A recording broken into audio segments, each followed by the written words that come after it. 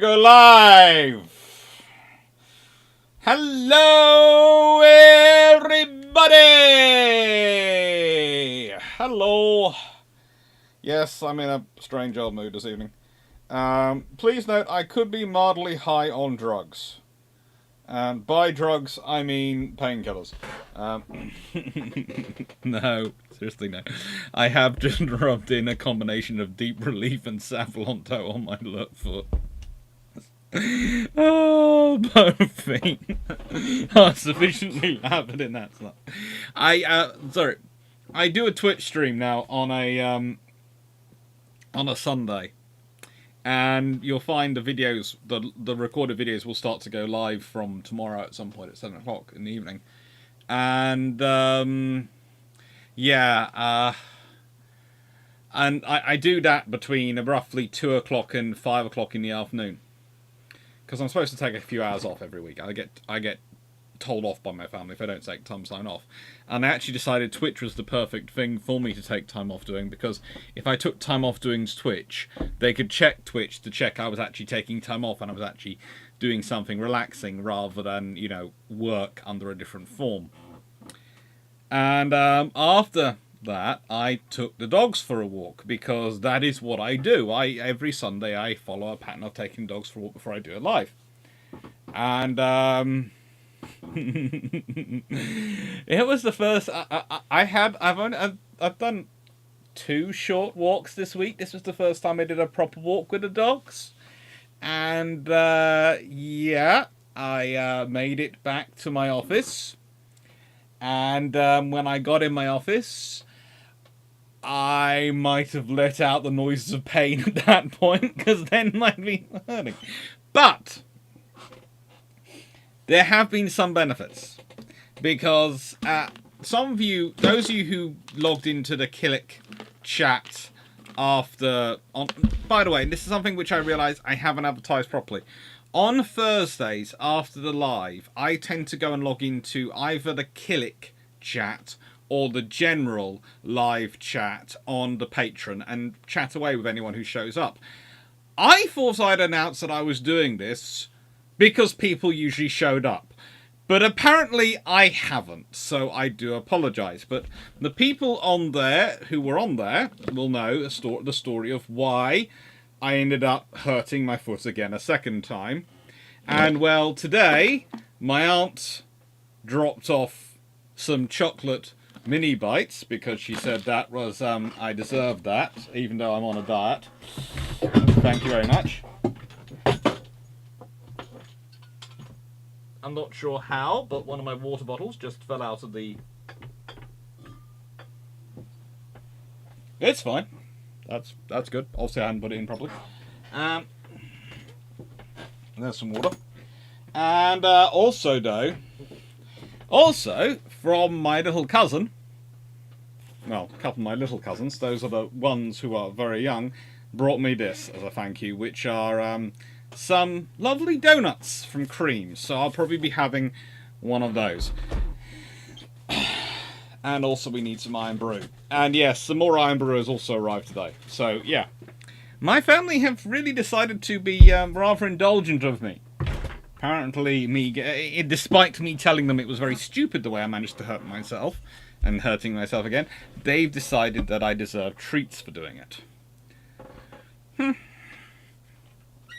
Hello, Carl Gersberg. Hello, John Shea. Hello, Tanef. Hello, HMS Verdun. Hello, Southern Victoria video photographer. Hello, Steve Clarke. Hello, Mark Harkness. Hello, Michael Cooch. Hello, Abzaski. Hello, Jacob. Hello, DGV40. Hello, Colin Cameron. Hello, Steve Richards. Hello, Yickers. Hello, Night to Front. Would it be possible to build a battleship for a quadruple 6-inch gun? It'd be possible, but you need a very big dry dock to look after it. But you could build it. It's going to be fat. It's going to be fat, but you could build it. You could build one, theoretically, for a quadruple 18-inch gun and take 16 of them in 4 turrets. In theory, in practice, that's a lot of metal you're going to have to build. A lot of metal, and a lot of infrastructure to build it and support it. Hello, Mikey Newman. Jacob.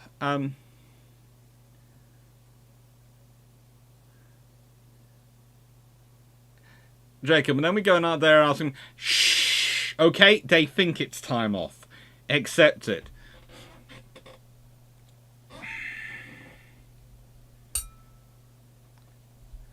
There is a really low tech refrigeration device. It's called salt. You can make it in the Bronze Age tech. It's called salt. But it wasn't discovered until normal fridges were already widespread. How would the Royal Navy in the Age of Sail use that if it can refrigerate around about 1 litre with a candle? Oh, if it can refrigerate stuff with a candle, it'll be very, very happy. It would, if it could have made food better quality and kept veg fresher for longer, it would have happily done so.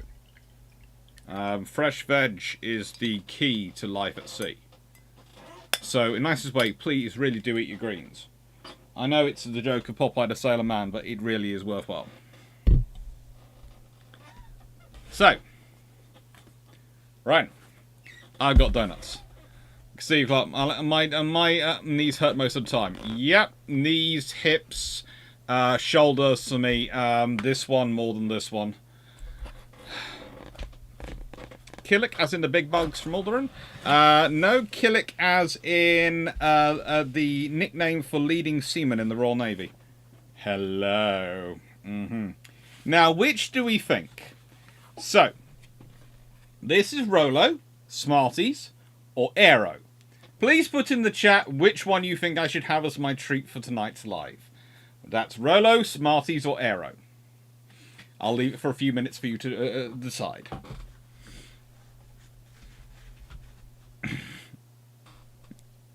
Hello, Glenn.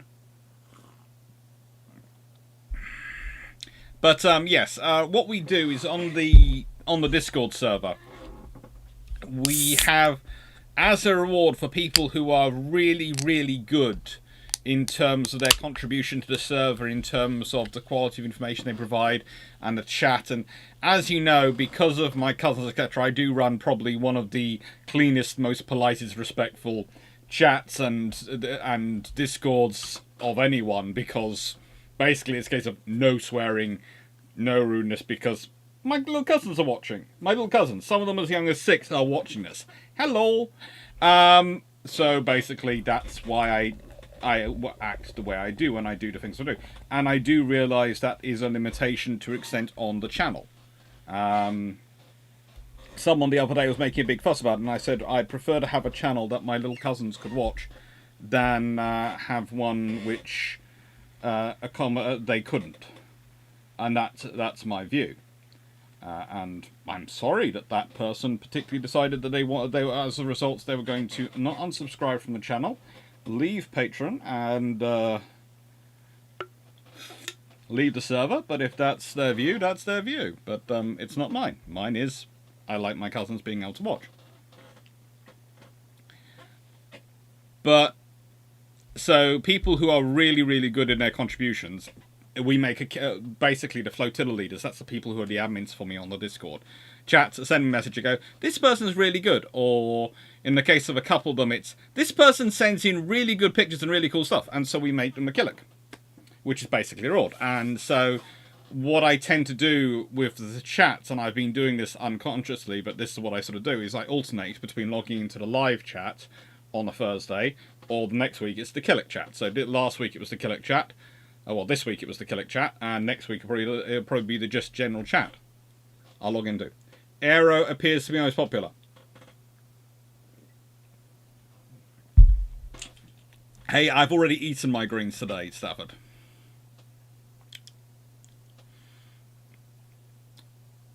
Hello, Glenn. Rapper's back. How's the leg? They're both hurting, man. I took the dogs for a walk. I said, well, the World of Warships has the Tier 10 Cumberland, which is a Marlborough hull with 4 quad 16-inch guns. Yeah.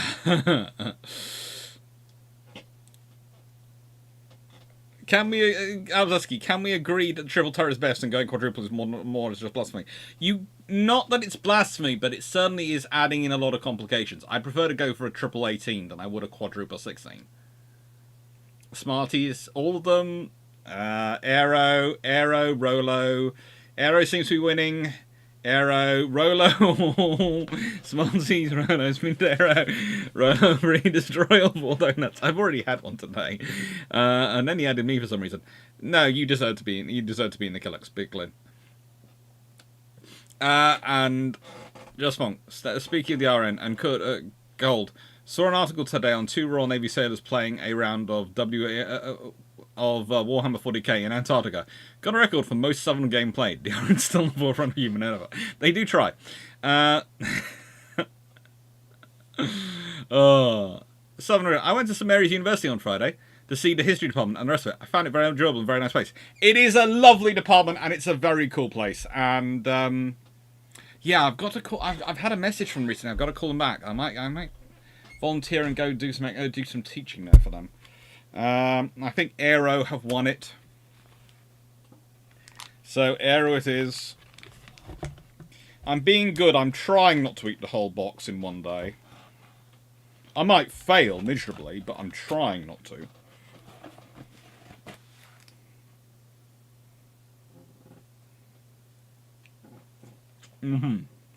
Arun on. Aero donut. Rapid Razorback.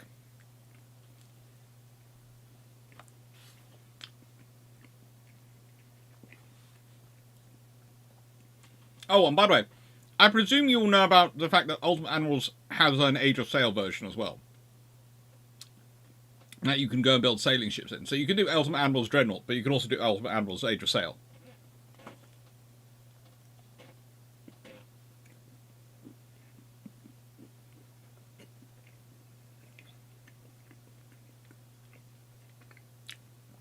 Centennial, how would you fit out an Age of Sail ship alive for the longest range mission you could? I guess we'll win a fight with Post ship at the end. Take a third rate and fit it out.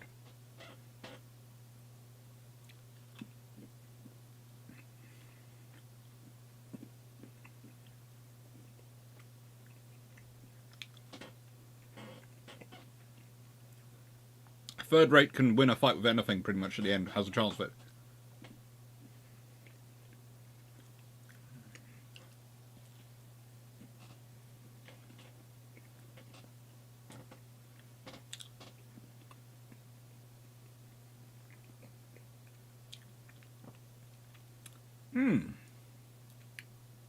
No, what did you use for whiskey, you say? They have a Broadway and a open fire control of them, as well as towards the engineering spaces. Cool. Cool, Runon.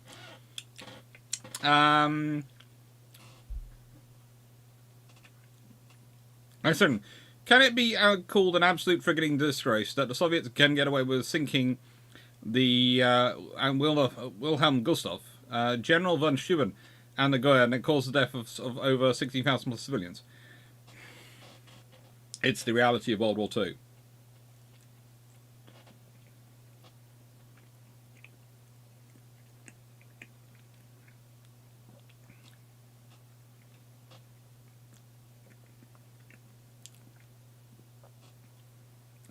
War is not nice, and war, some pretty horrific things happen.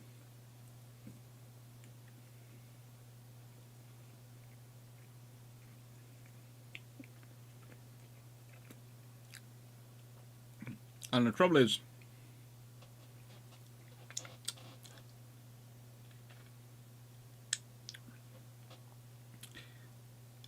and please note this,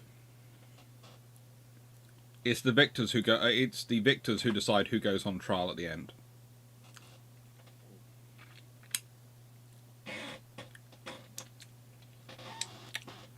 There was one thing, and I've watched on YouTube the the speech of Tyrion at the end of Game of Thrones, where he points out the people sitting in that square are the most powerful people in all of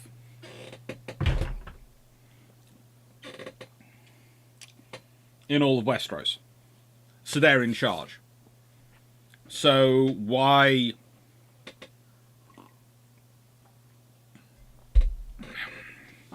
You know, they can therefore decide what happens. And that's really the reality of it. The reality of it is that at the end of World War II, the Allies have won. And unless you want to start a war against the Soviets, which no one wants to, that isn't going to happen. And honestly, there are decisions made during World War II, even by by all the powers involved in World War II, of which some of them are sketchy. There are some decisions of Bomber Command on their target selection which are sketchy. I can understand the logic behind Dresden. I don't agree with it. I wouldn't go so far as to call them war criminals, but I would say it is sketchy. And it's muddy enough that I wouldn't have given that command. Well, that's very easy for me to say, sitting here in 2023, looking back.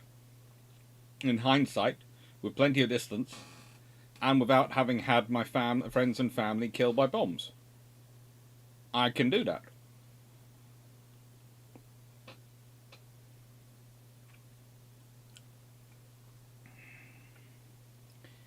And this is the reality of what you have to think about. And then, of course, we've got the classic example is Hiroshima and Nagasaki. Not just once, but twice.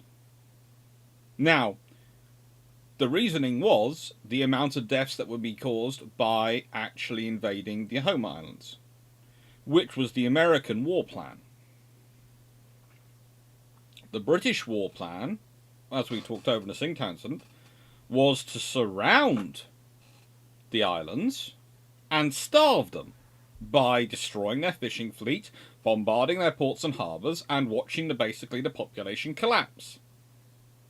Now, the American system would lead to masses of deaths, as they'd already experienced in Japanese islands, where they felt the civilian population would be either used as shields or as suicide attackers. The British scenario is absolute destruction of the people by starvation. It's siege warfare on a whole nation state. You sit there and look at it and go, those bombs are terrible, but are they better than the other plans and the other options? Now, you can say, well, of course, in both scenarios, the Japanese have the chance to surrender. But if you look at them at the time, the chances of them surrendering were very, very low. The only way is that gives you a sop to shift off your own conscience, because they've done it to themselves. It doesn't make it any nicer. It doesn't.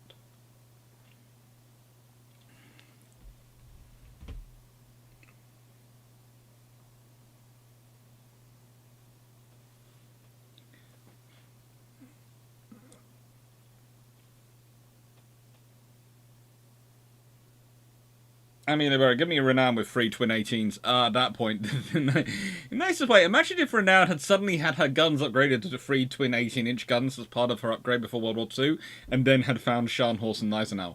It'd been a case of, A, she's coming for us angry, and we didn't sign up for an angry battlecruiser. At no point did we sign up for an angry battlecruiser. But angry battlecruiser with 18-inch guns, bad enough that 15-inch shells hit. If the 18-inch shells made contact, there would have been no Scharnhorst and Gneisenau left. That would probably change the balance of discussion about quite a lot of things, because it would have. Yeah, that would have probably stopped if the Germans had lost Scharnhorst and Gneisenau that early in the war. I doubt Bismarck gets sent out for the Denmark Straits. I doubt it. In a nice way, because Bismarck would be their only capital ship left. That's an interesting one to think about.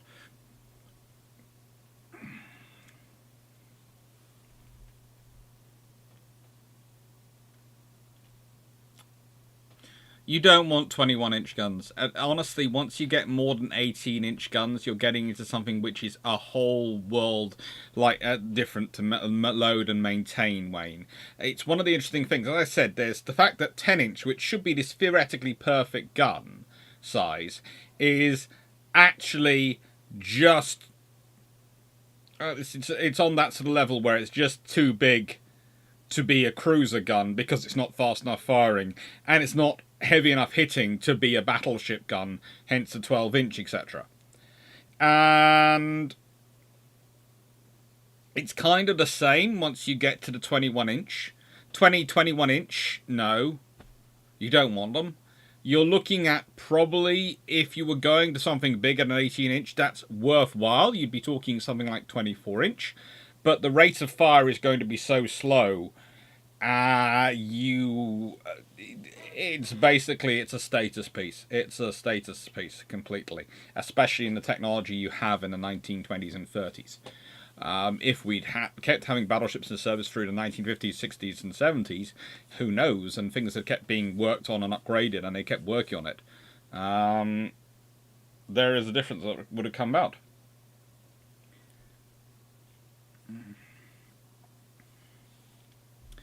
Right, is there enough of Tsingtao to make a book? Potentially, but I have to do the research in Oxford and Cambridge. I have to do some more research in the archives.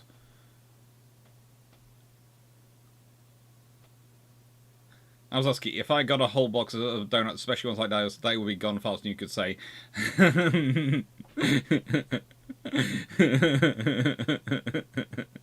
Very cool, but I'm not going to pronounce it. Then just pronounce it.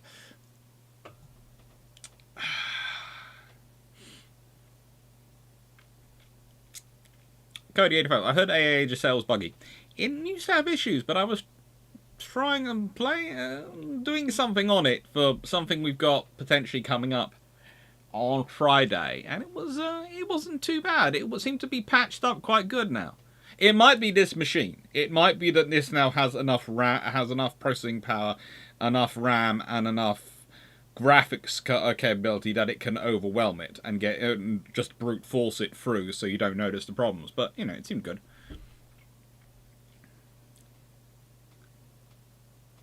Richards, UAV ship killers will hit your fleet en masse in a swarm. It is believable, but honestly, it's not as... Let's put it this way. That's a bilge pumps topic, definitely. And we probably will get into bilge pumps onto that at some point when Drac gets back, because of that footage coming out. But there are issues once you start going through it. It's kind of like those videos, you always see them put out of soldiers that are usually by some nations like North Korea and Russia, of soldiers training in the snow and going, oh, look at me, I'm hard, I'm lifting a log, I'm doing all this. And that looks really good. And to a certain mind, that's supreme military training. That's really strong military training. And of course, most Western training isn't like that. Most Western training involves something called Mars gear, which is a laser system which allows you to shoot at people. So you then go and actually practice being a soldier by actually trying to kill each other with lasers. So it's a massive version of laser tag done on real scale using realistic weapons. And you sit there and go, well, hang on, you know, which is better? Which teaches me to be stronger? Yes, you need to do some fitness and conditioning, and you still do some of that. But let's be honest, Mars in those systems are far more expensive, but they're far better training for war. But they make for far less sexy videos and far less cool things. So it's kind of like that. When you see a propaganda video of, look at my cool sexy weapon doing all this, remember, A, it's internal propaganda by the people who are making those weapons to sell it to the politicians. So there are usually problems once you get into it of the reality versus the image. And B, remember again, it's a propaganda video to go internationally. So again, they won't show the issues. They won't show the effects of necessarily of jamming, of all the different systems that a ship can actually have. So yeah, it's a powerful weapon, and it's going to be something capable, and it's going to be a feature of future warfare. But it's not unbelievable. It's a case of it's overstated, because of course it's going to be overstated because it's propaganda, and they're always propaganda. Even the ones produced, everyone's videos are propaganda. Sometimes even the videos which I go, look at this, isn't it cool? There is a subscript of, this is a propaganda video. Please note, I'm enjoying the cool, sexy pictures of the ships, but it is a propaganda video.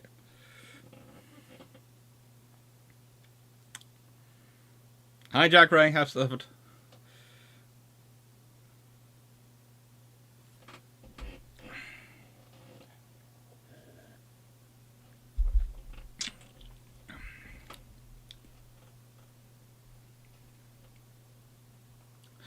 Frankly, if it wasn't for the fact that three were troop transports, these three sinkings would be war crimes. Yeah. But they were listed as troop transports. They did have troops as well as civilians on board, and therefore there's just enough legitimacy for them to get away with it. And again, who would prosecute them? It's part of trouble. If you want, you can go into more recent conflicts, and you can look at the way the media, etc., and everything has acted over it, and they act as if one side has done all the things, and often, whilst one side has done the majority or done the worst, both sides will have had commanders and people who will have gone too far. And you have to keep it's one of the problems in modern warfare. You have to keep control of your people. Oh, thank you. I think someone's on a super chat. Thank you very much for the super chat. I'm currently feeling mildly poor. I had to spend 80 quid on a new harness and lead system for the Fluffy Research Assistant last night and it had to be delivered by today because he came back from the groomers and they'd both been damaged. And officially we don't know how it happened. We think it must have worn or something. Unofficially, it's a straight line cut. Just gonna say that. It's a straight line cut. What do we think? Do we think, when nylon hardened fibres, wear, do they wear in a straight line, and do they sort of break in a straight line, or do they tend to be a bit higgledy-piggledy, fraying? It probably would fray over a while, because it seemed to fray in the time he was at the groomers. Magically.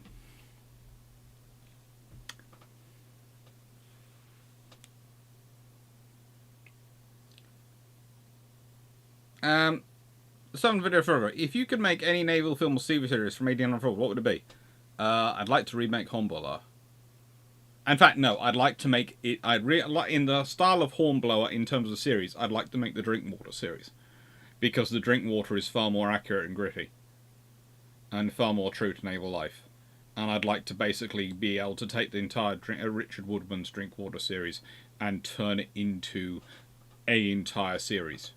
Well, no, probably a couple of series of, I could probably do, it's 3 in that, 3 in that, 3 in that. I could probably do 9 series and maybe a movie.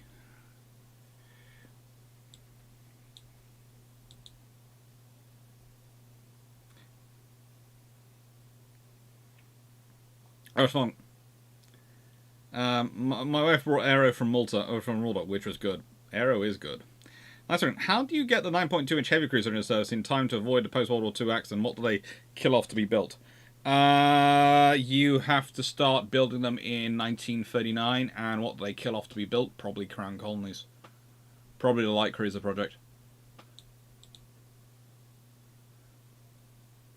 Alt 92. Was it sketchy at the time? Yes. It was sketchy at the time. There are people at the time who thought it was sketchy.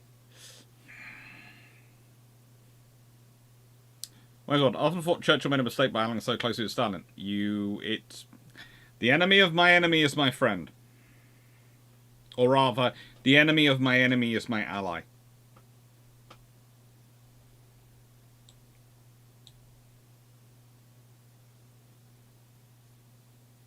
Representative Dr. Clarke, recall the admiral who got the Germans off the hook for unrestricted warfare by reminding empowers what we did to Japan. Mm-hmm.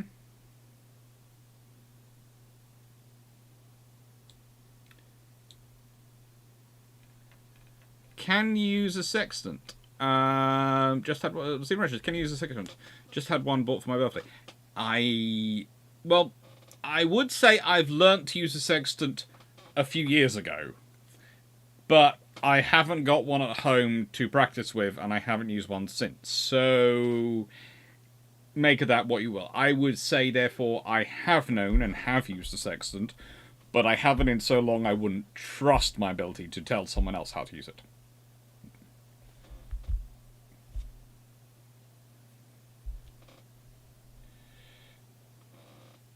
Jacob, Dresden? No, I don't think it was scheduled time. I think most people had on their mind revenge on their mind. Nazis had done that with Rotterdam and tried it near London.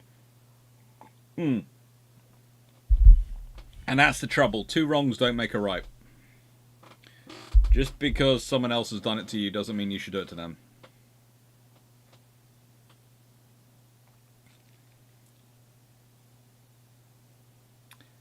Doug Clarke, going full anaconda in Japan would have taken a while. The British estimated 12 months before mass starvation settled in. I think they had estimates which the British had done quite efficient economic planning on Japan. They worked out that you would probably have found that 2/3 of the population could have died within 2 years.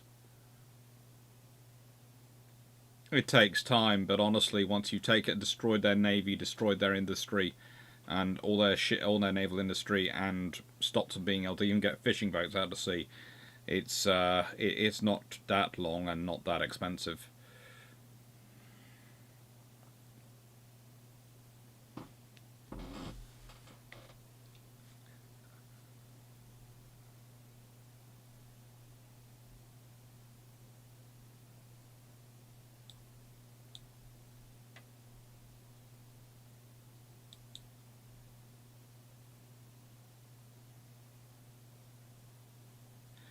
I would, some Victoria, I in the end tend to be one of the people who goes pragmatically, it ended the war. We can talk about all sorts of other things, but when it comes to nuclear weapons, it ended the war. And I'm lucky I don't have to make that decision, or I'll have that decision on my conscience.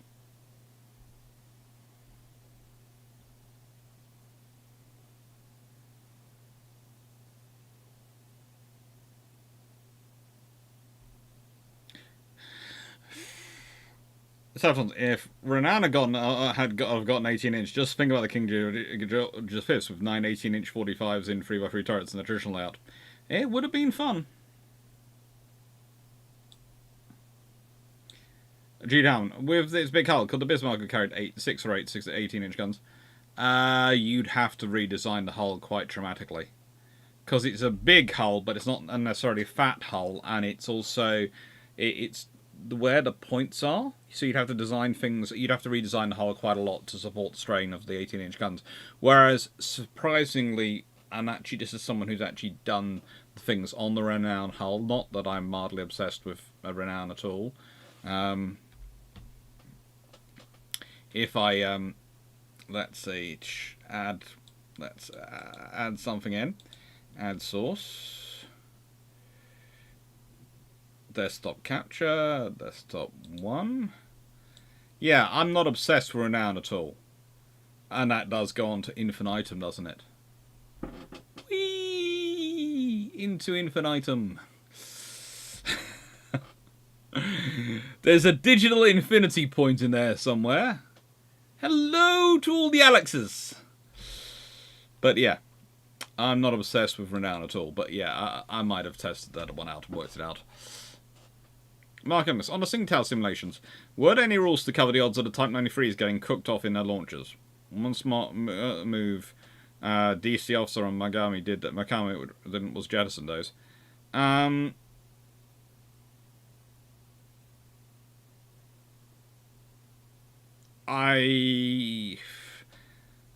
at that time, so they could have cooked them off. And it's why I say in Tsingtao in that scenario, none of those ships escape well. None of those ships escape. They all get damaged. As people go, there were various DMs. I have to say that video, it actually produced twice as many direct messages as it did comments, that video, of various people DMing me. And one of the most common themes to come through was people go, oh no, Birmingham wouldn't have destroyed them. And I'm sort of thinking, there are the Type 93s, which could cook off. There are so many different things which could cook off. It's absurd.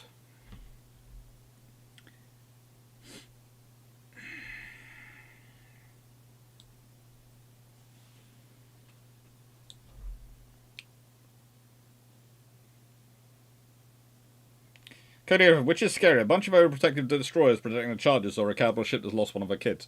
That's one of those scenarios where you get to pick, and it's neither's going to be pleasant. So it's basically a case of just pick how you want to die. Both are going to be equally painful, but you get to choose by which particular methodology you are tortured to death.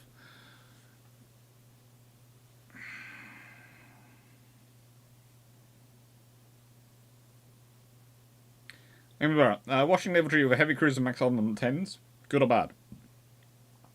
I have a feeling the Royal Navy would have gone fudged out and we'll just stick with 9.2s. You would have had to raise the treaty tonnage limitation to get the 10 inches in because the shells are going to shell weight, etc. So you'd probably be dealing with a treaty tonnage limitation of 12,000 tons, and the Americans and Japanese would have gone for 10-inch guns. It would have made the Deutschland class cruisers absolutely pointless because, yeah, they have 11-inch guns, but versus a 10-inch or a 9.2-inch gun, that's hardly going to be an advantage. And frankly, if you're carrying 9.2-inch guns or anything at that size, the sheer amount of you're never going to have the armor you need to protect against it. So basically, you'll turn everything into large light cruisers, i.e., minimal armor, protection around engineering spaces, and magazines only. Maybe a little bit of a belt to protect against light fire, but nothing more than that. And yeah, maximum firepower, maximum speed. Hello, Megascrow. So, 24-inch guns would have the reload time of those giant muzzle-loading rifles. Yep. Jack Ray, it's sad that Monday Russia uses a Red Cross and signs indicating children here as targets, not excuse. Yeah, it's not good. It's not a good scenario. Colin Cameron, the issue with revisionism is that the further removed in time from an incident, then less people tend to look at the surrounding circumstances. The one I always remember was a Time Team episode about the Civil War, where after a long siege of Storming Castle, the garrison was killed. They kept calling it a war crime, when at the time it was accepted rules of war, where if you refused to surrender and forced assault, you were given no quarter. Yeah. I know. And that's one of the things you have to remember. War crimes and quite a lot of methodology of what we talk about is developed after World War II. It is contemporaneous. I will use it in the context of World War II because it's contemporaneous with World War II. It's developed and it's judged on people who were actively involved in World War II and saying these are war crimes. But, yeah, you don't use it before. You don't use war crimes to describe things beforehand because they weren't. They didn't have that concept. This is one of those times I do not like presentism, when people sort of go, oh, if I'd been there, I would have known, or those people should have known what we know now. They don't. They don't have that concept.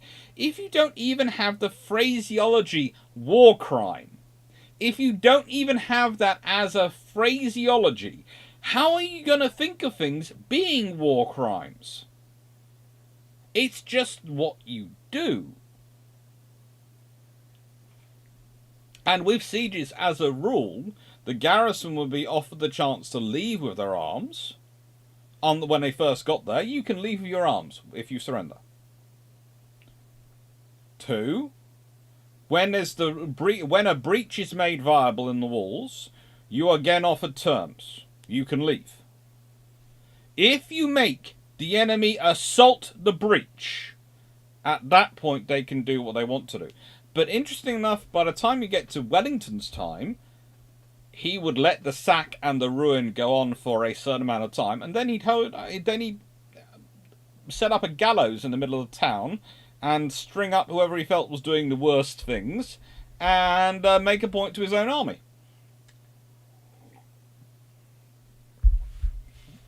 Oh my god. Babysitting. Baby is a large, fluffy research assistant named Tugboat. My larger, fluffy research assistant Loki is having a play fight with Tugboat. Makes it hard to hear.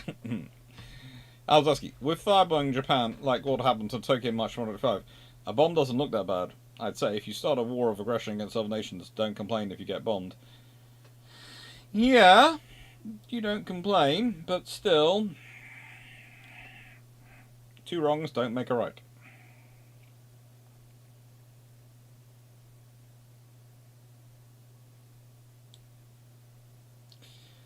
Samson, would we be able to upscale the 18-inch Mark 55 autoloader to a 12-inch caliber, or would the force and stresses of movement be too much for material strain to take it?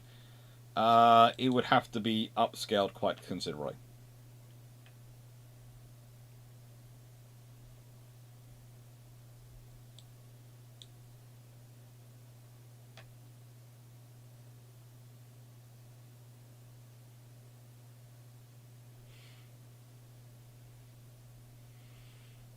Carlos, Amnesty International, of all NGOs, say otherwise.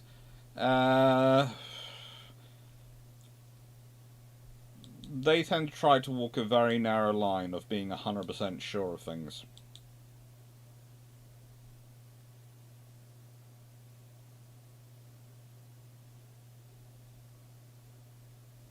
Richard, that you're talking about the Chinese soldiers training, so I was talking about North Koreans. The other videos that have been out recently are the Russians. And the Chinese do train in their own snow as well. Mongolians as well, especially. Mongolians love snow trading.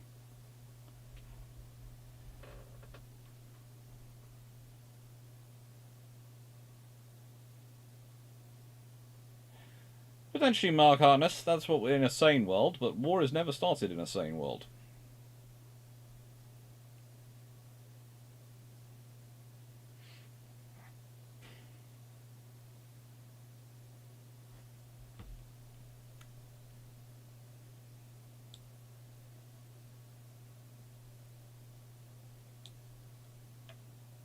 Bob Fry, thank you. That's who the super chat came from. Make sure these are on timestamps so I can track them up. I am now at. I'm only running 15 minutes behind everyone.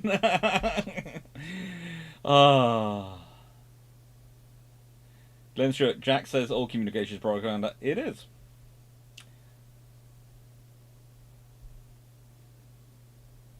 Edgeman, yes, the old Western weapons demonstrations, the phrase Tom Clancy, if Red Storm Rising, if missiles worked as advertised, all planes in the world would have been shot down by now. There is the fact that if all the weapons had worked as advertised in the Falklands War, then the Argentinians would have lost twice their air force, and the Royal Navy wouldn't have had a single Harrier left flying.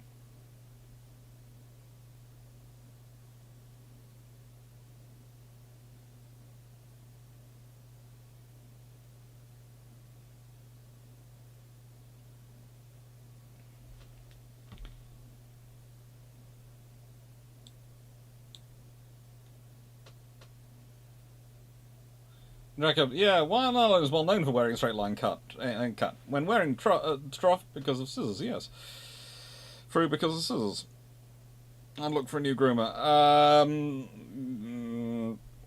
Trouble is, it's finding groomers who the dog likes, and a dog likes this one.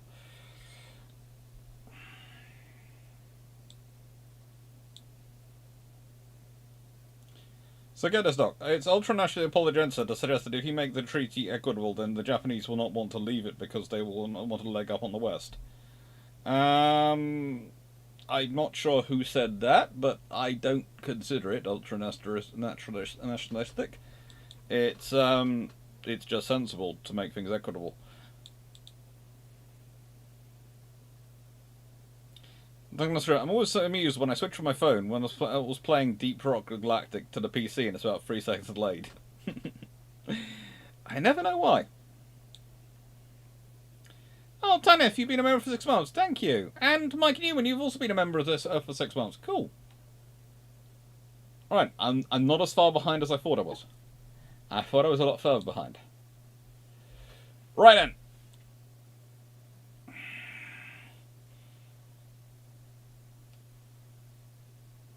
Nico 472. Hello. I know there have been attempts to make Zeppelin sea carriers, but has anyone ever tried to make a surface ship that would function as a CV-10 of Zeppelins?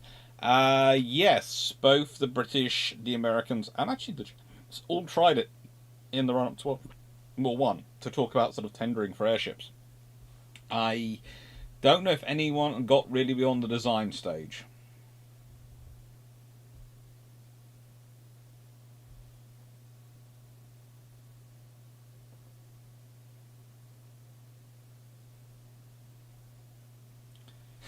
Ronan, I have a friend in New Zealand and we occasionally watch the same streamer. The streamer is in Florida. I'm in Virginia and I can hear the streamer from my New Zealand friends chat before I can on my screen. Oh, good lord.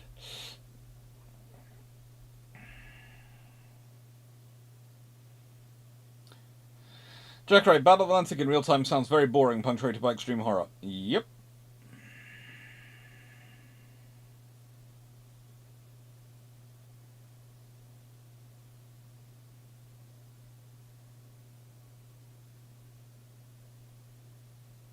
Pretty much nice to get everyone.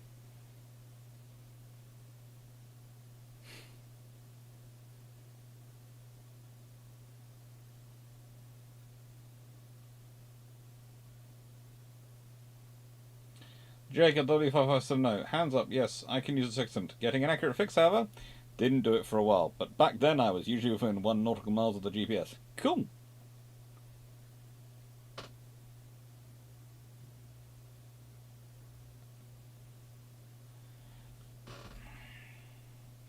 The trouble with the maritime band of brothers is the lack of constant contact between forces at sea compared to land forces makes for less action. Yeah, that is the trouble. This is the reason why I think they'll probably make the where Eagles. What was it? Sort of the Eagles, the bomber one before they make the warship one.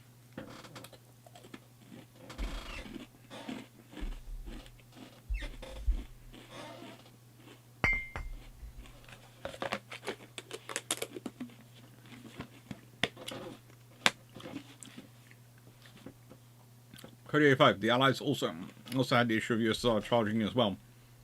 Wanted to end the war before the Soviets could get entrenched. Michael Gooch. Rodney with triple 18-inch. Happily haunting the Pacific going, yoo Yamato, where are you when you play me? The thing is this. If 18-inch had been the limitation of guns for battleships after the Washington Naval Treaty, imagine what size guns the Japanese would have gone for to try and get something to work. They might have gone for 20-inch guns, might have. But honestly, the moment you get above 18, the rate of fire isn't really justified by the firepower increase until you get to probably, as I said earlier, 22, 24 probably. Maybe just 24 even. So everyone now think about that. Yamamoto armed with 24-inch guns. How big? They wouldn't have been able to build 2 of them. They'd have only managed to have the resources to build 1. And pretty much they've had to build it in 2 dry docks and 2 docks. In 2 halves, and then weld it together or somewhere. They'd have had to build a whole new dry dock for it. It would have been absolutely friggin' colossal. Sheesh caramba. The thing would have made the Habakkuk look small. Well, at least look proportioned.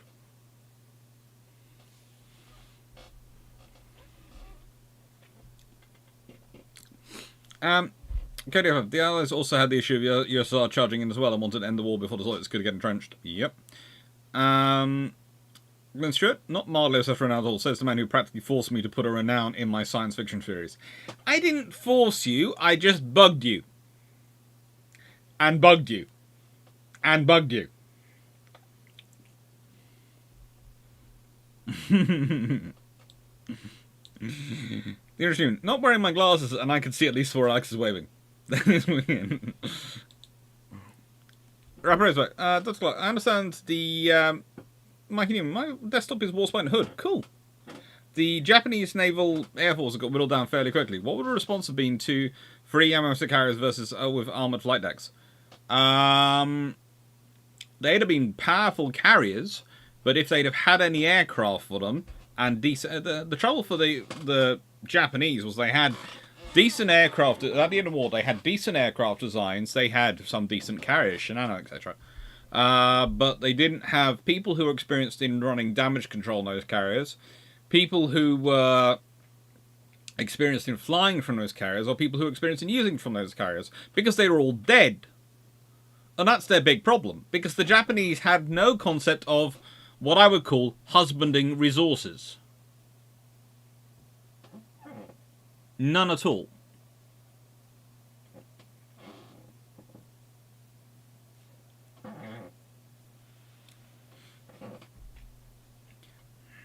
Hello, dear Brooke. So, will we ever see a Bruships dry dock with you and Drac? It will be a good laugh. Potentially. We all have boats and desktop background, don't we? Well, my one's a nice, cool one because it has. It's going to sound strange, but the whole thing is pretty darn cool as far as I'm concerned. It's got 2 aircraft carriers in it.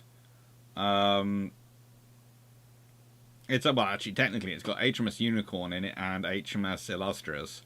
It's got a town class cruiser, and it's got HMS Renown, and a Liberty ship, and it's just a case of, yep, I like all this. I like it all.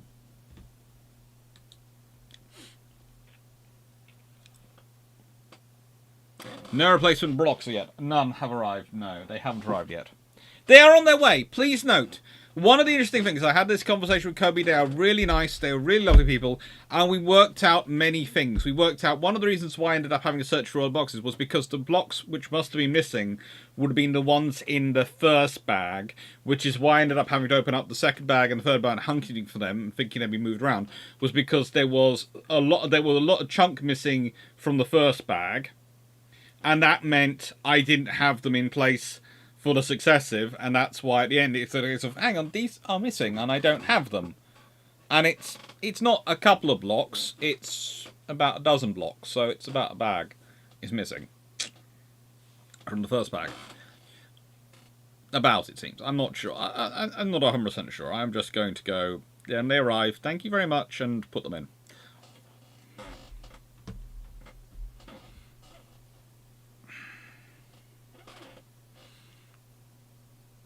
Thereafter, Seaforth, his tattoo would be a tribal. The question becomes which one. That's why it wouldn't be a tribal class destroyer, because I couldn't pick which one. I'd probably go a Nubian. But there again, I really want to go Eskimo. And now you see what the problem is. I would be going around the thing, going through Ashanti. Of course, there's Haida, still surviving. Got a place in my heart for that one. There's just... yeah, no. I would have to try and get them all on, which means that's my whole back and hours upon hours of it. And I probably have them all done and have HMS Renown in the middle. But leaving that to one side, and I haven't given this course any thought at all, I'm not sure I could find a tattoo artist who could A, do that to the quality I'd want it done, and B, do it in the way I want it done, and then I'd have it on my back and I wouldn't be able to see it. So actually I'd probably end up deciding I want a mural, because the only space to fit it is on my back, and then I wouldn't get to look at it. So it'd be really cool, and I know it's there, but I wouldn't get a look at it. So yeah, it was probably going to become a mural.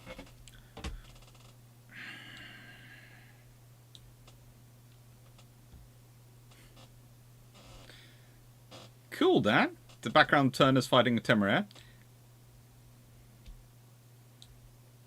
Then, alright, is there any evidence of civilizations in the Americas building ocean-going ships before Columbus arrived? If not, why not? I would think their technology was advanced enough.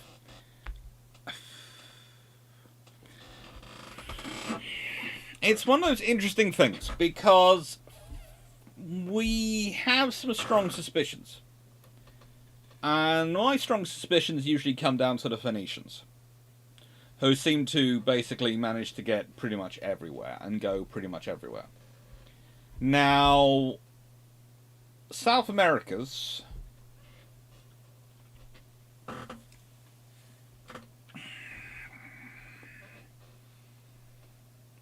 they seem to have some pretty big river vessels, which means they probably do go ocean going, but we don't have any examples of them ending and winding up anywhere, and that's the thing we really look for to demonstrate ocean going.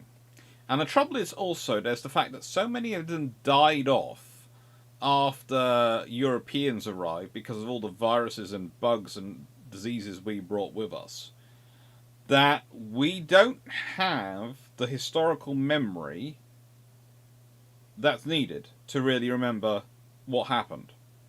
The fact is, those states, once they were found, once we really came in contact with them properly and started colonizing them and taking notice of them, well, to an extent that we ever did take any notice of the people we colonized, had basically self-destructed already thanks to our earlier interactions.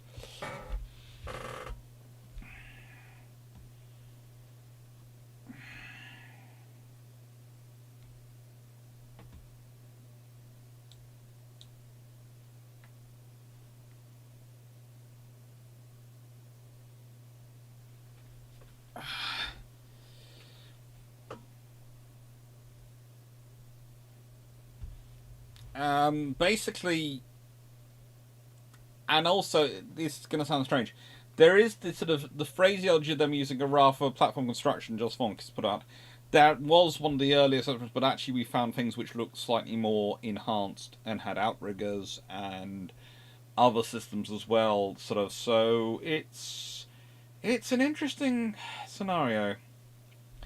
I don't know. What would it make sense in an old history that was what was Western Shikoshi has became pure Western design? Uh, how big an old history scenario are we in? Are we in Britain as a superpower? Britain has the British Empire has, instead of breaking up and instead of becoming Commonwealth, has become one country. That is the other option, of course. There are three options for the Empire. It breaks up completely, it becomes the Commonwealth, or it becomes one country, or some sort of federation of one country, a version of one country. Mm. Brent Paulus, how many people made 9.4-inch guns, and how do they generally compare to 9.2? I think the Dutch, Swedish, and the British all experimented with variations of 9.4-inch guns. I think the Germans did as well, and I think usually we ended up going back to a 9.2-inch.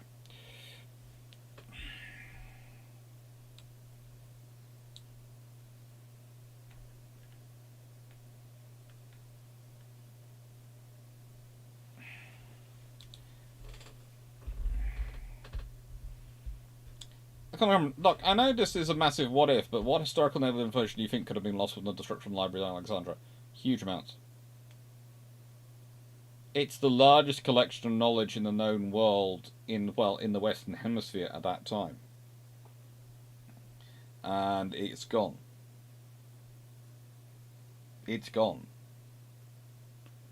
That's a problem.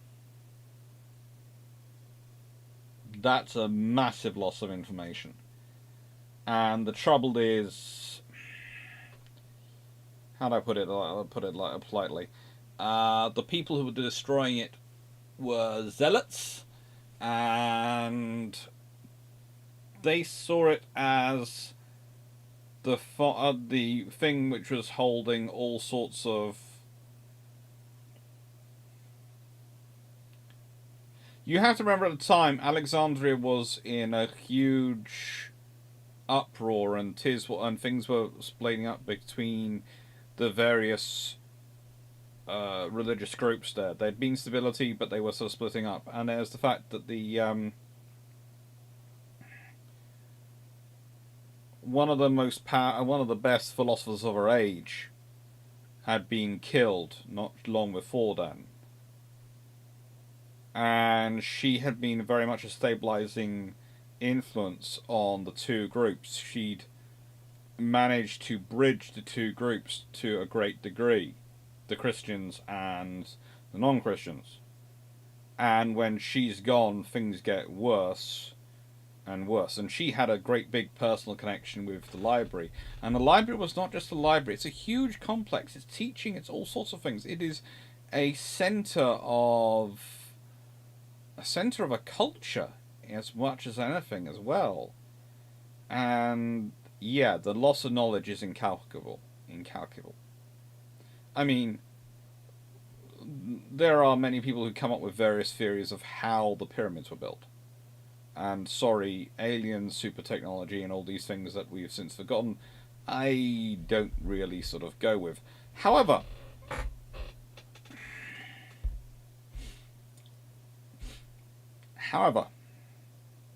there is the fact that the answers to those questions were probably in the Library of Alexandria.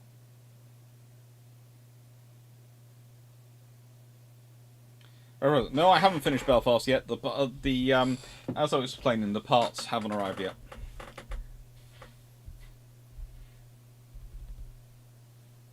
Tell you what percentage of ships were actually engaged in combat in Age of World War One and World War Two? In World War One and World War Two, a large number of ships actually did fight in some sort of combat. Mostly because there was a huge democratization of it. In Age of Sail, you could go for a whole war and never fire your guns in anger. In World War Two, you would definitely come under air attack at least, if not submarine. You might having actual surface engagement is probably 7% about, sort of roughly.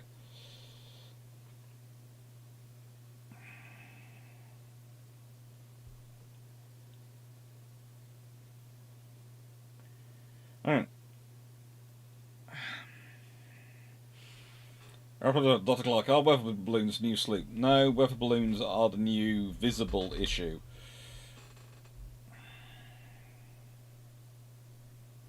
Alright, Little Time Battle Atlantic, isn't that Western Approaches? Inland Invasion did a video on that. Yep.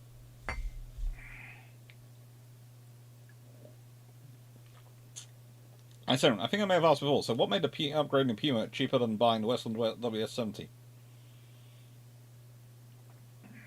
Politically cheaper. It worked for the scenario, the government's negotiations at the time.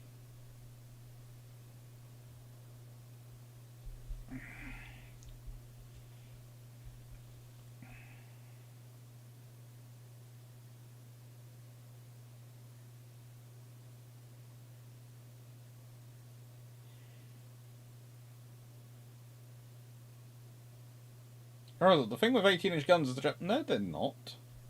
The British had 18-inch guns in World War One. Rapparee's back. They're taken from officially they're to be fitted to HMS Furious. You know my view is actually they're cut down from the ones which were supposed to be fitted to HMS Agincourt. Is where I think they come from, and they are fitted to 3 monitors, Lord Clive's, I think they are, and are used for shore bombardment. So the British have 18-inch guns in World War One,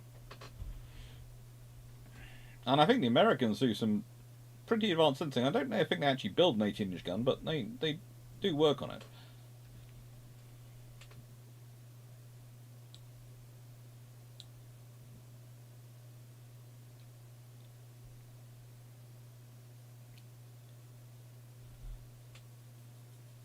My gosh, 18-inch may be the sweet spot for practicality, but in particular shoot with a man at top, where a man at top thinks bigger is better, image may trump practicality. It always will. Take care, Glenn. Good luck.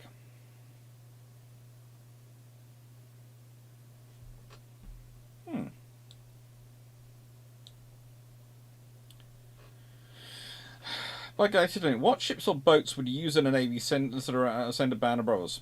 I would pick CV6 USS Enterprise.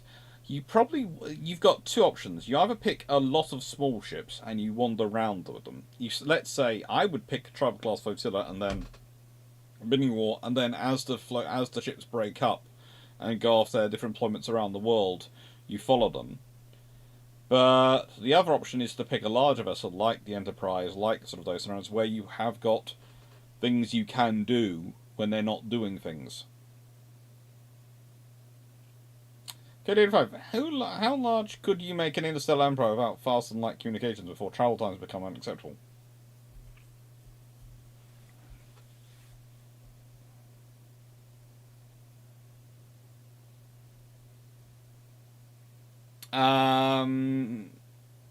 Do you have fast and light travel?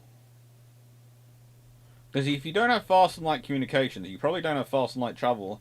In which case, if you don't have fast and light travel, you probably shouldn't be. You probably won't expand much beyond your own planet. So well, no, I say your own planet, your own solar system. So you'll probably be looking at maybe you go to the sun, the next nearest suns, and colonize any planets you find in those solar systems. But odds are you don't go too far.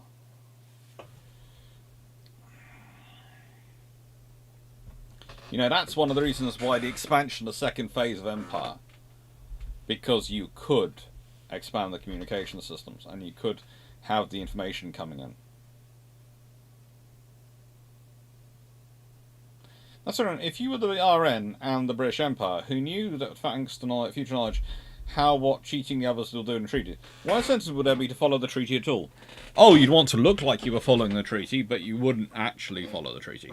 It's things like you'd build Rodney and Nelson so that they could be quickly upgraded with more engines, etc., so they could go faster. You would probably do something similar with the 15-inch ships. You would probably upgrade them. King George V's, you'd probably cheat. You'd either go for 12 14-inch guns and say, yeah, we managed to fit 12 14-inch guns in on displacement. And there are many ways you can lie. You could lie about how many shells you can store in magazines. You could lie about all sorts of things to get the weight down.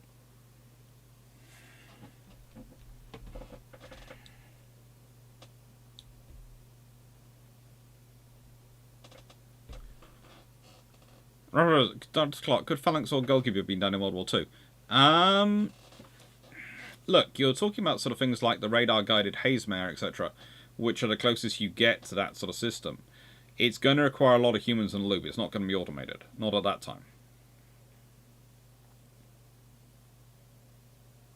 Why would there no Fleet Air Arm Squadron stationed at Hong Kong, Singapore at the beginning of the Pacific War? Was there ever any significant Fleet Air Arm presence at those bases in the 1920s, 30s? Yes, they were usually based on the carriers. And that's the thing. The Fleet Air Arm has been drawn off to support operations in the Mediterranean and the North Atlantic, especially the Mediterranean. So that's where the Fleet Air Arm Forces have gone, to the Mediterranean. Let's put it this way. You've got an actual war going on. In the Mediterranean, the Fleet Air Arm has limited resources. It's going to draw them off to where it needs to fight them.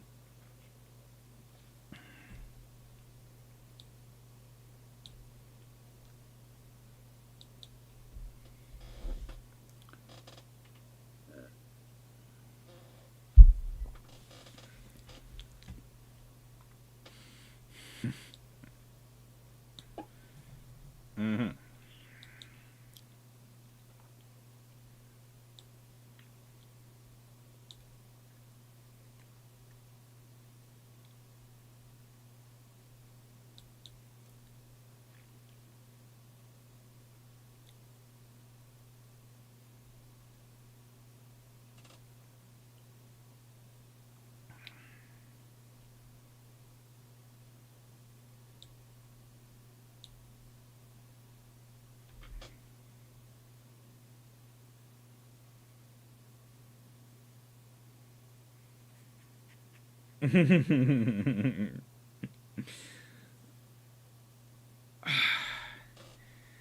I have a theory that people from Europe lived in North America before 1600, but we have no proof because of no records.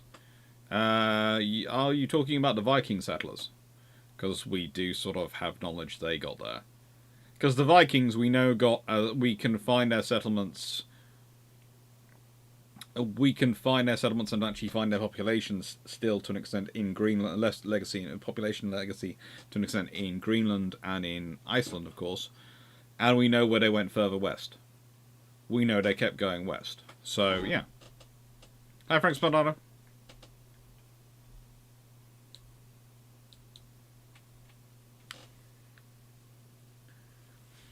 Frank Spadano, let's see, what British or any other European warships would you have been interested in seeing use the bikini bomb tests? Why didn't any UK warships get using tests? Because the British weren't volunteering them. You want to blow stuff up? You blow up your own stuff, not ours. That's quite simple. The British were the Americans. You have to remember, the Manhattan Project is a joint project during wartime, and then the moment war's over, the Americans immediately start to try and slowly renege on the alliance deal, on the fact that Britain and America have been developing it together, because there are factions in America who are going, yeah, this is a new weapon. We can use this. We can use this to keep everyone in line. Yeah, why do we want anyone else to have this? And so the British weren't asked, but also to an extent the British were going, well, if you want to blow stuff up, blow up your own stuff.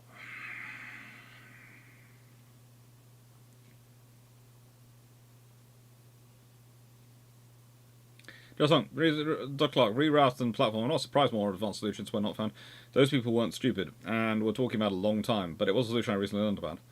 Yeah. There is a movie called Agora?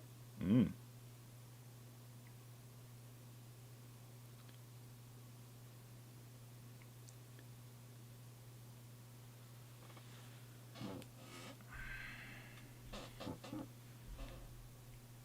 At least the builder's town near the Great Pyramid was unearthed records of food, drink, and even makeup, rations, and inventories. Mm-hmm.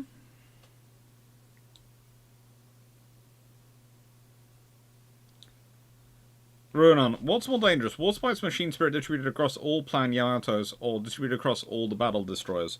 Probably the battle class, because Warspite is fundamentally loyal, so if distributed across all the Yamatos, it might start destroying itself, or at least the Yamatos might destroy each other. Whereas distributed across all battle DDs, they would probably take over the world.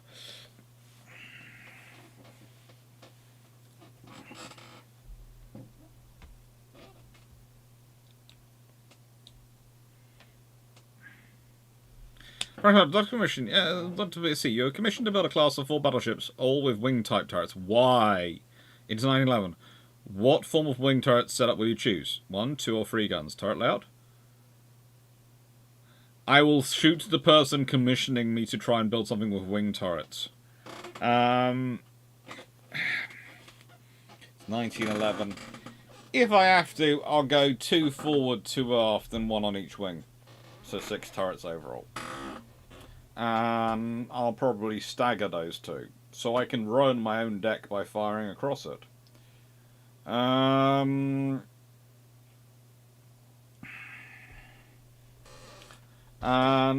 honestly, for wing turrets, it's going to be heavily twins, but for the centerline guns, I'll go for triples.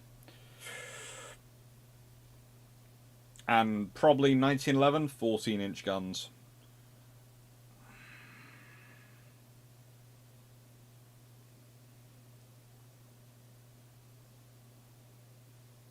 And remember, if you could pick any RM base or station that we've lost since 1945 to be retained in an alternate timeline or brought back in today in our timeline, which would it be?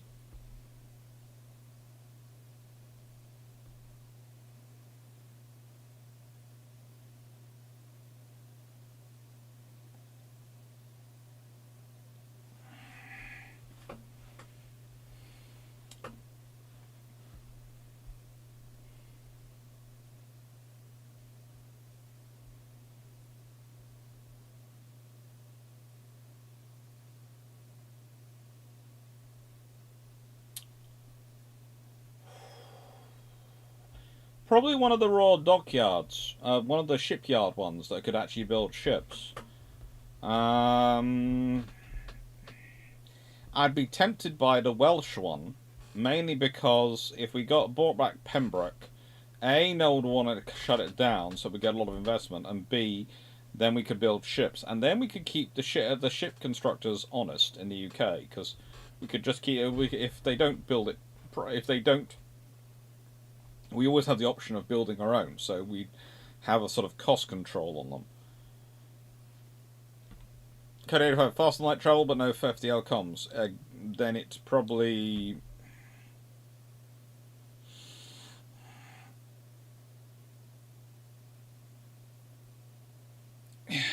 if you're travelling fast and light, it's no more than 2 to 3 months travelling you really want to be able to do. So if you're travelling fast and light, whatever's within your 2 to 3 months bubble, because that's really at those sort of points is when you start to have efficiency issues.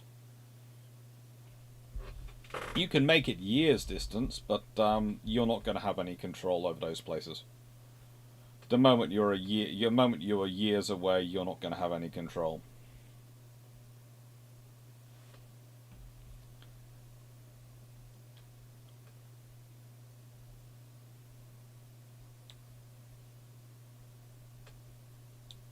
So now, if in a sci-fi scenario, how would you build a communications and fast and light travel as possible, not fast and light communication on a ship? Fast and light drones doing data travels, just going relays constantly between planets. So I would have each planet would have basically a mailbox, post station, sort of post hub, communications hub in orbit, and the drones would come in, and information would get passed on to the drone to go into the next part of it. It was passing on to another place, or get delivered down to the planet.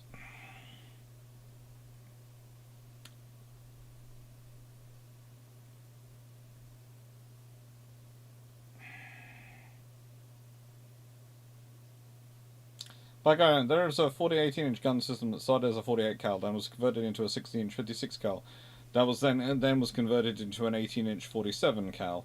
It's still diagram proving grounds. Mm-hmm.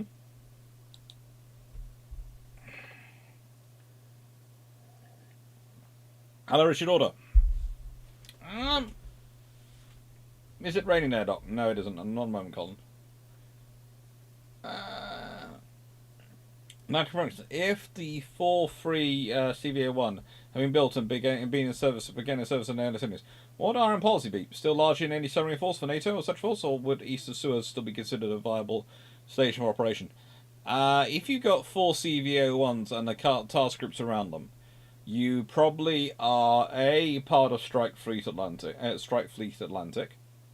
So you're probably providing half the carriers for that. So that's one of your commitments to NATO. You probably occasionally have a carrier wandering east of Suez to go and say hello to Australia, etc. Probably 5, not so much east of Suez, but regularly making 5 power movements in the Southeast Asia. And you probably are still amphibious force for Norway and anti-submarine warfare force for NATO. But at that point, someone's decided to go naval as their emphasis rather than the British Army of the Rhine.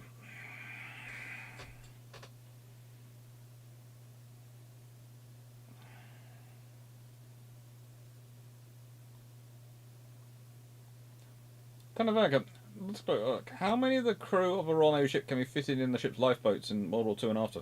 They never look to be enough. There is always enough, but usually they go in life rafts. So you'll see these sort of little things which basically they chuck out and blow up, life rafts, and those are what they have to chuck off. They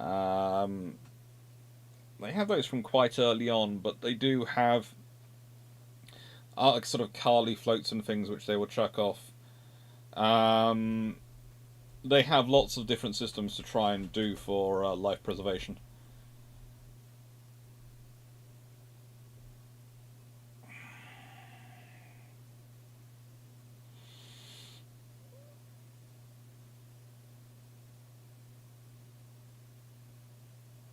Seriously, didn't the RN blow up a destroyer of an atom bomb? I think one of their tests involved blowing up some British ships, but I'm not sure.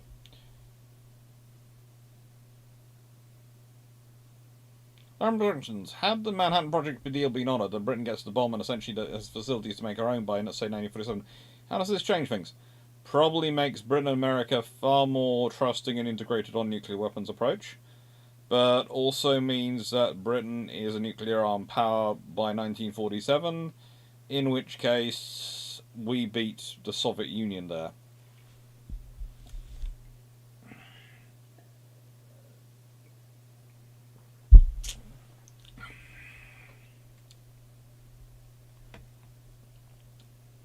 Yeah, Force 2. During 1-1, would it be reasonable for 2 ships to find each other if you told them to to be in a given spot at in a certain time in the ocean far away from shipping lanes? Probably. How publicly accessible are the British archives online? They're slowly getting better.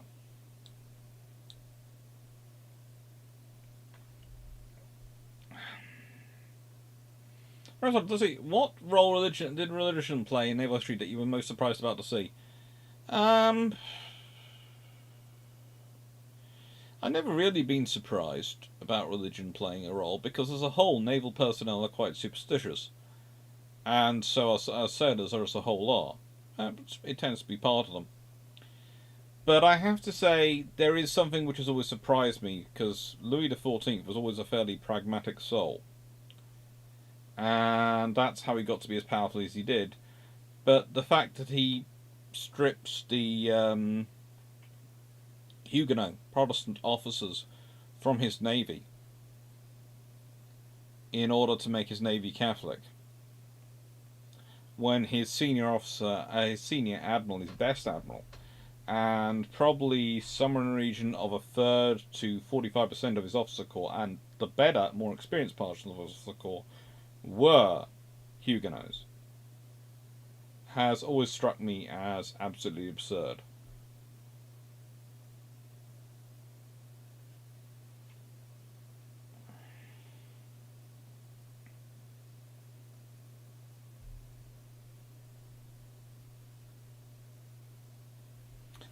For sure, Dr. Clarke, you and Drac take over Amber and use the funds to build your navy. Goodness gracious me, Iron Brew makes that much money. I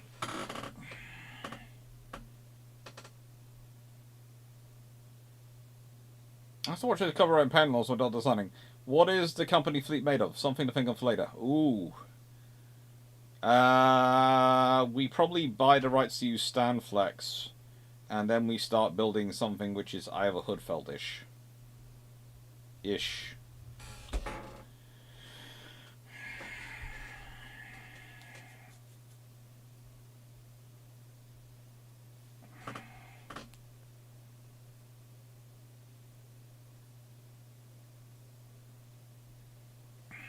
Like, I don't know, how much of an impact on history if Canada was the 14th US colony to one of the independence during the Revolution? Well, it wouldn't just be Canada, because remember, Canada at the time was about 4, possibly 5 colonies? So it would be the 14th, 15th, 16th, 17th, and 16th, 17th, and 18th colonies, for starters. And how much difference?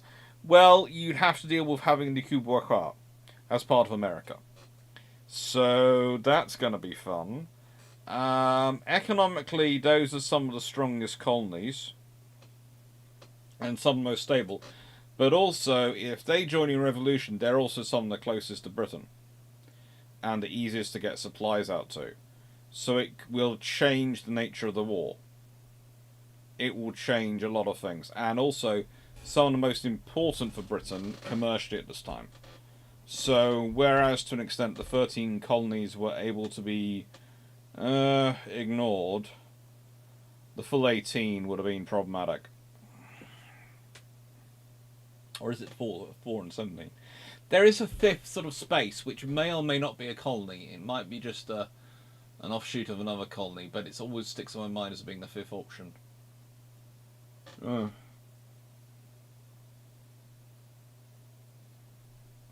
Captain Seaforth, re-nuclear test. Operation Hurricane was in HMS Plymouth, River-class frigate. Mm-hmm.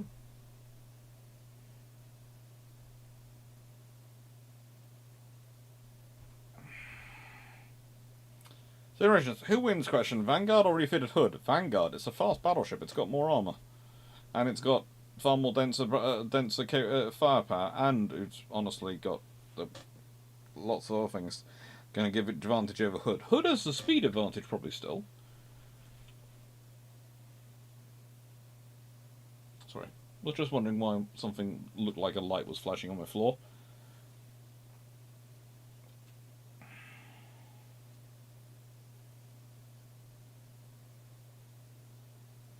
Do the UK have their own nukes on US-made Trident ICBMs on their boot-ups? Yes, we do have. They are UK main nukes. Do they have more MIRVs on theirs than the US? No, they actually have less, but they tend to have more, what do you call them? More... what are they called? More decoys on them as well. And this is according to official information. You can find it on Wikipedia. Do they have the UK, since they don't have to follow a treaty the US does? The UK does, broadly speaking, follow the same treaty limitations. They are, I think the British and French are signed up to the same treaty, well, similar treaties. They have similar treaty responsibilities.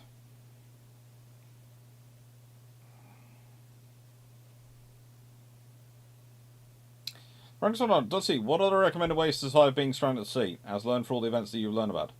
Only abandon your ship if you absolutely have to, and if you have to abandon your ship, make sure you're in a well-provisioned lifeboat with water. Water. Because whilst you might be surrounded by it, it's salt water, and if you drink it, it's going to make you very, very sick, and then it's going to kill you. So, water.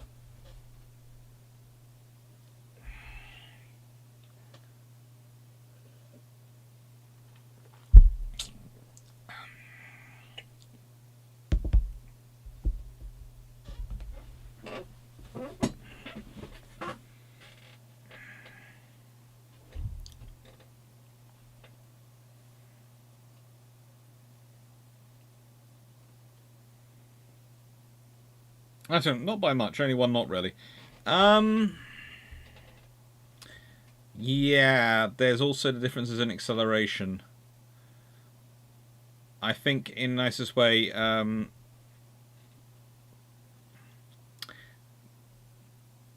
Hood would probably be a refitted Hood would probably be able to accelerate to her top speed slightly faster than Vanguard, so that one knot could be quite useful.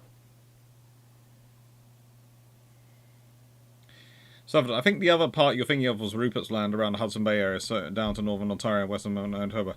Yeah. Any books tonight? Yes, I have books because, well, the parts haven't arrived to finish building this. I have Iron Brew. But I do have new books, and I have listed them down below.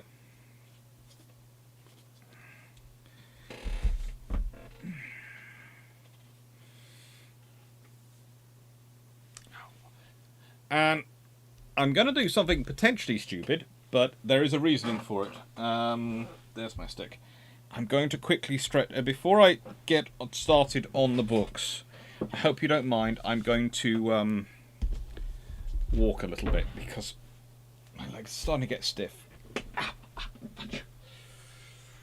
Ay, caramba. Remember, don't be stupid. If you're already hurt, do not try and do stupid things with your legs. Ay, by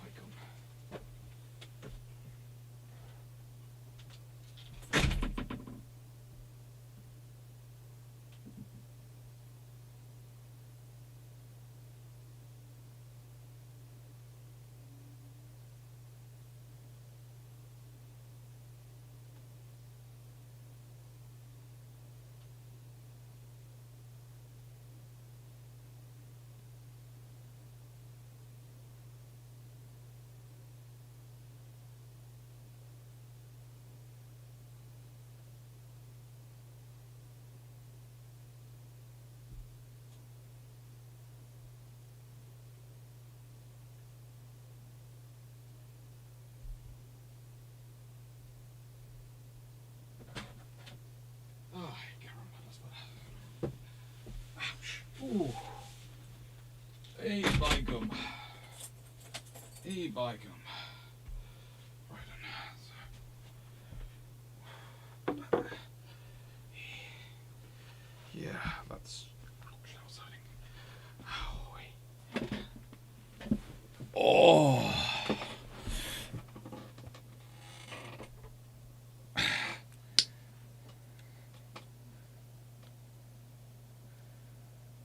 If I'm not mistaken, the RN the repair dockyards at Gibraltar were done away with in 1990. Would they have been worthwhile facilities? They weren't done away with. They're privatised. They're still there and still used, but they're also open to commercial assets. But they are mainly used still by Royal Navy.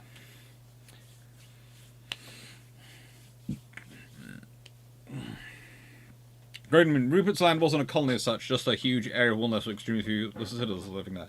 Yes, but that's why I said it's sort of a half colony.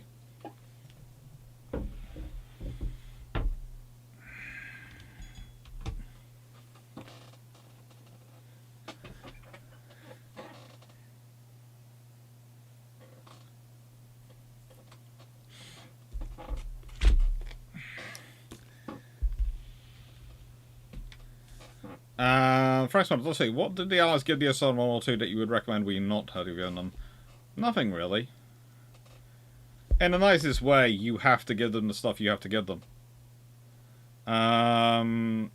It's the whole problem.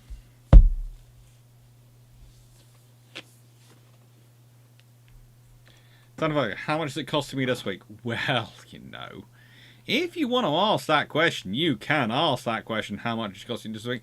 But I prefer to think of it more lines of, what sort of world would we live in if you didn't, you know, have these in your life? Because you need them in your life. They're good books. So I've got 4, and they're new books, actually. First one, Skagerrak, The Battle of Jutland Through the German Eyes by Gary Staff. This has just been sent to me by Pen and Sword. And it is exactly what it says. It's the Battle of Jutland as told by the German side. It's got chapters entitled The War Year 1916, Chapter 2, Operational Plans, Chapter 3, Admirals Beatty and Hipper, Chapter Engage, Chapter 4, Vice Admiral Scheer Intervenes, Chapter 5, The Fleets Collide, Chapter 6, Vice Admiral Scheer Attacks, Chapter 7, The Evening and Final Fleet Contacts, Chapter 8, The Night and the Battle of the Destroyers, Chapter 9, The 1st of June and Disengagements, and Chapter 10, The Outcome.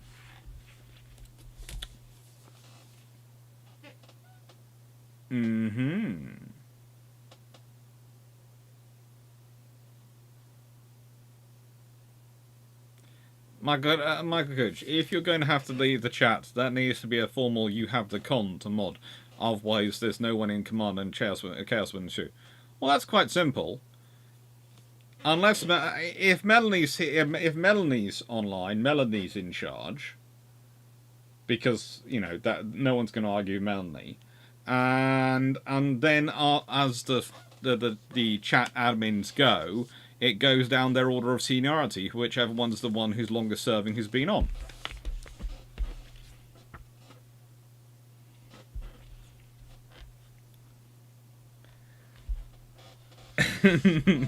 Then, hello, Ron Cash.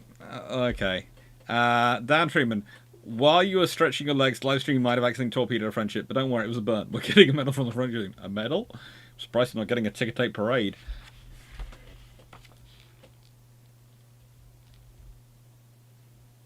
Is there a modern navy that's made a particularly good decision?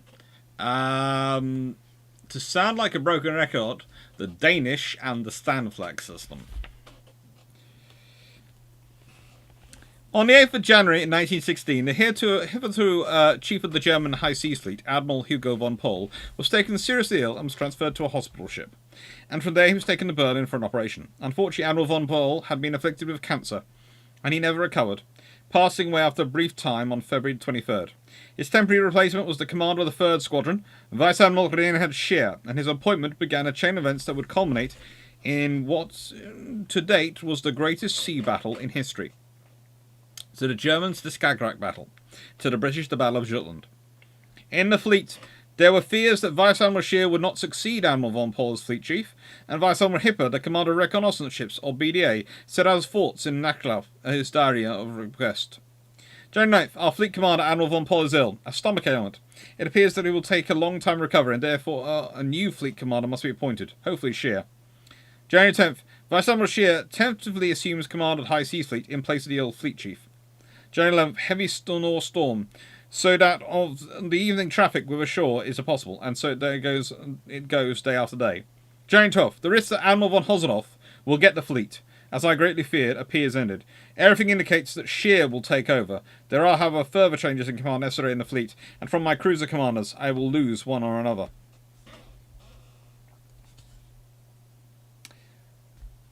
It's kind of interesting. Holzendorf is considered the other commander. Now, I've done a video about Holzendorf. He is probably one of the best German strategists they had.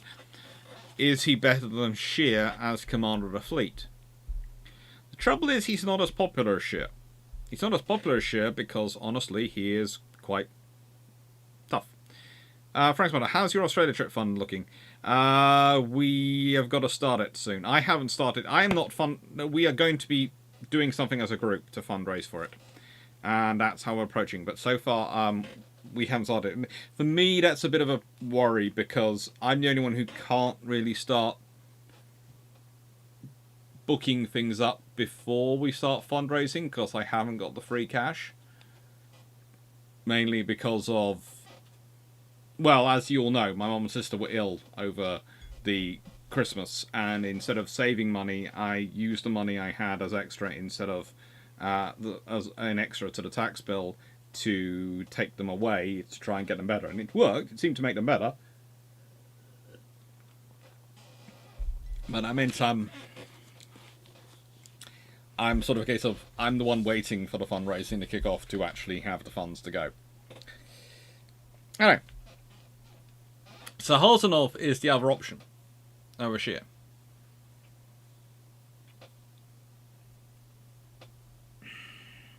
Scheer is the honourable warrior. Holzenhoff.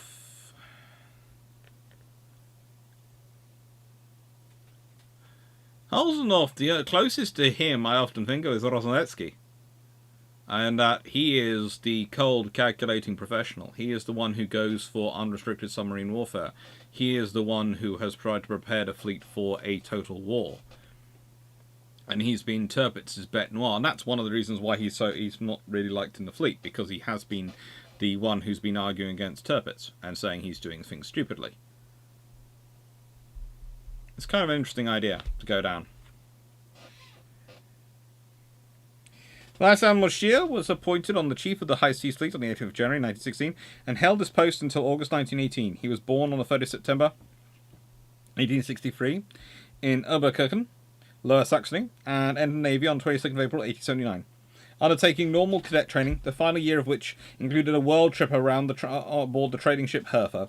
It travelled to Melbourne, Australia, Yokohama, Kobe, and Nagasaki in Japan, and Shanghai in China.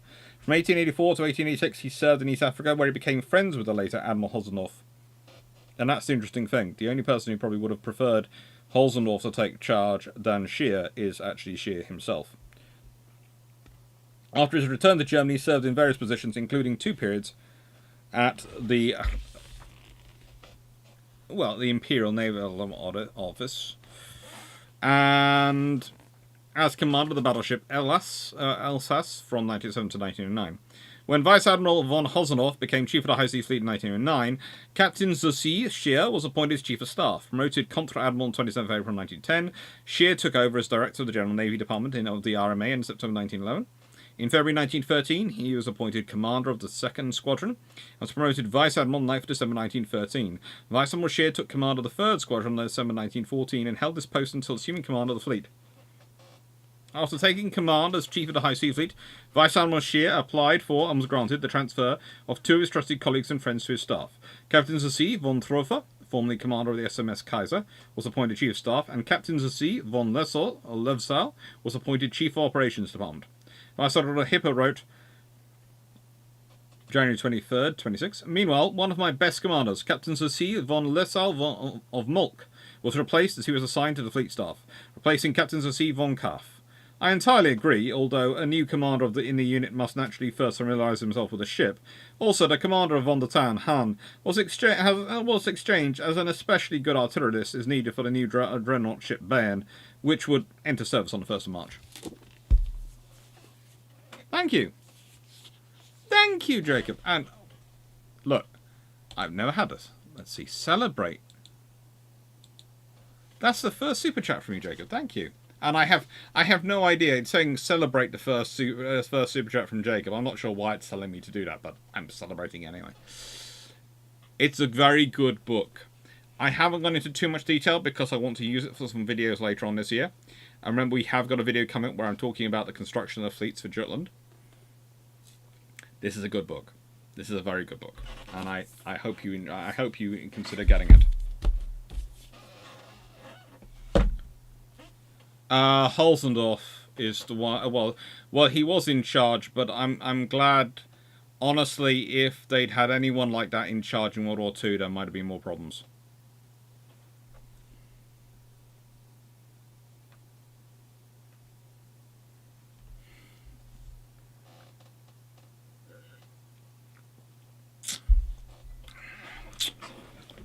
You have to remember, Stafford, that Melanie sometimes lies in wait. She's watching. Just because you don't see her in the chat doesn't mean she's not there.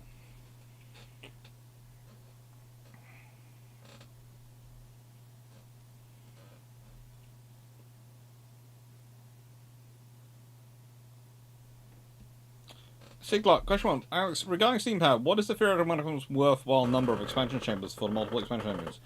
Well, they managed to get up to quintuple. And under the multiple expansion engines. So I would say you go more than that, you're in a world of issues. So you're like, what are the major engineering problems involved in ship major refits? You're basically changing everything. Look, in the nicest way, when you're changing boilers, etc., you are putting in new piping. You are making new holes in the ship structure to make that piping go through. It's a lot of work and it's very intense, and it's got to be done right.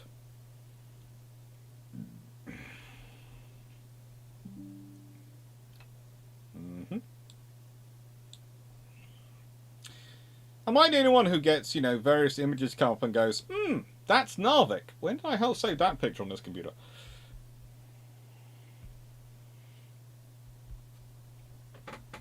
Yeah, you can.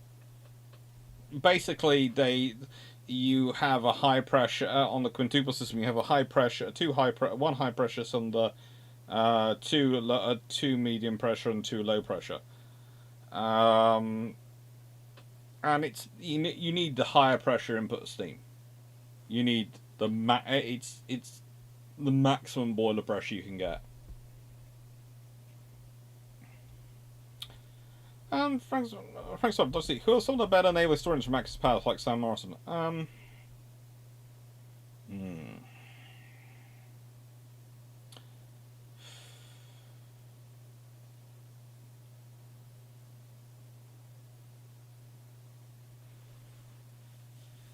Oh. Arrigo Vellacogna is very good on the Italian and Italian-German navies. I'm not sure if he's published much, but he's very good on both. He's also good on their army. He's a former cavalryman and who's turned academic. I'm trying to not sound like I'm just listing off my friends, but that's what it's basically going to sound like. Alessio Patalano, who is amazing when it comes to the Japanese Navy. Really good stuff. Really good stuff. And my old friend, Marcus Faulkner, Naval History War, as he is on Twitter, and his atlases. Again, you want to read his stuff. You really do. So if you can get some of his journal articles, they're just all great.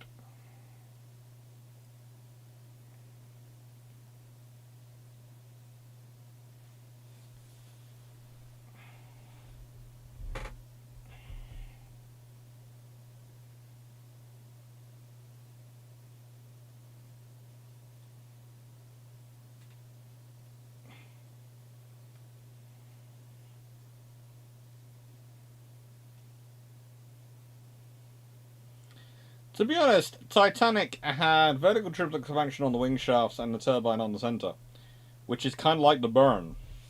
So basically, when we wonder where they're getting the idea of the burn engineering plant from, it's the Titanic.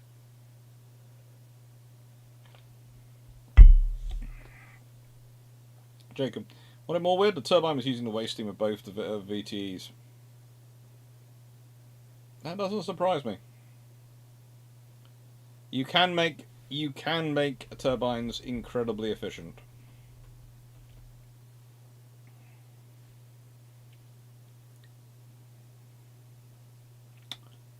It's a system. So let's go to this, and let's put in for 0148.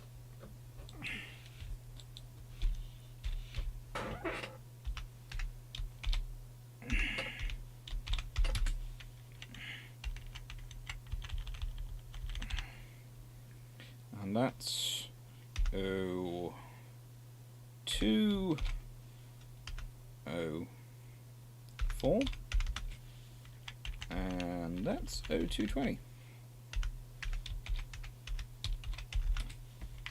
and that's 0236.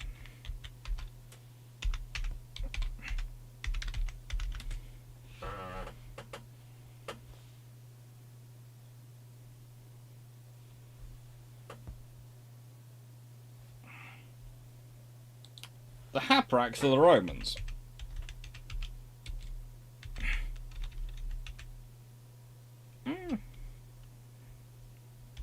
Let's see if I can find a picture of it.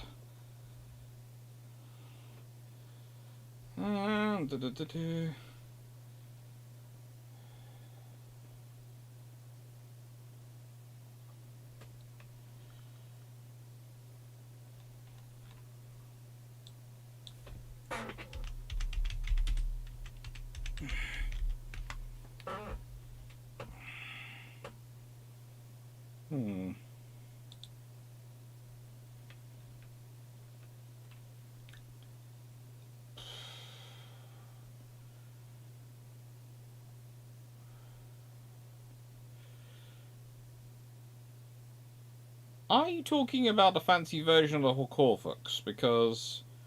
or not? Because I don't think you are, but that's what keeps coming up in my notes. Or rather, in my notes and my quick Google search on the Roman Navy webpage, which I got given the details of by Simon Elliott.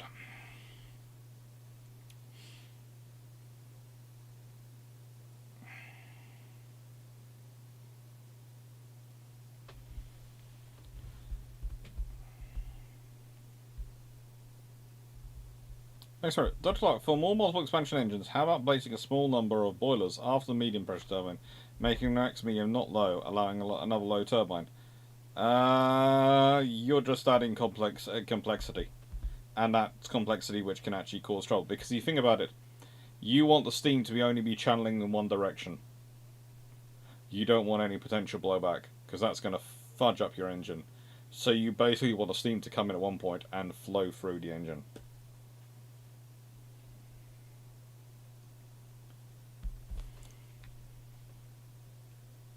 I don't know, my sister thinks you're a redneck.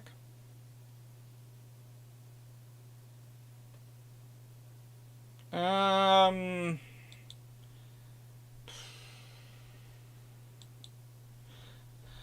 don't think I really qualify as a redneck. Not because I wouldn't actually find it quite fun to do so, but because ultimately I don't do enough of what I associate as redneck stuff. I don't work outside enough. And I don't spend as much time mucking around with cars as I used to. These days I'm usually mucking around with computers, books, or model railways, or models which I'm building, or Lego. So, or occasionally rebuilding my house. So I'm not really sure. I don't think that qualifies as a redneck.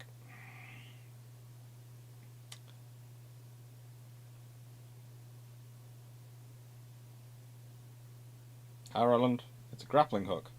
Ah, so you are talking about the fancy thing, your version of Corvus, the thing that pulls the ships together and then allows them to cross. Ah, yeah, no, basically it's the Roman Navy. They're always planning on actually, they're always planning as boarding you. So, next book. Hang on, I think the next book. Let me check which is the next book on the list. Yep, Seawolves. Seawolves by Tony Matthews. Savage submarine commanders of World War II. Now, when I first saw this and this came through, I thought, oh great. This is going to be one of those books, isn't it? It's going to be absolute rah, rah, rah. And I'm going to spend my entire time wanting to bash people over the head with it. But I did think, hang on, Tony Matthews usually does good books, so what's happened here? And, or rather, I think, if it's the Tony Matthews I think it is, which I think it is, reading the cover, etc., and the fact that the book is dedicated with love and admiration to my wife, Lindsay. Yeah. It's got 4 chapters.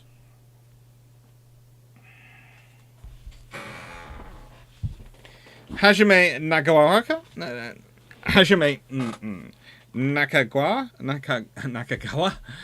Sorry, the Japanese name. The Hospital Ship, Centaur. Chapter 2, Heinz Eck, The Pellis Affair. Chapter 3, Tatsunosuke Arizumi, The Jean Nicolet and Tishike Massacres. And Chapter 4, Alexander Marinenko, The Wilhelm Gustloff Disaster.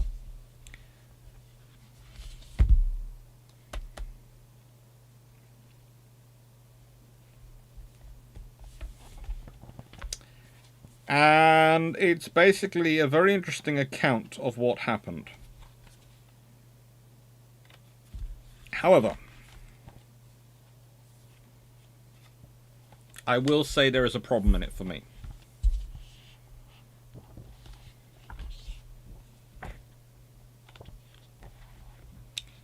It's very much looking at it on terms of the other side.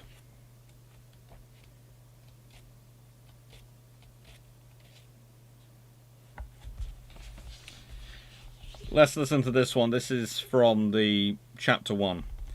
Private Alan Pettiford of the 2nd 12th Field Ambulance managed to get himself up to his boat station, another successful example of the efficiency of boat drill training.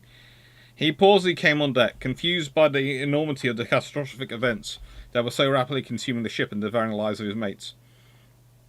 He'd seen things in the last few minutes that he never wanted to see again, and had been forced to leave his best mate, Jack Lina, lying dead in his bunk.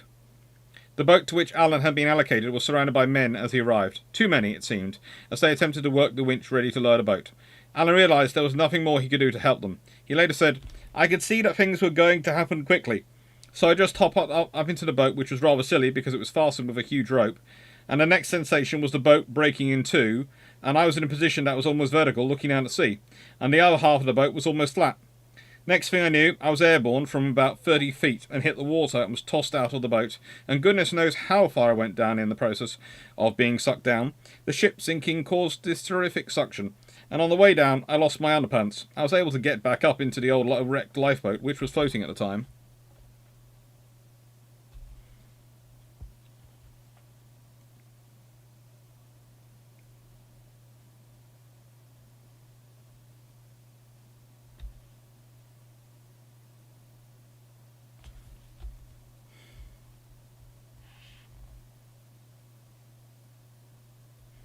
Ronald Bull later told the Maryborough Chronicle that after he had jumped into the sea, he was sucked down and came up minus his false teeth. His underpants had also been torn off by the suction. His left leg was entangled in a raft, but he was somehow able to get it free. He then managed to go into a hatch cover and linked up with a group of survivors clinging to the wall of the wheelhouse. They saw a number of flares being set off and used their life jackets. They began flashing an SOS in Morse. They then saw what Ball described as a huge red light and a large submarine on the surface. We held our breath, expecting a burst of submarine machine gun bullets. Yet amid all the flames, water, smoke, cursing, and struggle, there was one missing element in this cluster of confusion, and that was people. By now, the decks of the ships should have been inundated with literally hundreds of people: crew, medical staff, ambulance personnel, drivers, more than 330 people known to be aboard the ship, but on the smoke-swept decks. Nowhere near this number were attempting to get to lifeboat stations. Where were all the people? It's likely that not too many of those on deck at that time were wondering about their numbers. They had their own survival to worry about, but it was becoming poignantly obvious from the relatively few people on deck that twin blasts of torpedo and fuel tank ignition must have been responsible for an inordinate number of fatalities that night.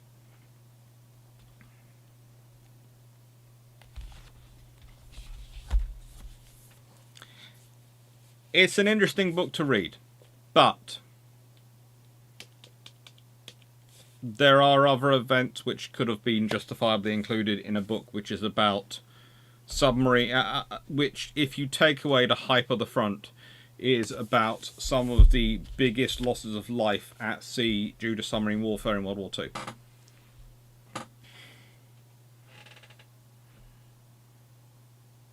Ronan, what would happen if the RN could get working gas turbines in their gunboats, assuming no impact on aircraft for whatever reason? If the RN got working gas turbines in their gunboats, those gunboats would have been 40, 50 knot ships. They'd have all been the size probably of the steam gunboats, but they'd have been 50 knot steam gunboats. With that sort of level of firepower.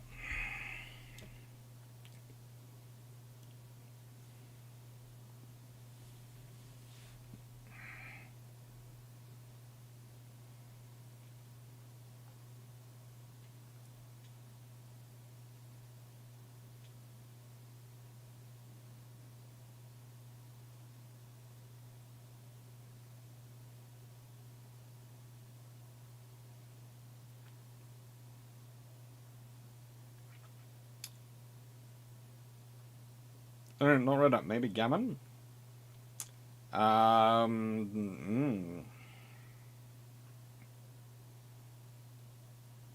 I've been called worse than being called a gammon.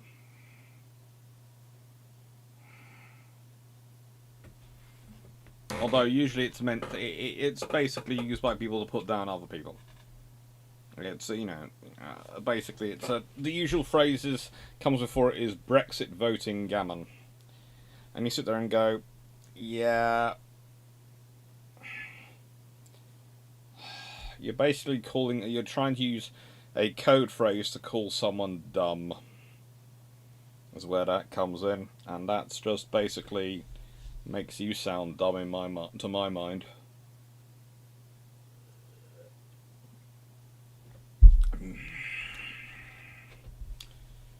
Oh. I said, were the Upholder class supposed to be last Royal Navy conventional submarines? Nope, they weren't. They just were. And not even all of them were built. That were supposed to be built. So, as the local redneck, I do not know how for life of me how someone thinks or sees a British academic as a redneck. I don't know.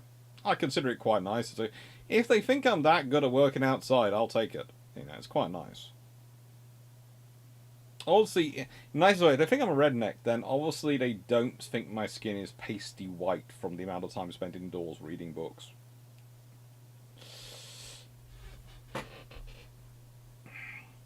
Dr. C is secretly Batman? Tempting.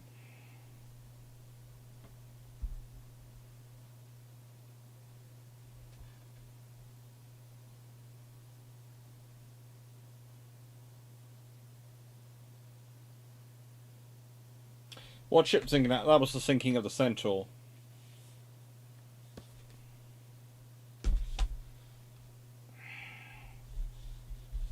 Oh no, it's not the largest loss of life now. There's the loss of life of the German vessel at the end.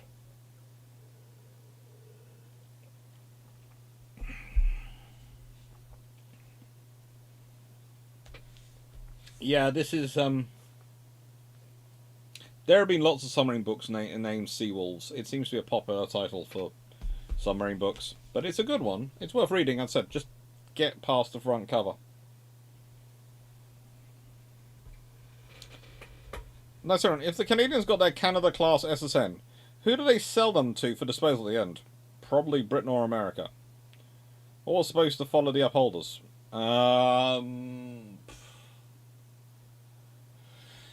It would have been another class of SSK. So if you consider what the upholders are roughly equivalent to is they are roughly they're roughly ST boats. So it would be the TA boat. Sort of technology in an SSK hull.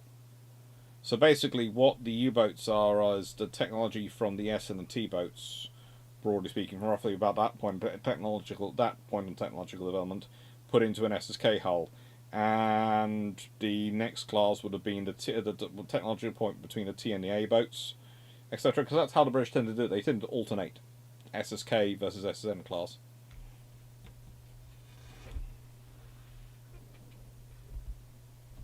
Yeah, and the Gustav is in there. It's chapter 4.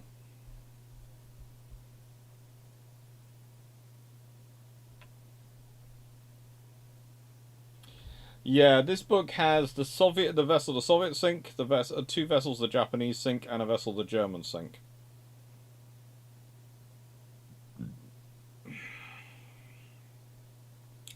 Please note, they don't have vessels from the two most successful submarine arms of World War II.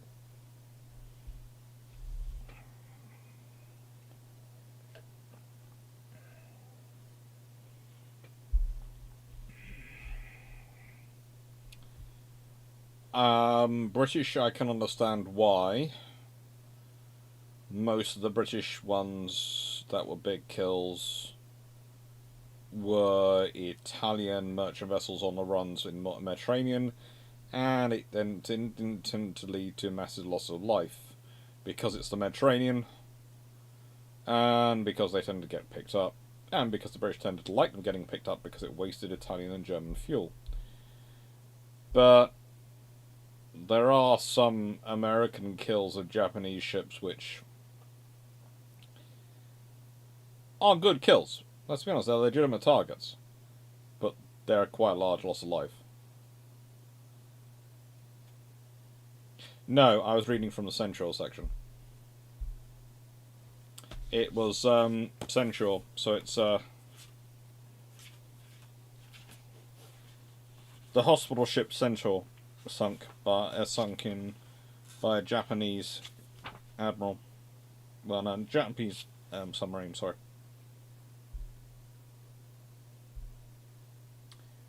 It has this lovely quote from Theodore Roosevelt: "No man is justified in doing evil on the grounds of expediency." Central, hospital ship Central. Centaur. Right, gosh, Hapners was a Roman grappling hook fired off the bow with a modified ballista to hook in an arrow, also sheathed of metal to prevent cutting. They could also pull them in.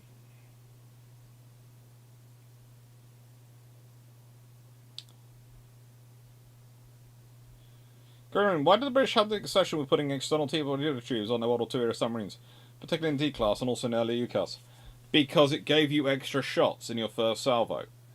The British had developed an ambush predator approach to their submarines, and everything hinged on the first salvo, because you could only guarantee to get off one salvo. Reloading, firing more, not a good idea. Get out. So basically, fire a spread of torpedoes and go away. The T-class were to fire 10 torpedoes in the first, basically in their first spread, and then get away. So you've got 10 torpedoes coming out. You're not going to go hunting that T-class boat. So they could get to another position and ambush later with 6 torpedoes. So it's all about the ambush predator approach for the British. The other scenario was sticking them facing aft in case they're being chased by an enemy ship. And then it's a case of, well, we're not going to sit around and reload, but we want to have a couple of weapons we can fire directly aft to drive off someone hunting us.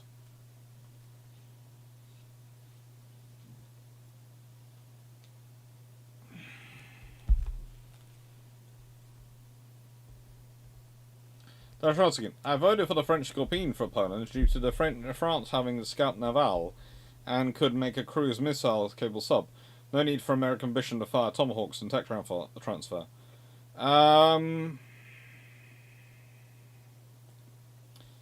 Yeah, but you're also probably looking for getting French. You're sort of exchanging one technological source for another one. Basically, all these things come with caveats. Now, to an extent, the British and the Americans have the rule that the Americans might like to think they have rules on these things, but the British had the technological ability to get round pretty much everything they can put in them, and do their own maintenance on their missiles and their own maintenance on all sorts of things, so they can, and are very, very careful about it.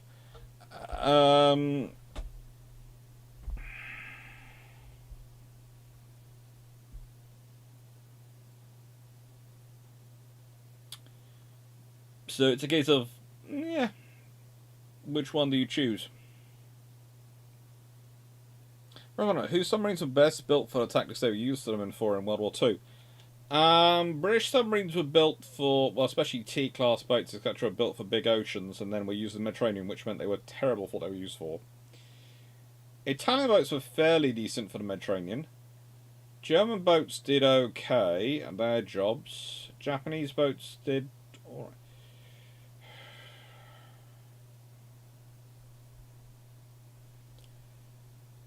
In their role of being used for the task they were intended for, probably it's between the Germans and the Americans.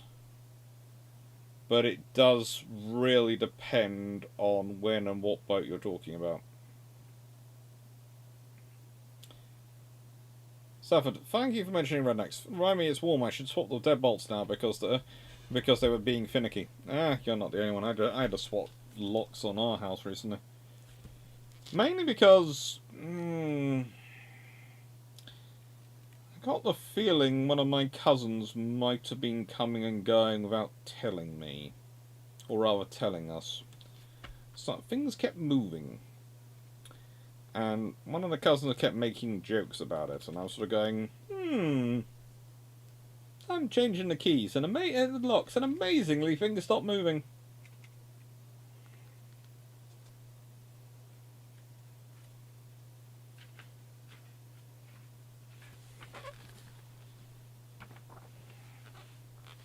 So, this is the World Naval Review. I turned sort of tech from the streets in the SSK hull, pretty much. World Naval Review 2023. It has got chapters written by Sidney Dean, who reviews the US Navy adapting to the return to great power competition. It has got Miratni Mezanua talking about the Vietnam People's Navy.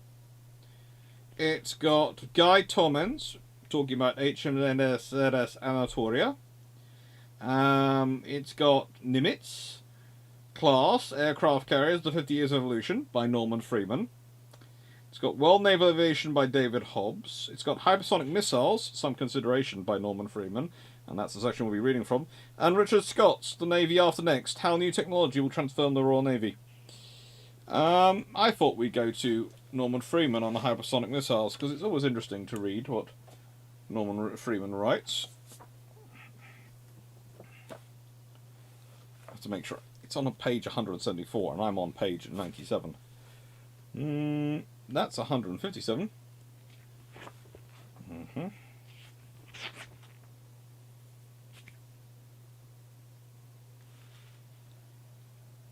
That's 100.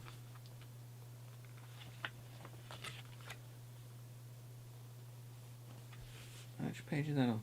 That's 183. So I need to get to hang on. 174, I think it was. I think it was 174.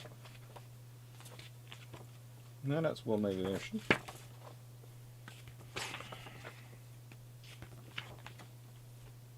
So that's the chapter before it. Excuse me. Bless you. Sorry.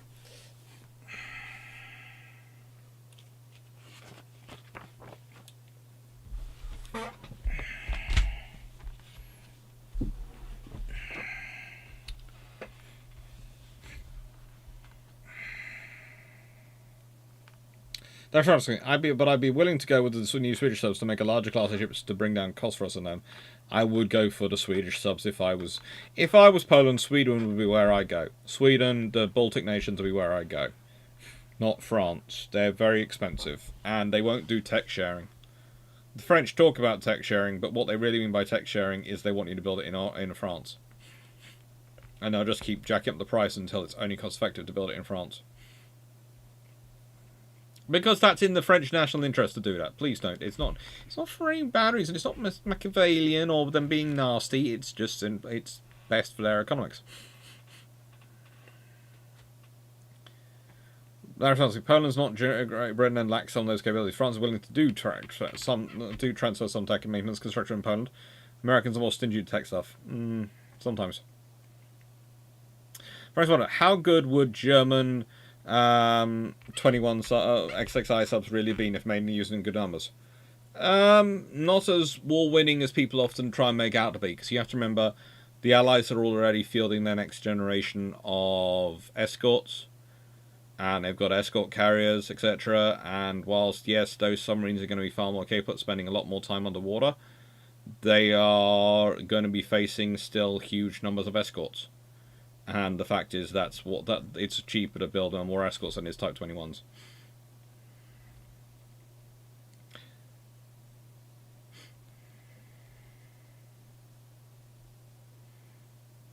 Adding the Type 21 question, what if the U-boats got ample supply of acoustic homing torpedoes with and without several dozen Types 21s? That makes life more difficult, but again, not impossible. Okay, you've got acoustic homing torpedoes, you've got Type 21s, right then how are we going to deal with this? Well, we've got our own homing torpedoes. We've got the latest generator, the next generation of anti-submarine mortar coming in. We've got the next generation of frigates coming into service. There are huge frigates which are being bought still at the end of World War II. The amount of escorts still being built at the end of World War II, when World War ends in 1945, not that was sort of built. That's sort of when war in Europe ends in 1945. They're still building huge numbers of escorts. So just think those escorts would just get built.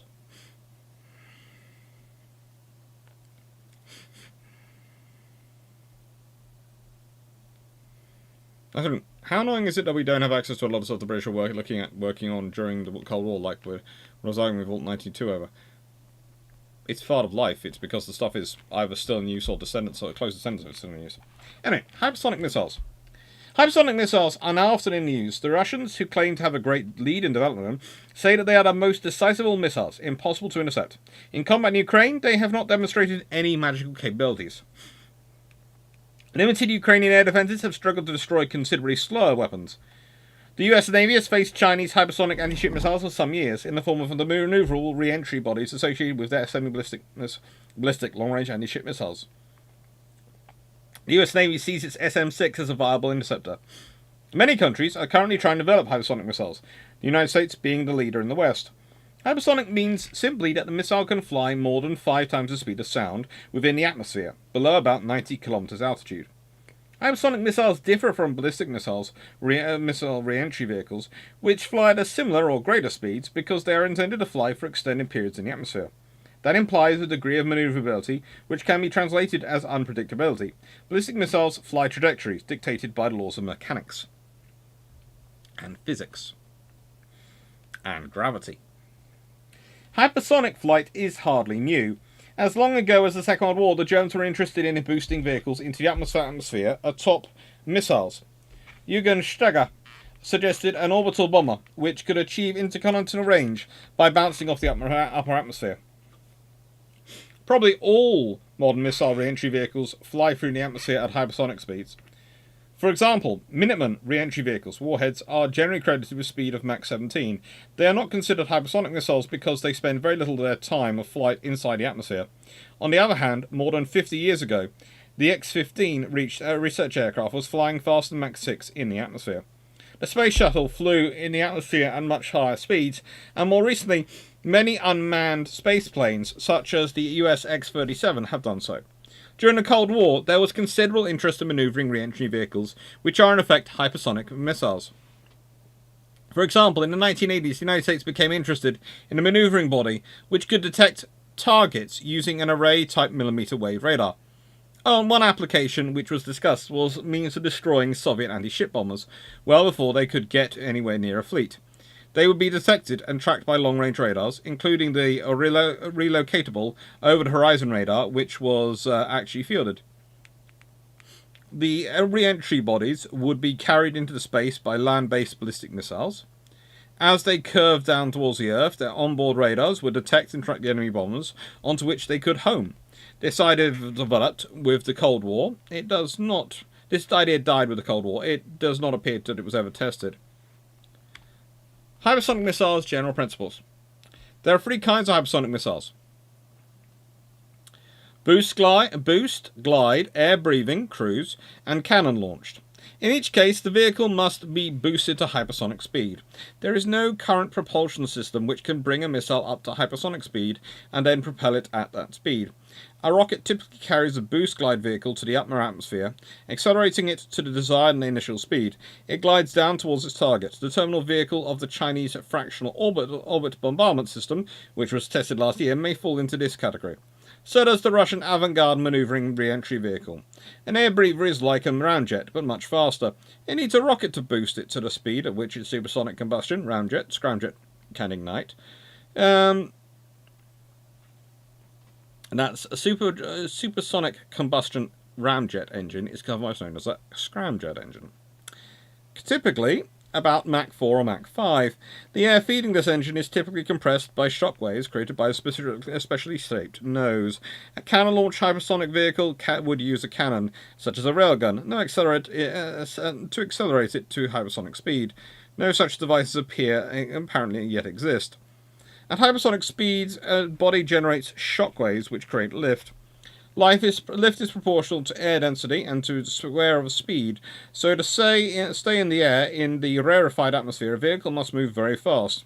Same time, heat due to air flowing over a moving vehicle is proportional to the square of the speed, and also to the square root of air density divided by the nose radius, so that flying higher, less air density reduces heating. It does not help, however, that hypersonic missiles have sharp noses, i.e. with very small radius. Moreover, although the nose and the wing leading edges may become quite hot, the same does not apply to other surfaces. The strong thermal gradients that the vehicle creates simply by flying at very high speed will tend to distort its structure. This is fun. It's a very interesting book to read.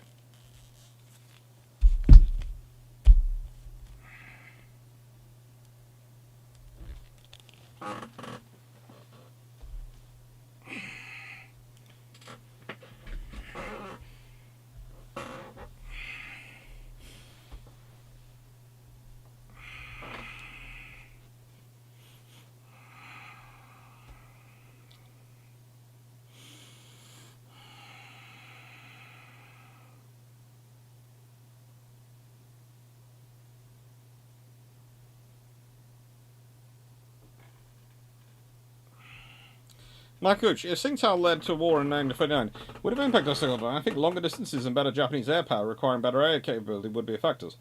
Why? My coach, let's consider this an enormous problem. You're escorting ships in the Atlantic because the German submarines can reach the Atlantic. You're escorting ships elsewhere because of that. If you have blocked off Japan from Singapore and you've blocked them off in the South China, well, depending on whether they've invaded the Philippines or Indochina, etc., probably blocked them off out of the South China Sea, etc., Southeast Asia. So what are you convoying that you need those escorts to protect? What long ranges are you doing? What air attack are they facing? You probably do field them. They probably still have a mixed assessment of AA capabilities because the British will be building them with one eye to the potential of a war with Germany, which could come at some point. But they don't need much more than they already have because they're not going to have to fight that battle. That's not going to be part of the scenario. It's like one of the interesting discussions which came up, and someone did point out, going, yeah, but the Japanese will launch this attack onto the British Islands in the Pacific and will take them.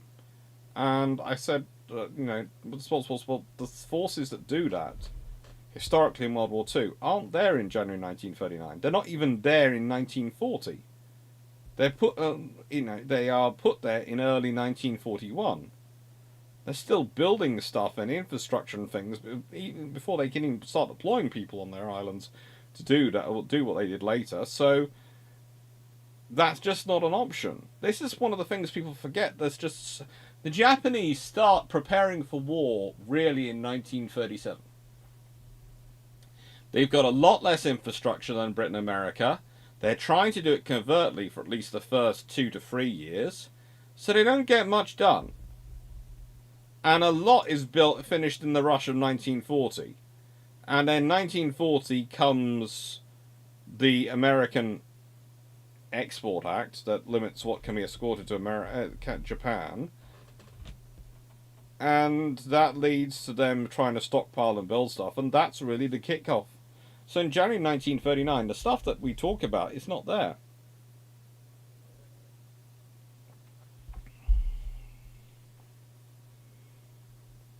Come. Hypersonics sound like an updated Slam.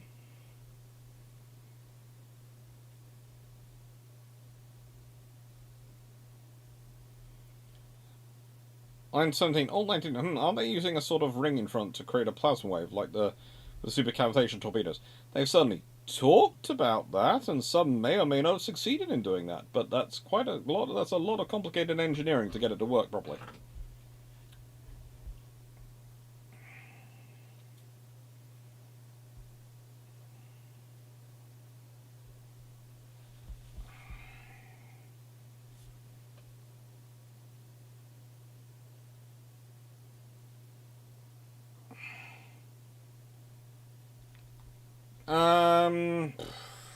Favorite admiral of its leader.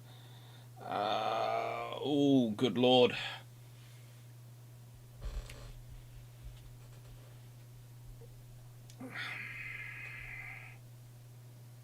Well, let's see.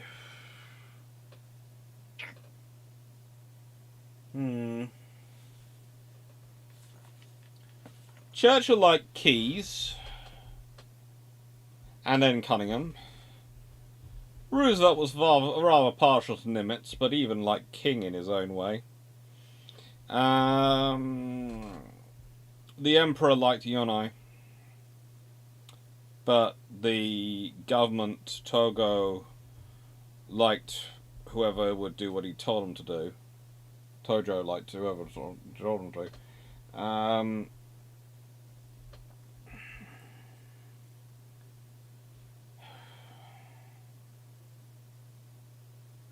Mussolini probably Ioshino. And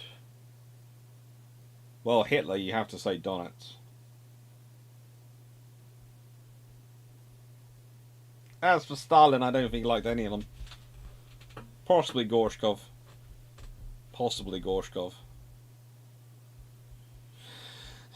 But that's Stalin never really likes anyone.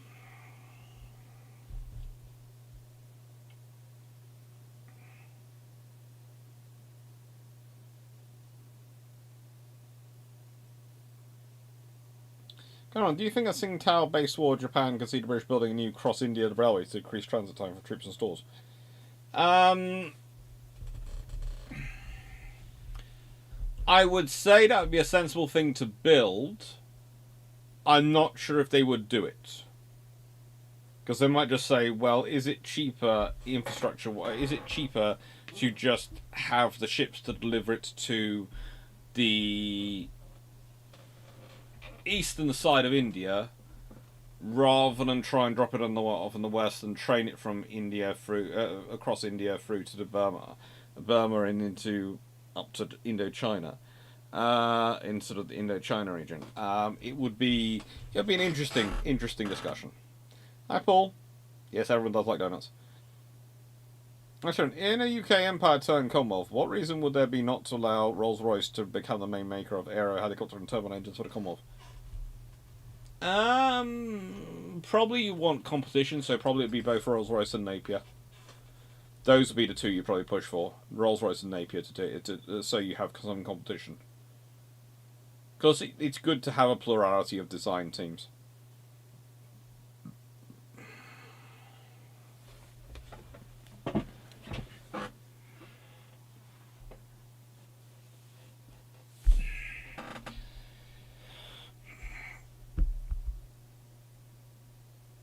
Seaforth, on the subject of Tsingtao War, would the Ark have been ready? Commissioned in mid-November 38, but when would she be fully worked up if war happened? Actually,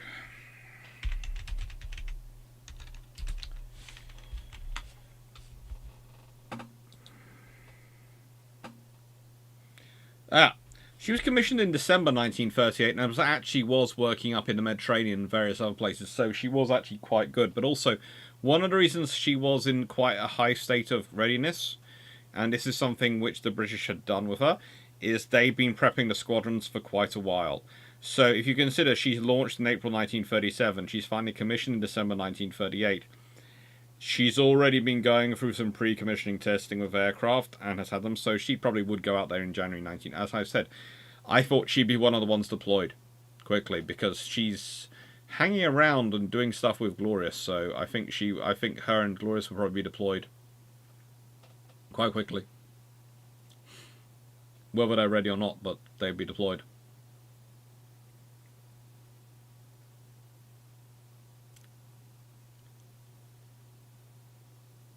That's right. What nation today has benefited the most from British system? Britain. After that, go down the various nations in order, and you'll soon find out which has benefited from the British system. But Britain, and to an extent America from taking over the British system, has benefited hugely.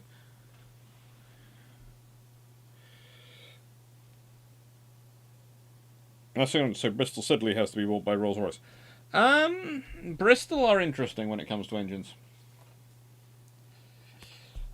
Right, so next book. I'm going to do this one and then I'm going to go for another walk. I'm sorry, but I will just need to do another little wander up and down.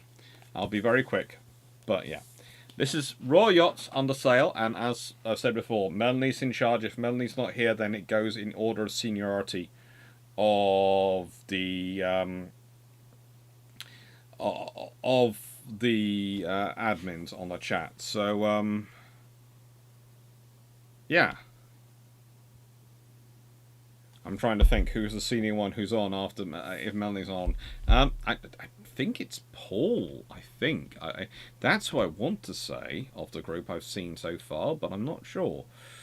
I'm trying to remember which one did I promote first, Paul or Dan?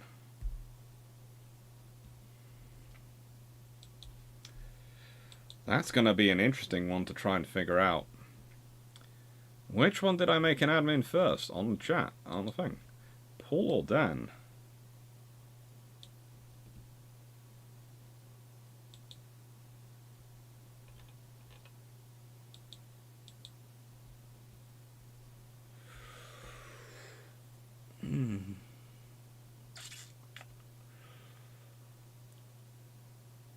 Melanie dodged. Melanie, you're in charge. If Melanie, remember, you're in charge. If you're here, you're in charge. It's, I think by donating, I think it's between Paul or Dan, whichever one is the most senior. So yeah, but it's Melanie's on. Melanie's in charge. Thank you, Jack Ray. And I will be carrying on to normal time because, in the nicest way, just because my leg needs occasional walks does not mean I'm going to stop. But it's because, honestly, I've had to put on a lot of pain relief. And occasionally, after a while, if you don't walk them, you get cramping. Because, as I said, I took the dogs for a walk. Because they like a walk. And I was trying to be good to my doggies. So, the first English yachts. And this is all about the Royal Yachts Under Sail. It's by Brian Lavery. And it's absolutely beautiful. Please note I'm saying that word. It's absolutely beautiful. The images in here are exquisite. The details and the history in here are intriguing beyond belief. And it is just something really nice to read. It is one of those books which is, okay, you just go, oh, I didn't know I needed this book in my life. It's good.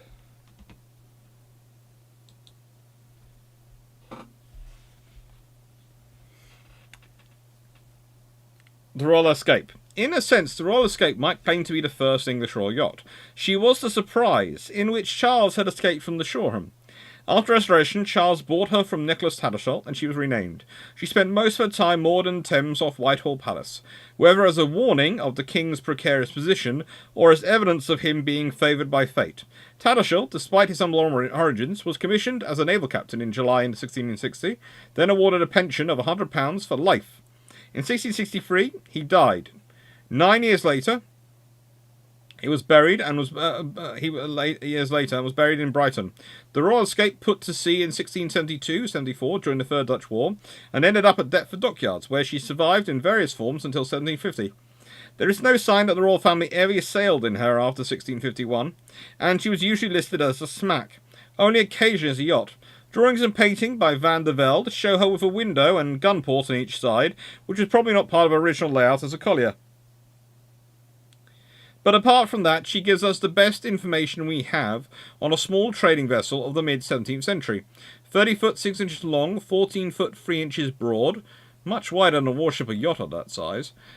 7 foot 9 inches deep in the hold and drawing 7 foot of water, she was measured at 34 tons, which gives some indication of her carrying capacity. And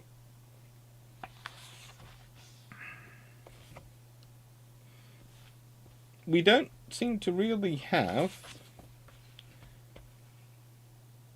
a picture. Ah, yes.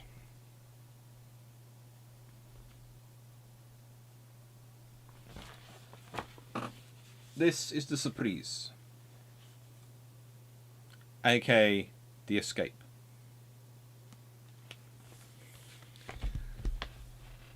Jacob, W370 opens another tab to search for the book, quietly ignoring all the other unread books I have.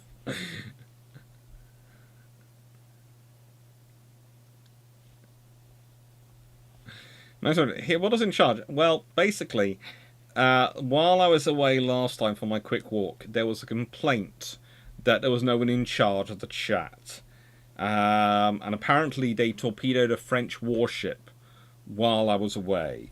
So they demanded I appoint and make a system of command for the chat, so I did. If Melanie is on, Melanie is in charge. If not, it goes in order of seniority. I have no idea what being in charge means. You can define it as yourself. You can run it as a dictatorship or a free-for-all democracy. They just like someone to be in charge, if I'm not here.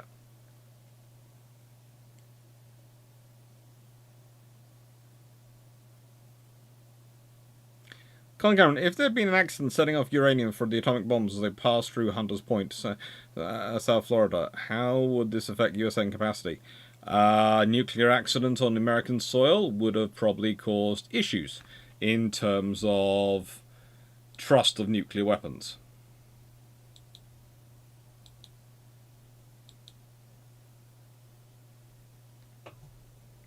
So yeah, I think it would cause problems. I'm not sure how much problems they would cause. I'm not sure about.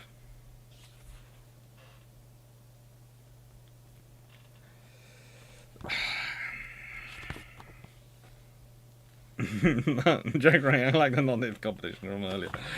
Alright, and it's a gorgeous book to read. It's got so much information, uses of yachts. Oh, look at these pictures.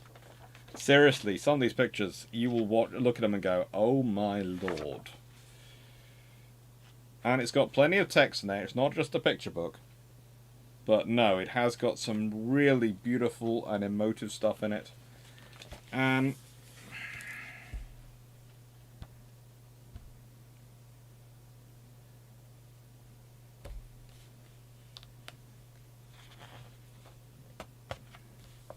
there you go.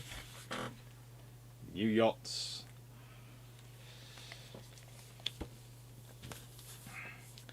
Siglov, question 3, Alex. I have J. Valerio Borghesi's book, Sea Devils.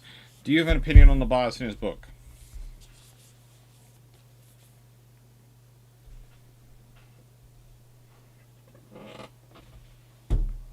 Thanks for the question, Steve.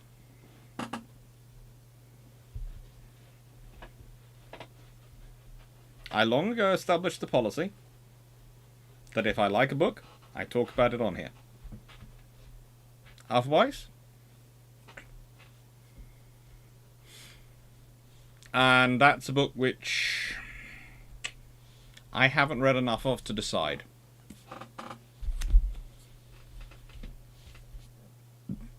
Right, back in a second. Where's my little stick? There it is. Oi.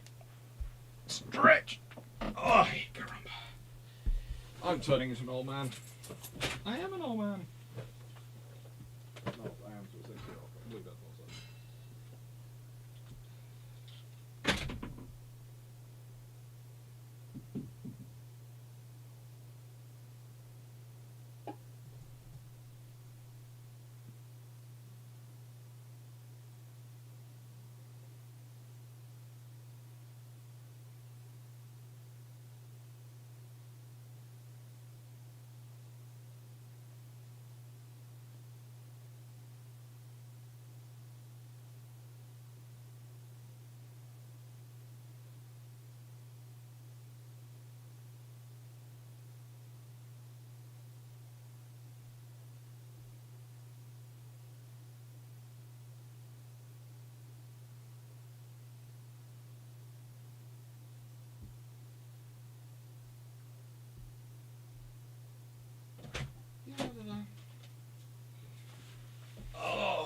Oh, good lord.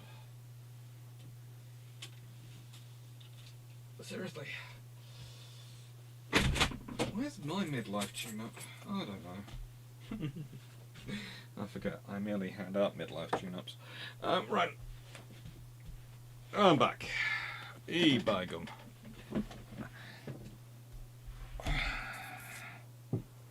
And, well, yeah, I was supposed to have a 5th book to go through with you all. But that didn't arrive. But I've had a chat with them, and hopefully that will arrive for next week's video. Imagine intermission music. Well, you know. Okay, goodness gracious, what's happening here? The freelance company is...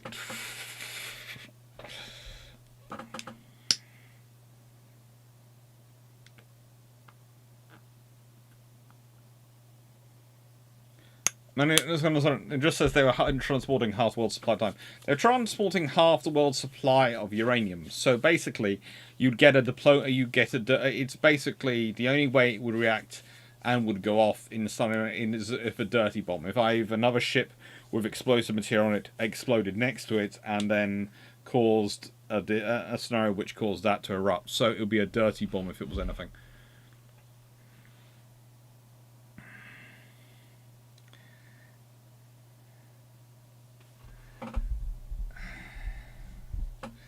Worst corrupt person disaster. That is a really question. That is a good question. Hello, Fushi.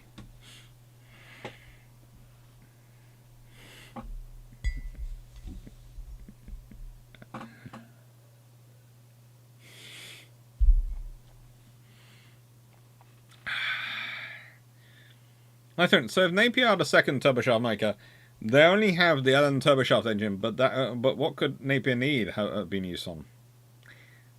Well, that's the thing. We don't. Well, it's what you once you have it, what you use it on is if you have things which are going to be needed to use it, you can develop it for it. It's kind of like the scenario of what comes first, the chicken or the egg. Now, theoretically, you can say the egg has to come first because the chicken comes from the egg. But the egg comes from the chicken. Once you have these things that will use them will come about.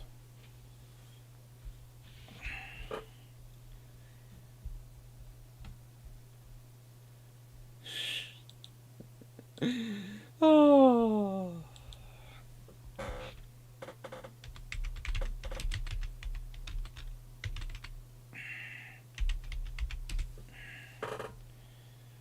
Let's see. Mm-hmm.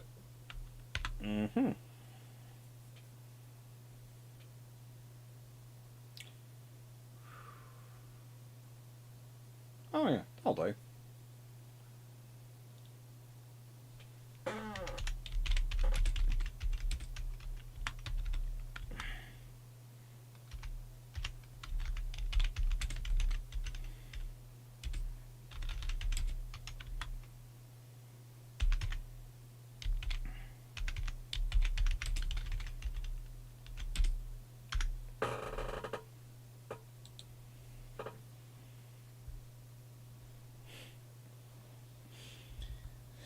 Right. Hey.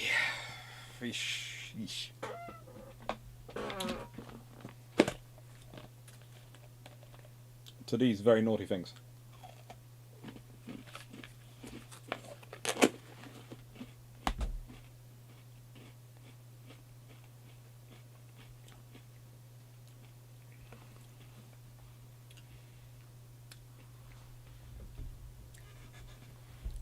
Excellent. If the Western Wyvern had gotten the 4030 shaft horsepower Rolls-Royce Clyde, did the Iron get a better aircraft?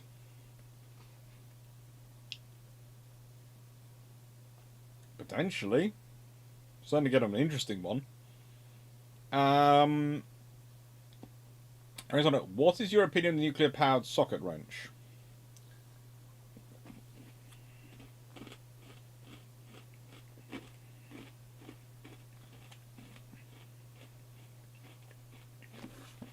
Now, I'm presuming that's not an actual nuclear-powered socket wrench. I'm presuming... Oh, good lord, it's from Dexter's lab. Okay, no.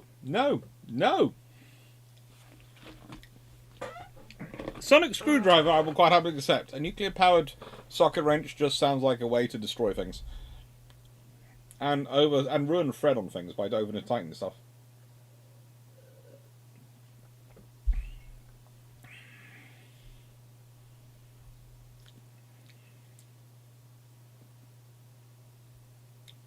And Americans, in the wake of the Falklands, it was locked into equipping the Type 42s with Seaforth. Do you know how that would have been done and where on the ship system would have been placed? They were looking at reactivating the Light Seawolf program, which would have fitted the Seawolf missiles to the centre. On the extended type, i.e. the next generation, the batch 3 Type 42s, they were looking at fitting them in as... Well, actually, what they were sort of looking at was having Sea-Dart and then having a raised platform which would have Seawolf. So they'd have Seawolf raised up, then Sea-Dart, and then the gun forward. I'm not sure how or where they'd have put a second launcher in, but they were sort of looking at a second launcher in aft as well.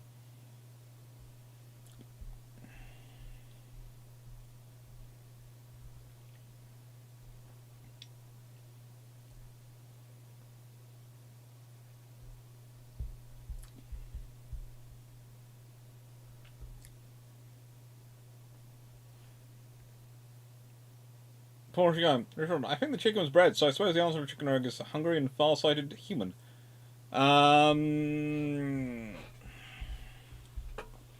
It's a very interesting scenario because...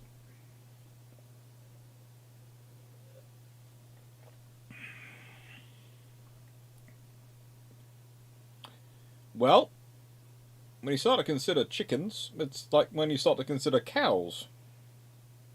Or pigs. We can all see where they come from in the wild.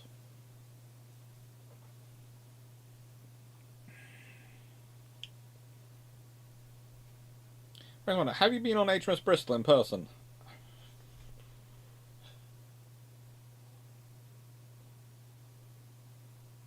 Oh, good lord, have I been on her? You think that'd be an easy question, but I have been... I'm not... Hang on, I was next to her. I've been right next to her. Did I go on her? I've been next to her a couple of times, but I don't know if I've ever actually walked up the plank onto her and have been just gone on to other ships and gone other places. Because I've been to all those sort of that training and drill area.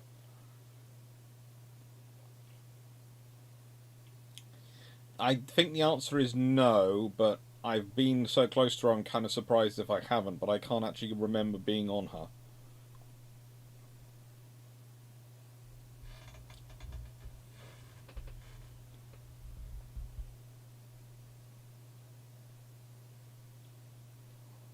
Oh, Stafford, I don't think the Zumwalt hull is going to be discarded dustbin of history. I think it's probably going to get used again and again at some point. In the nicest way, the US Navy seems to delight in reinventing the wheel at the moment, and a lot of their leadership seems to delight in them reinventing the wheel, and that's a problem. Politicians seem happier of reinventing the wheel than they do in actually inventing a wheel.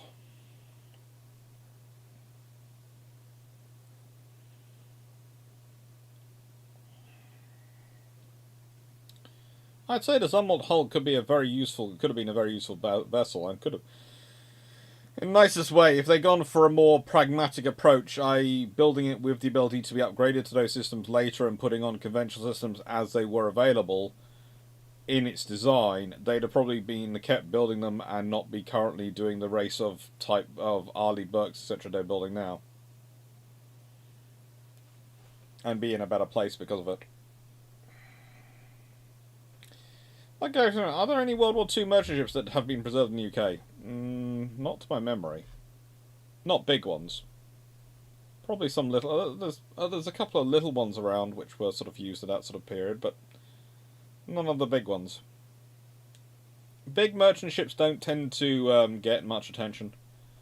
They tend to get sold off and sold off and sold off. So let's say if you're a British merchant ship, you might be used by a British company for a few years and then be sold off to another nation and another nation. And by the time you're eventually strapped, you're owned by your fifth or sixth company in your fourth or fifth nation. And yeah, frankly, no one's around to take any notice of you.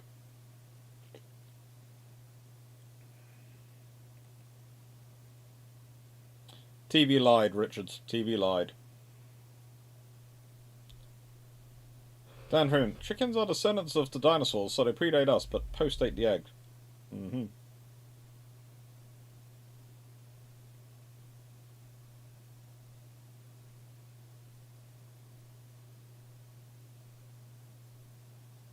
Yep, the Mark 57 does work, and that was a big advantage, the Mark 57 working. You know, if you think about it, if they'd come into service and they'd been fitted with their BA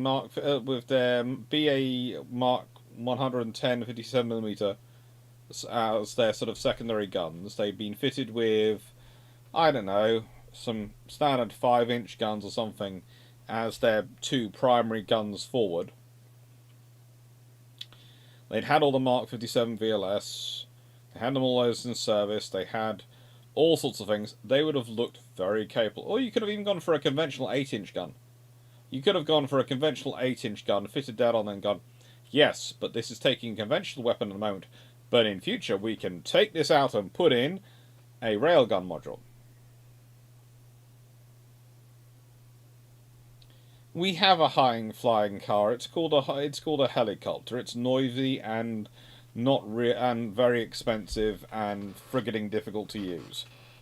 It's very, very useful, but it's not really practical as a personal transport vehicle for the masses. Mainly because someone realised that there is an advantage to people driving on roads and driving through the air.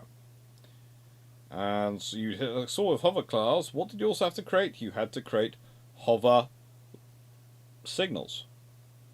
You had to start doing air traffic control. And frankly, that's a nightmare.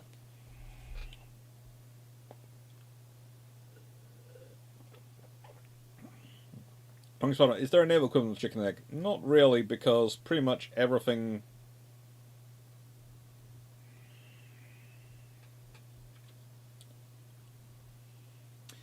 Let's put it this way, there are lots of things you can use to describe a chicken and egg style scenario. Like I did earlier, where I said, look, if you have the engine, that then does create things which will use the engine, but you can argue that the engine was created for those things to use. So what was that creation story? But not really, because the moment it's something created by humankind in the way we do, it becomes quite obvious in which order things were created. You tend to check the dates.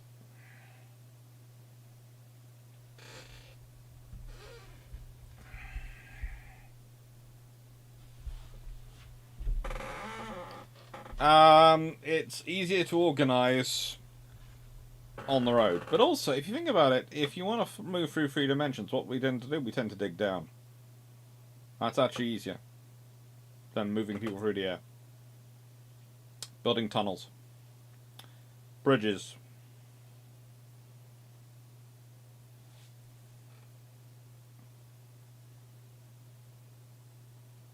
Would you call it stupid? I don't tend to use that phraseology. That French-German not infrastructure to build the A300 wings instead of needing Hawker-Siddeley to do it when they could have been made to quit. Airbus. No. It's politics again. In the nicest way, you want Airbus to work. You need to include as many nations in it as possible.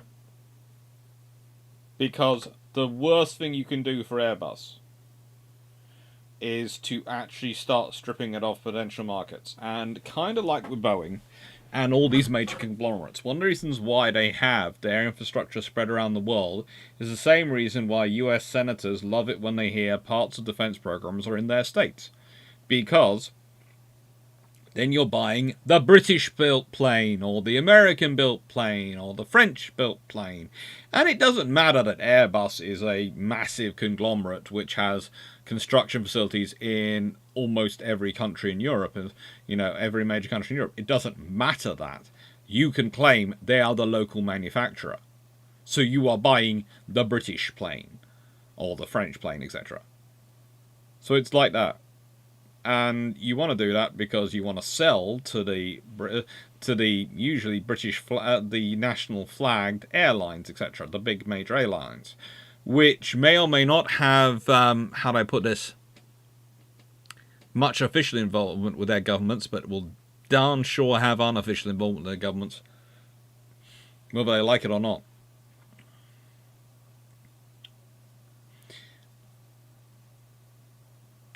Where in Yorkshire is the best place to see the tea plantations? You say that, but actually there are some very good tea plantations in Cornwall. There are very good ones in Cornwall.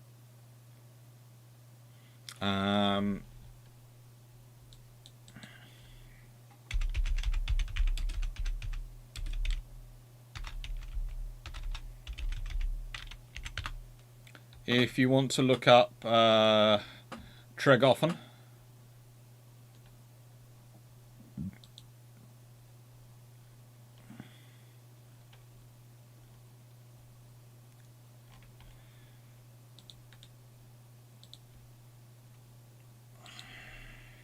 I'll put a link to Tregoffen in the chat, in the description.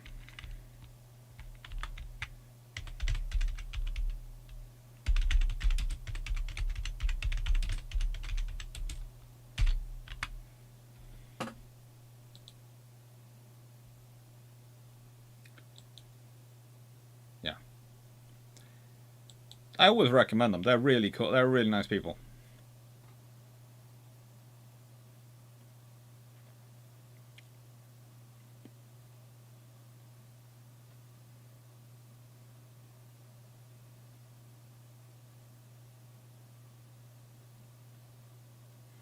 So imagine a quad barrage from two twin 8-barrel 8-inch rapid firing.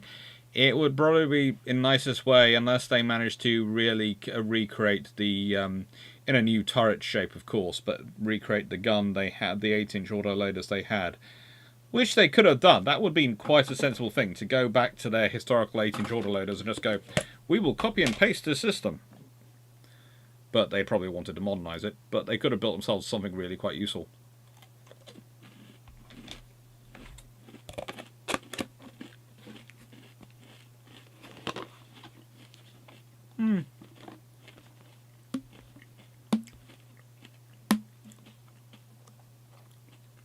Let's see, will you miss the 747? Yes, because going on the upper deck of the 747 was something special. Going on the upper deck of the Airbus A380 is just... yay, we're on a double-decker bus.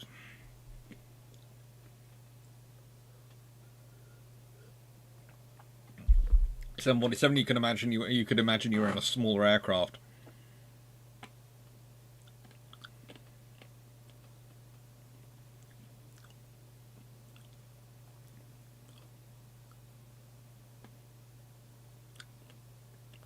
Yeah, I'll be around for a while. But whether or not I get to go on one, because I'm not doing as much travel as I used to. That reflects sort of the transition of careers and also post-COVID reality. Some of my work has come back. Some of the work has ceased to exist. The roles have gone. Working out what new jobs I should do. It's a case of. I had an interesting conversation the other day with someone, which was basically, well prepared to offer this position to you, and it wasn't a full time. It was only a few hours. It was about 4 hours a week.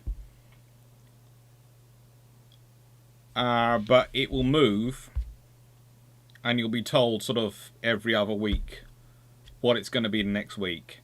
And oh yeah, you won't be able to. One of the other criteria which came up was any subjects I taught in it would not be able to be. I wouldn't be able to discuss on my channel. And it wasn't just what ones I taught. It was any subjects I taught or potentially could teach for them in those modules would not be able to be. I would not be able to discuss on my channel. And I just looked and went, no, you're not offering. A, there aren't any benefits, extra benefits that would come with this. B, you're not offering in any way, shape or form enough money for that kind of control over anything. And C, I rather like doing my channel. I rather like talking to people. I rather like doing the work. And honestly, I enjoy it more than dealing with some of the universities at the moment, because you are all getting very, very bureaucratic and very, very obsessed with trying to... I can understand why they're doing it. There's a lot of changes going on in the world. They're trying to control what they can control. And it's always the first reaction of a group of people in the world. There is always...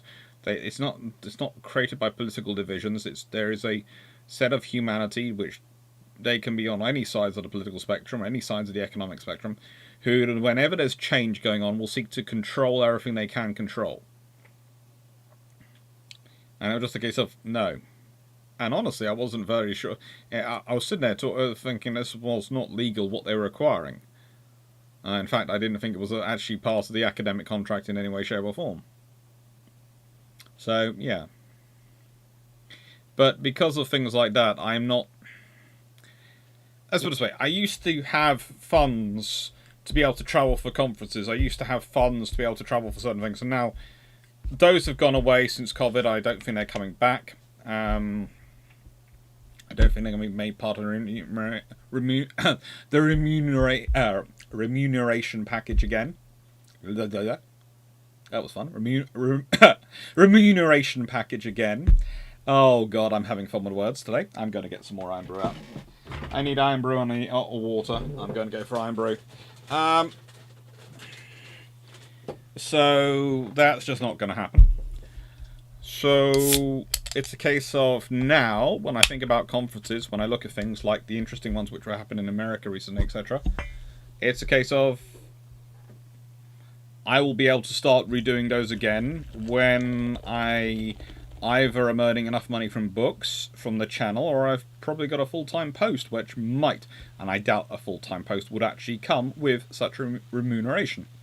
So probably it's going to be dependent upon when the channel gets to that level. And that's fine by me, because as much as I love going to those things, I'm also happy with what I'm doing.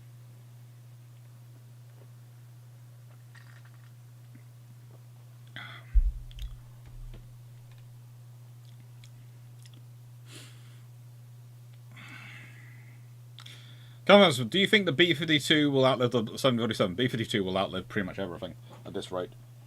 The B-52 wasn't killed by the B-1, the B-2, or the F-117, so in the nicest way, I doubt... honestly, the B-21 I doubt will outlive the B-52.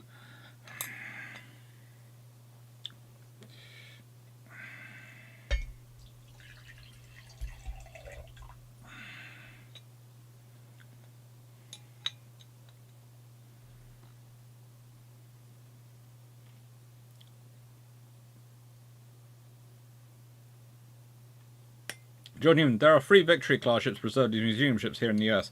I believe the Lane Victory, just down the road from Iowa, US Iowa, is fully operational. Cool. I have a feeling if I on the likelihood is we'll be going to Singapore Airlines for our flights to Australia. And I say that because of the various things they offer in terms of looking after us, in terms of us getting there. And one of the things, it will all be announced through time as it goes on, but one of the things that is going to come up, and is a big part of it, is making sure we arrive in a capable state to immediately step into work. Basically, we've got to turn up and we've got to be in Australia, and within a day, if not less, we've got to go from... We're flying for almost 2 days, we've changed all these hours, we have got to be working, and we have got to be recording for it to be a viable trip. We can't afford to be going, and we can't afford to be taking lots of takes and retakes and all those things. We have to be working. So that is a factor in our planning. And that's a factor in our selections of a lot of things.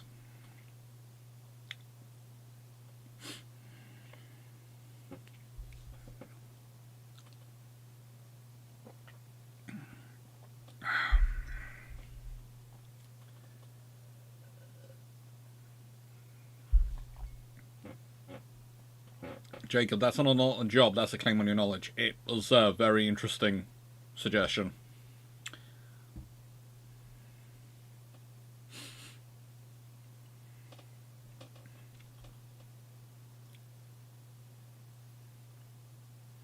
Okay, about control. The more you tighten your grip, Tarkin, the more star systems will slip through your fingers. That is the old problem.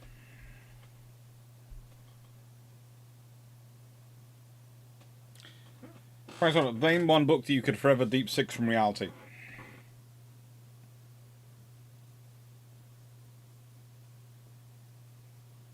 A, there's more than one, and B, I never name them. Not in here. Long ago, when I started this channel, I worked out that if I did anything well with it, it could get me a very big voice, far bigger than most of my academic colleagues have. Because of the world we work in and we create ourselves in. In that, this gives me an independent voice which can go out and reach thousands of people. I have 9,000 something subscribers. My videos on average get 4,000 to 5,000 views after about a few months. Most of them will reach that within a few months. That is a massive impact compared to what most of my colleagues will reach with their journal articles, etc. Especially when you multiply that by the sheer number of videos I do. So I have a policy of, if I'm going to say anything on here, it's going to be something positive. It's like, when I saw the cover, this book wasn't going to make it a Bruships because of that phrasing. I thought, oh, great. But then I read the insides and thought, actually, that cover doesn't do it justice. Because I never judge a book by its cover, but I will judge a book's cover. The book's cover doesn't do justice to the contents. The book's cover is clickbaity cover. I'm sorry, it is. But the contents are well worth reading.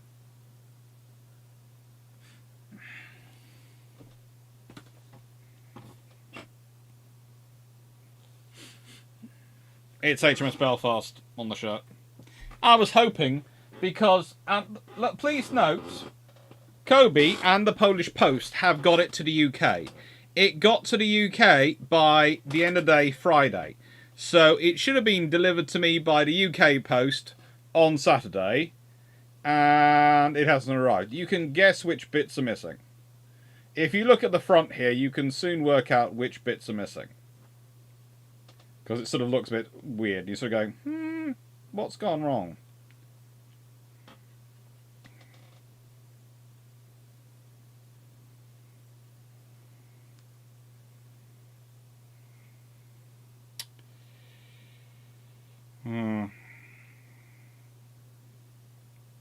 It's sad.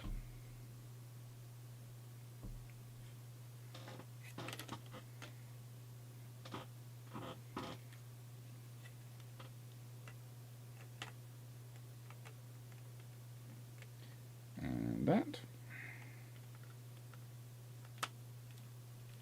Yeah, and that goes in there. And hopefully all the bits arrive, he says.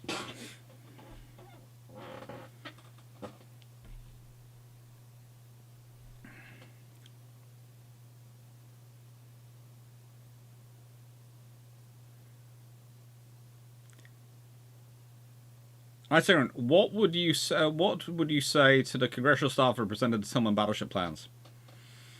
Good luck, mate. Yeah, good luck. That must have been a lot to carry around.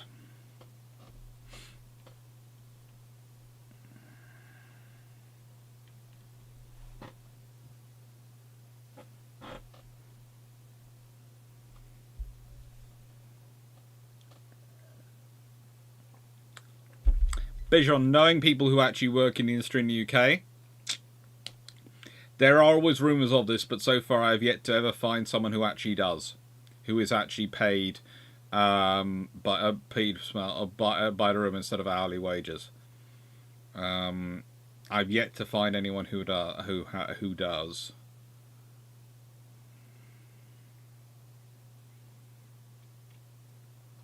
But I do know that there are issues sometimes. But yeah. Jacob, I've travelled long distance a few times, and the Emirates has always been most comfortable for me. Bigger seat spaces and first food. The A380 is so big it's very smooth.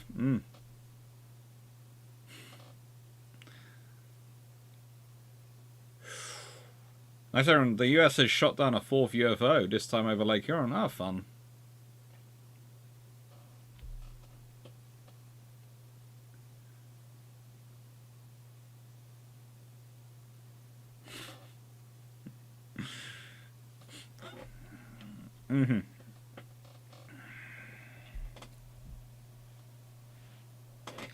You could do a Japan stop for a day first to cut a battleship sitting in concrete and climatize yourself to part of the time shift. Also send Drac off to steal the moving Gundam. No. Honestly, what was interesting was when we were looking at for Australia, and all these details will come out, we were looking at the cost of the direct flights instead of getting a connecting one through Singapore, etc. And the direct flights were just, the cost was just astronomical. And we were going, no.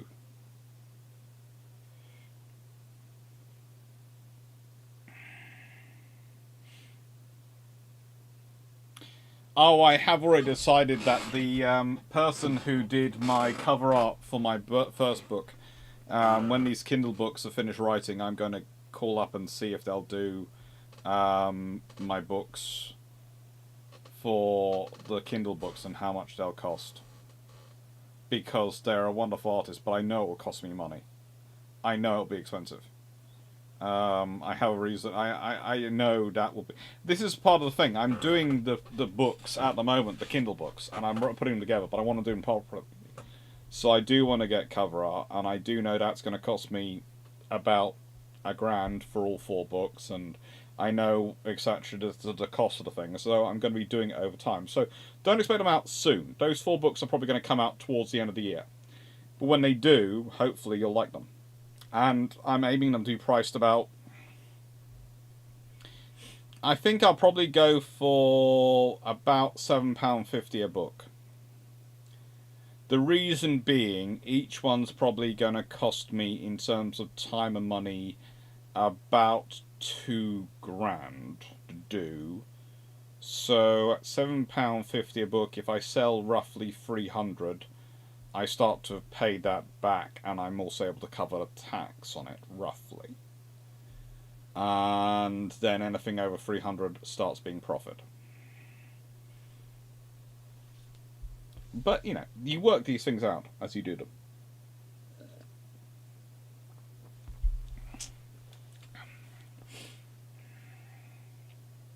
Paul forgot that cover artist is gorgeous. Yes, so he's worth it. He really is a good artist.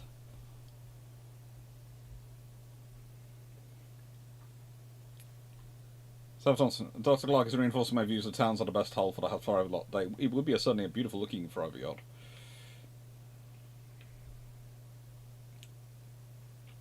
Next one, Dr. C, are there any books whose price keeps you from buying that you will have a fundraiser to get? There are books, but that are pretty darn expensive that I do look at that are several £100. And I sort of go, shall I buy them yet or shall I not? And usually I think about it and I work it out and I budget and work and build up to buying it. Or I decide it's not necessary and I go and read their journal articles.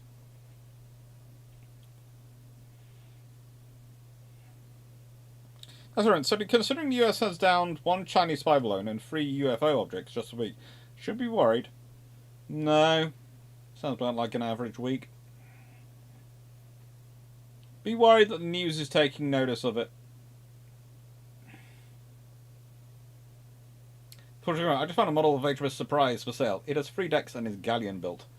Yeah, that's the warship version, not the yacht version.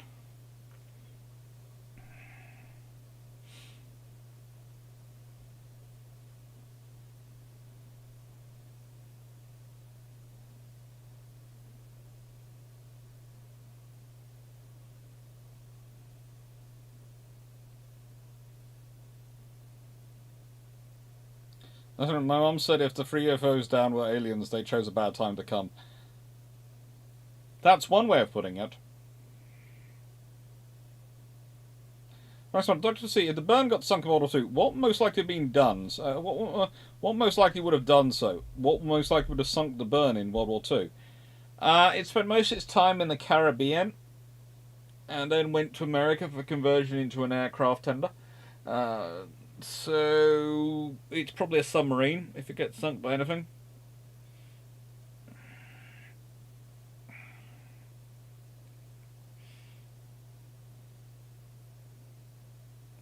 Christopher, any thoughts on a nice classy collector's edition for the books? Maybe. Basically, it's a case of get them out as Kindle books first, and if they're popular, and if people like them, I will produce a book version of them, and I might actually pair them up. So they're going to be roughly 45,000 words, and an in-print book is usually about 90,000 words, so it will be 75 to something.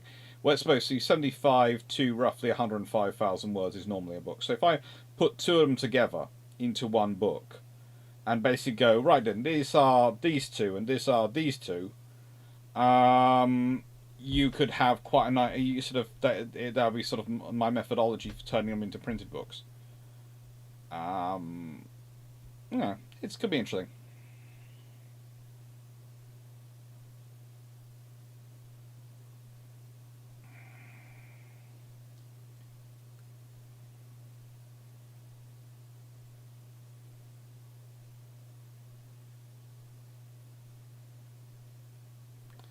Magnus, I told my wife that this balloon thing is just a continuing of the same old thing, where one side just pushes to see what they can get away with and how the other guy responds. Pretty much. The US have established the scenario that they will ignore the weather balloons until they go sensitive places. And when they start to head towards sensitive areas, then they're gone.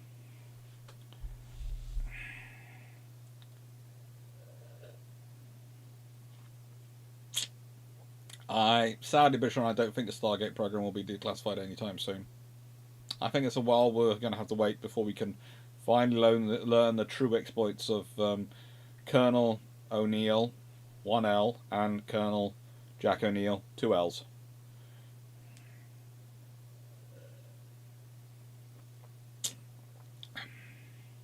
Evan, prompted by the imaginary surprise, have you read the Patrick O'Brien Aubrey Martian books? Are they best Naval series of all time?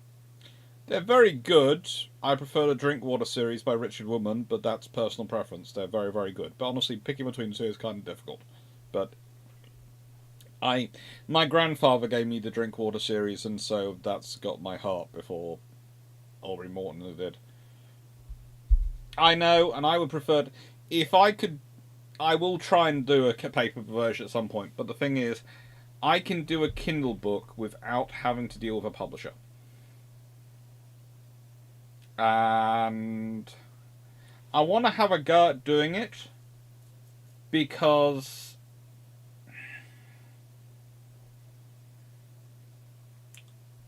it's going to sound strange, but it's kind of from this experience. I found working and doing YouTube and doing all the stuff here such a freeing experience because I'm able to do it myself. I'm able to decide myself if I'm doing the right quality or whether I need to upgrade the quality. I'm able to... Everything goes out is my version. And... yes, I edit it. Yes, I check it. Yes, I get other people to comment and talk back to me about things. And I...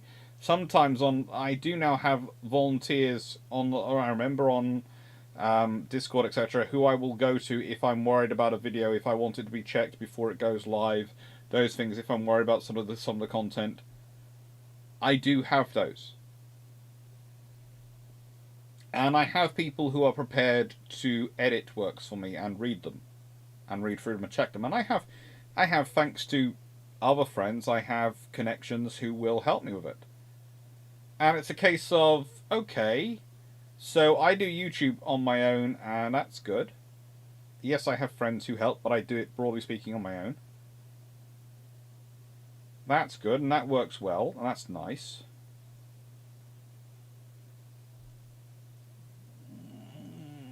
And that's sort of kind of like uni teaching, but on its own. And then I look at all the sort of the issues I've had with the publishers. Please don't get it wrong. I've enjoyed working and I enjoy working with them, but I also find it frustrating. I find it frustrating the amount of times I have to explain things and go backwards and forwards. And yes, I think ultimately, on the whole, it produces a better product, but there are issues. And you know there are issues. I've explained some of the issues in the past. And so I just like the concept of producing my own books and seeing what I can produce. And yes, it will cause interesting. It was an interesting discussion I had with an academic colleague over doing it. And I was going, oh, well, you know, you need the publisher really for proper credit. And I went, why? I'm going to produce it to full academic standards. In fact, it's going to be tougher academic standards probably because it'll be enforced by myself than a publisher. Because we all know how hard I can be on me.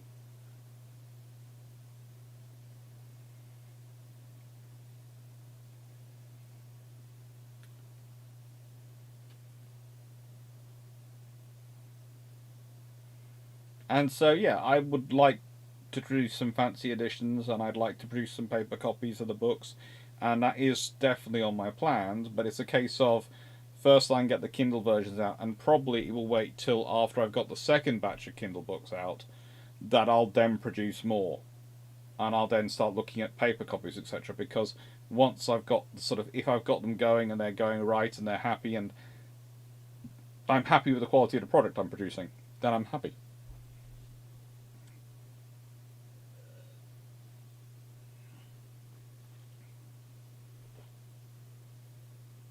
Which I think there are now print-on-demand services now. I bought a book off Amazon. I have heard about that, and I am looking into that. Because that could be a way to solve the problems of having the paper copies.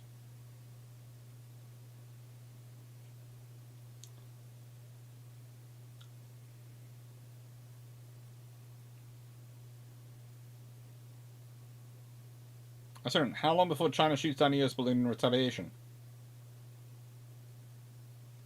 Why do you think they haven't?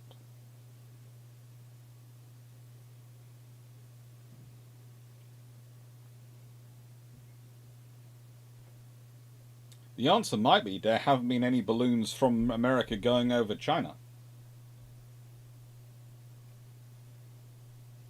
The answer might be they have and they haven't shot them down, or they haven't shot them down. The answer might be they've shot them down and you haven't heard anything. There are a range of options before you presume nothing has happened.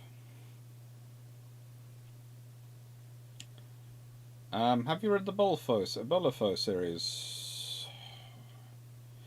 I read some books by Alexander Kent, but I'm not sure if it's the Bolafo series. Well, by an Alexander Kent, if it's the same Alexander and the correct Alexander Kent. Not sure that Hitler moves to France after World War I and becomes the Führer. What happens to the timeline? Oh, good Lord, help us, love a duck. How does he get to be Führer in France? Because their entire political system is designed against it. And they have actually quite a strong constitution. But let's say he does manage to become leader of France. Welcome to the French army and the joys of... Well, you might actually get an Anglo-German alliance to deal with the French at that point. Could be interesting. Could be interesting.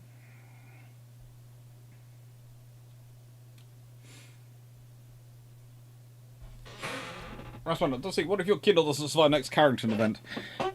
In the nicest way, if Kindle doesn't survive next Carrington event, there'll be so many other problems after the next Carrington event that we'll all be in trouble.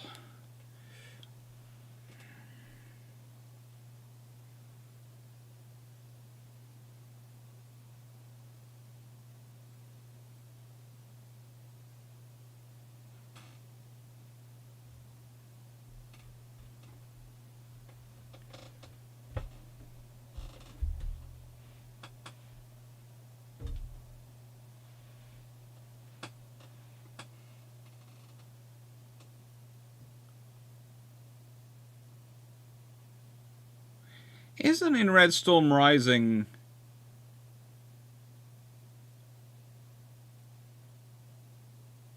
I thought it was not a Japanese and American US Air Force ace in Red Storm Rising taking out the Soviet satellites. I thought that gentleman was taking out... That's not in Red Storm Rising. I thought in Red Storm Rising... Hang on. Yeah, in Red Storm Rising, I thought that was the female pilot. Female pilot in that one. And I thought in Red Storm... the Chinese-American pilot taking him out was in one of the Jack Ryan series. The Japanese-American taking out one of Jack Ryan series, I think. The same one where he shot down some... Well, had some cocoa leaves he could put on his things, if I remember correctly. I might be getting them wrong.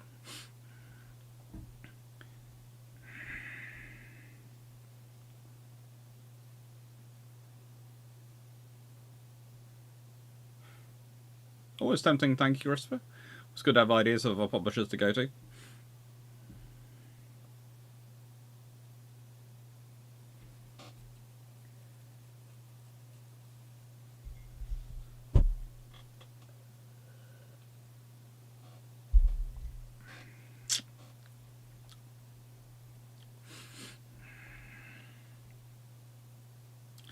Where's it going? I have a bunch of post-copyright books I print on demand. Poorish quality, but you can still read them.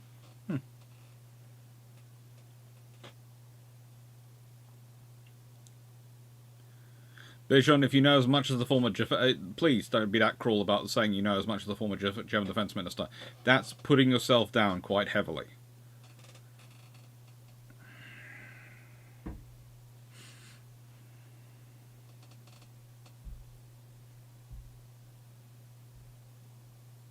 Judging, China is in the wrong direction. Most weather balloons from the US tend to go over the Atlantic. Yep. Thanks so much. Dusty, are you named after Alexander the Great? Honestly, my mum is... Possibly, if you go back in history, but my family, down the female line, down my mum's slide, has 3 names which turn up. Well, 4. Andrew, Alexander, Donald, and Douglas. And down my father's side, Douglas, Donald, Reginald, and Alexander. So that's the 2 sort of families. And for some, I have technically, let's put it this way. I have the birth certificate I tend to use, which is the one my mum got for me. Because, you see, what happened is she gave birth. And then my grandfather and my dad went to the register office. And, well, this was while my mum was still in hospital. And I'm not sure if they'd been libating or not. But anyway, they came out and they had a certificate which had 17 names on it. They had basically given me every family name they could. And my mother, who was not well because the hospital had told her that I wasn't coming at all. Not coming. So they didn't give her any drugs until I popped out in the world and went, hello, I'm here. And I was a big baby as well, so that was really, really not appreciated by my mother. Not blamed on me, blamed on the hospital. Anyway, they're better these days. And so that my mum then, she's not feeling well in bed. And they come back very happy and show her the certificate. Anyway, the story goes is she gets out of the bed, gets herself dressed, drives herself to the register office with my grandfather and my father following her very quickly behind, and strongly explains to the registrar they are going to change the certificates and give me one which only has a far fewer number of names on it. So I have the name I use, which I usually use, which is basically it translates down to ADC. But technically, my therefore original, by a few hours, birth certificate has me with my full family surname of Hewitt Govan Clarke as a triple-barreled surname, and has the full list of family names. So, yes. Don't annoy my mother in that scenario. Yes, Jacob. Yeah, it's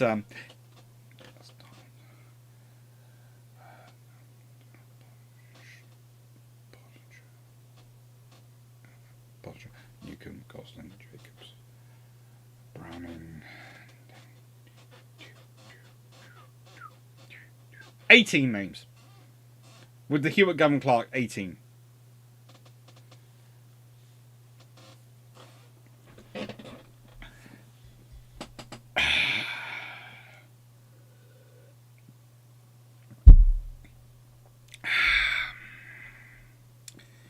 Yeah. Take care, Bishop. Thank you.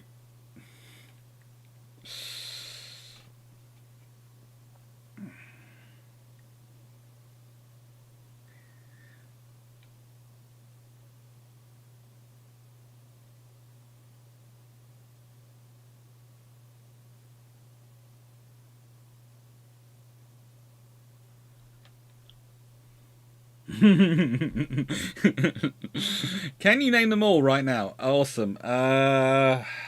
Okay.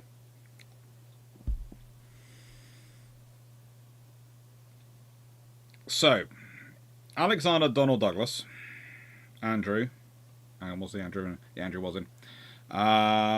Reginald. Oh no, was it? No. Alexander Donald,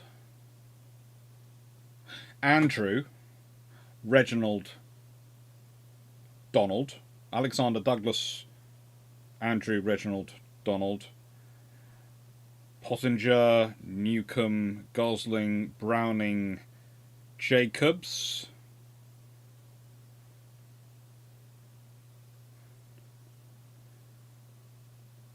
I think it's Honeymayer. This is the dad's side, and I had less familiarity with that family because they're all Clarks. Now, as far as sort of there's that one. I'm not sure about those four, and then it goes Hewitt, Govan, Clarke. But no, I don't have all of that now. Newcomb, as in Newcomb.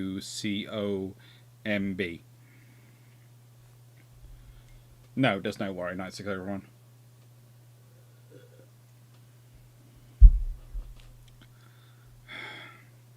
Amy Buns Nakamura. Ah, well, thank you. So that was the pilot, so I was getting wrong. So thank you for correcting me. So basically, I know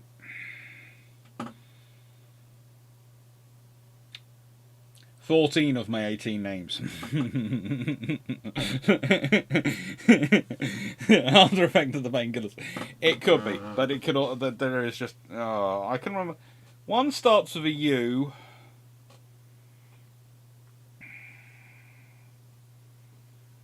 Underman.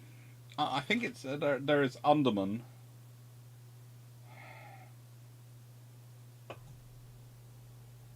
Yeah. No.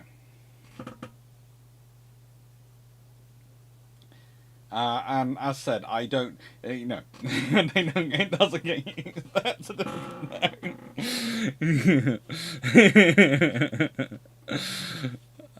Then they think they seem to be very merry and very happy with the idea. They thought they would get away with it. And, the very nice person, registrar's office, had let them get away with it. I am fairly certain my grandma, Mum dealt with the registrar's office. My grandma dealt with my father and my grandfather. It's yeah, that's family history for you. Take care, Paul. Good luck with the cooking. Yeah, 2/3 of your. I don't know. That's better than 2/3. It's practically 3/4. Yeah, no, no. My driver's license, and oh, that reminds me. I need to renew my driver's license. I need to have a chat with the DVLA. I have no idea what I just started. Yeah. What happens if Korean Airlines flight number 7 is not shot down by the USSR? Okay. I think it'd be described as a meeting, no biscuits.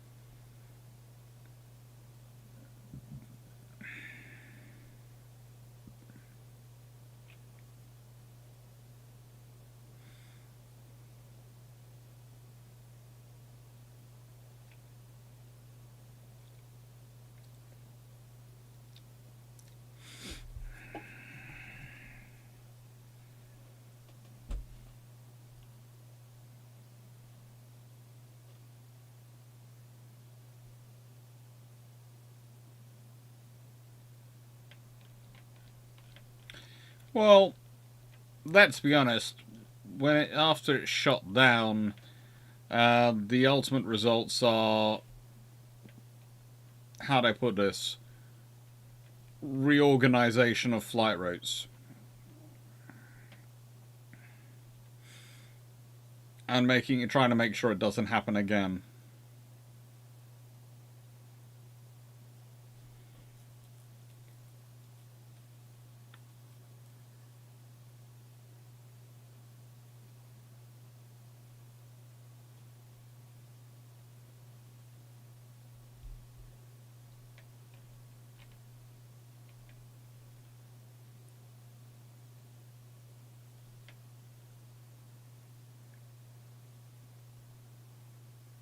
I mean, it had been a popular air route and a critical one for anchorage, but yeah, they have to change it afterwards.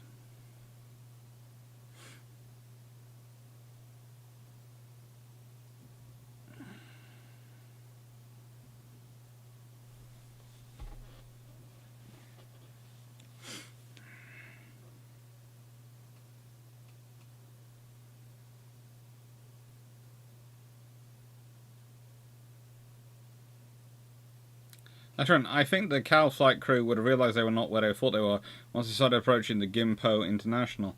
Because the Gimpo traffic call was soon realised that the Cal flight would not be coming from the opposite direction to what the flight should be coming from. Potentially. Potentially, but yeah. Nathan, are you doing other work or jobs other than YouTube mode? Yes, I'm still a uni lecturer. I contract one. And yeah, I do that roughly 3 to 4 days a week. And I said I write books. And I do TV work when TV work comes up. I'm quite happy. I do Mysteries of the Deep and those sort of things. And yeah, I do quite a lot of jobs, actually. I do quite a lot of one-off teaching of any universities as well.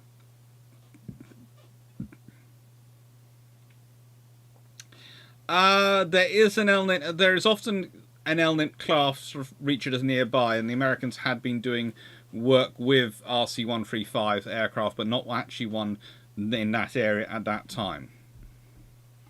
It's basically, the thing is, there had been probes at other points not that long before by an RC-135, which was why the USSR was on quite such a high state of alert.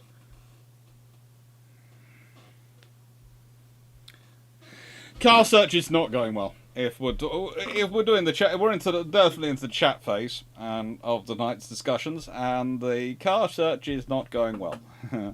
Car search, I've realised that my normal bracket of roughly 1.5 to 2.5 grand is probably going to have to be more like 3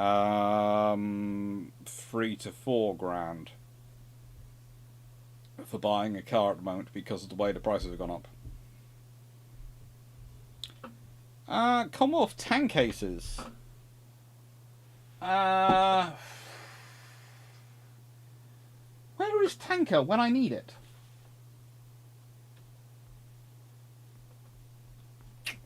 Not well. Let's put it this way: when I say famous, there are ones which are famous to historians. There are not ones which are really famous to the public. I'm sorry if this book turns up to be higher than here. I'm not going to get it because I am not jumping on my chair this evening. No. Yeah, I have a book called Tankmen, and that has it in it, and has them discussed in there. But it is, and I can see it. It is up there, and to get up there, normally I would hop on my chair and get up. I am not doing that today. Okay?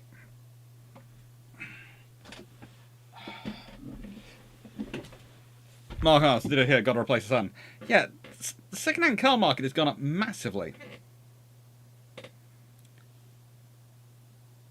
I don't. If KL00 does not get down, does that delay GPS becoming available? Probably not, because that was a commercial decision to make a lot of money, and they did. That funds a lot of the military side of defense satellite procurement.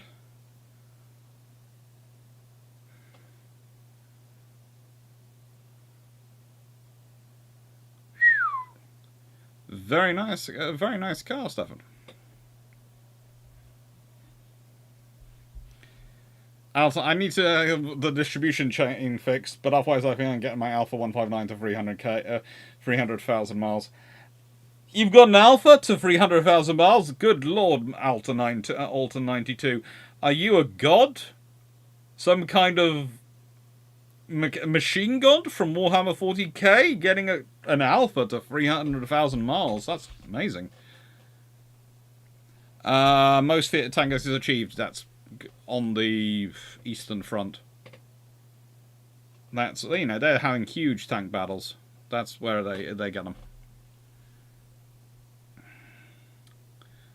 I am.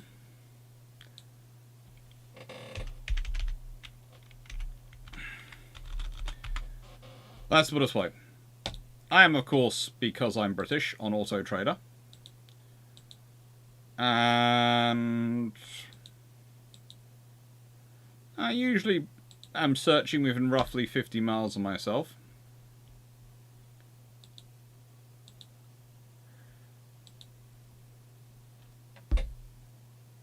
And yeah, there are some really, really strange vehicles that you sort of go, no, I'm not buying that.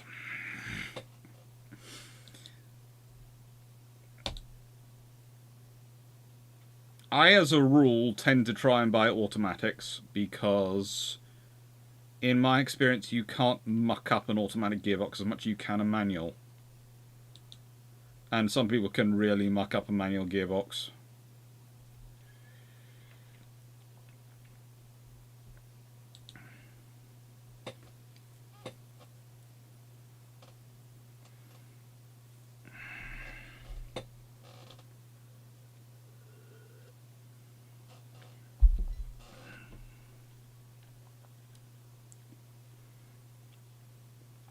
And I mean, can really muck up a manual gearbox. Ouch.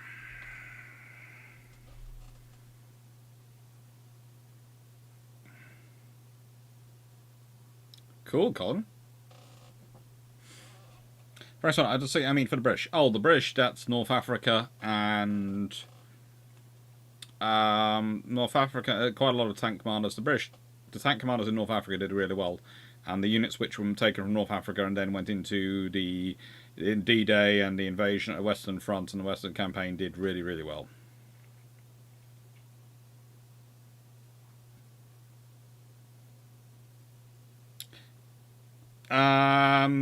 It's not correct, really, Seneca Nero. There's lots of jokes made about it, but, you know, in the nicest way, most of them are just rude. Yeah.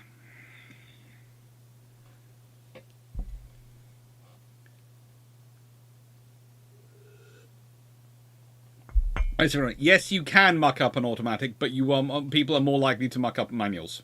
In my experience, they muck up manuals far more likely than an automatic.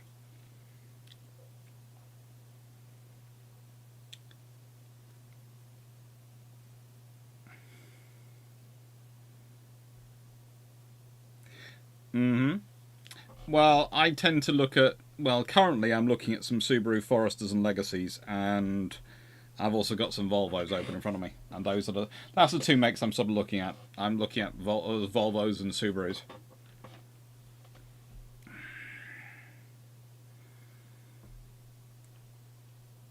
But normally, you see, I'd like something with roughly. Well, that one's quite good. That's a hatchback. With roughly sort of 80,000 miles on the clock is normally where I'm sort of looking. And at the moment, most of the ones with that sort of mileage are a lot heavier in cost. Nathan, do you like Korean cars?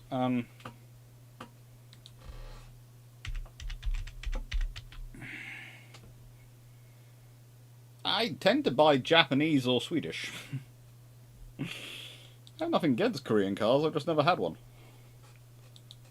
I tend to stick to Japanese or Swedish. Yeah, right. I'm going to say final questions and say thank you very much.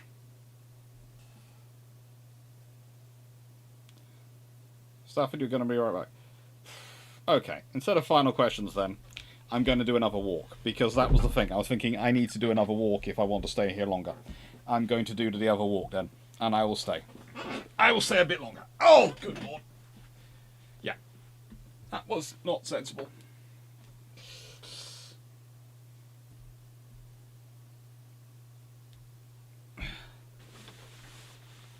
Volvos are not gross, they're lovely. Good god, which knee am I hurting now?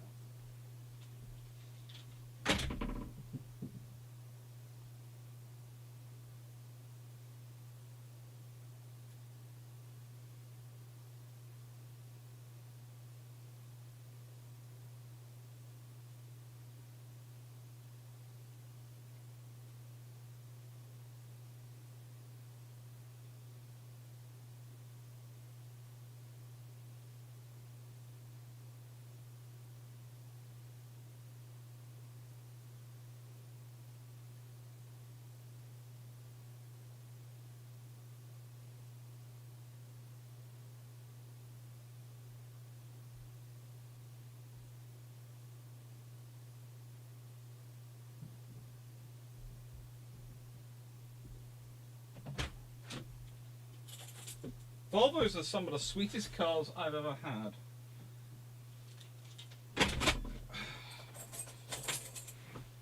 Oh, Jesus Lord. Like 'em.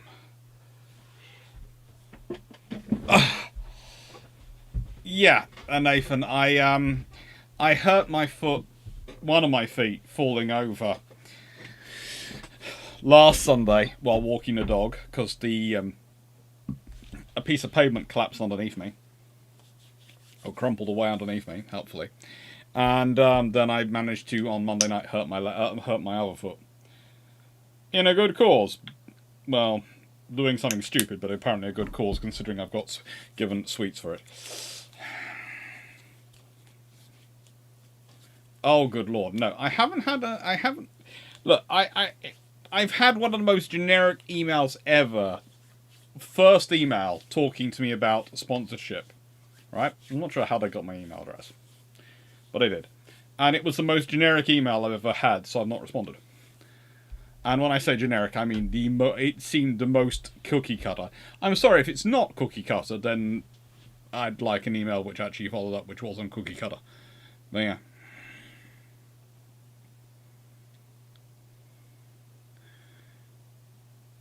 I'm sorry to hear that, Fuji.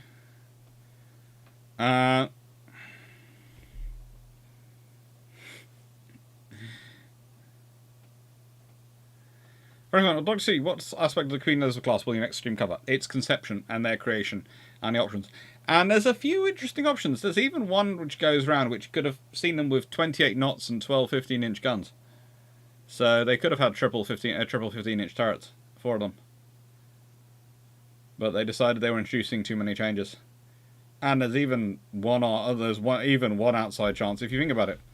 When they're deciding to go with a 15-inch gun, the other option they look at is going with a 16.5-inch gun. So you could there is a very real option of the Queen Elizabeth class battleship could have been 28 knots and 12 16.5-inch guns. Think about that when you imagine HMS Warspite.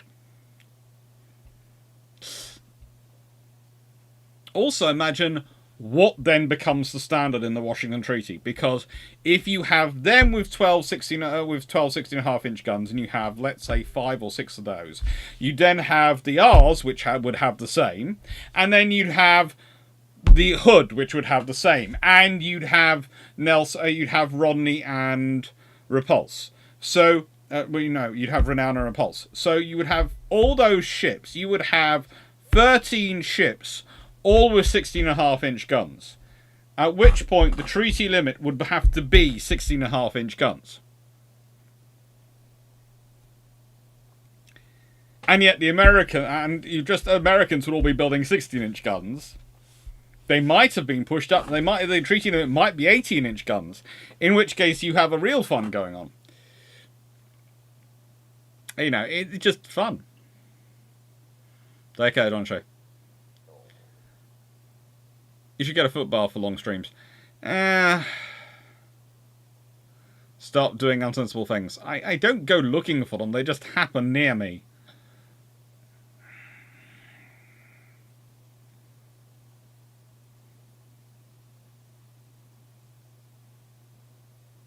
For example, Dorsey, could you ever go over a shot by shot of what we see in Los Abarum? Potentially at some point. I'm sorry to hear that, Fushi. You see, the thing is, we have a really great Volvo dealership just down the road from us, who have been around since Volvo first came to the UK, and have a huge warehouse full of old parts, and will basically fix anything.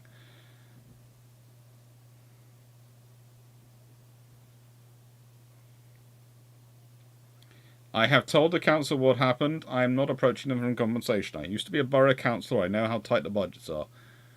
I'm still walking. I'm fine. I went to the doctors. I got checked. Everything's checked. Footage is interesting of HMS Barham where she blows up, but remember, you're only getting the footage from that angle at that frame rate from then. I usually have variations on Subaru Imprezas, wagons. Impreza wagons is usually what I get.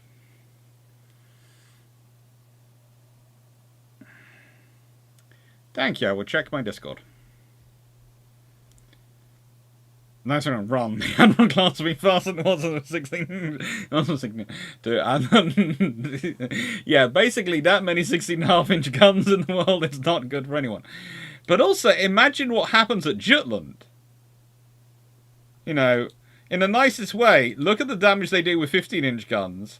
Imagine those Queen Elizabeth class battleships with 16.5-inch guns firing away if they score the same number of hits. Those would be devastating.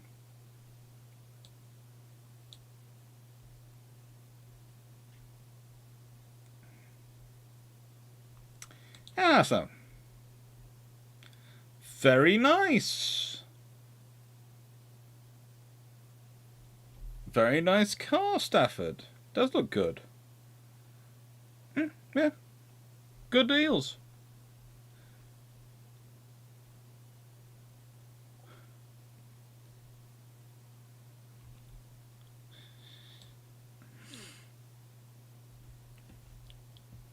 Yeah, the fluffs do like the Forester. I've got a friend of mine has a Forester and they've allowed me to drive it.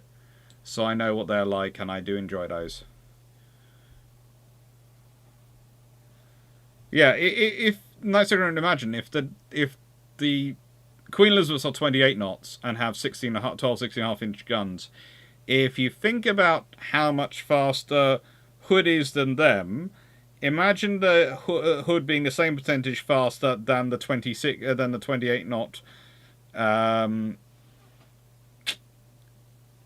Queen Elizabeths. Yeah.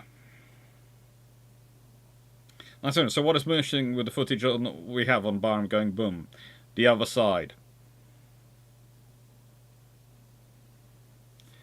I'm happy to. Let's see. I'll open up Discord.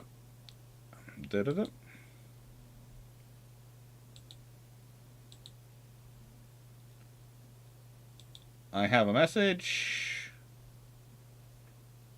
Huh.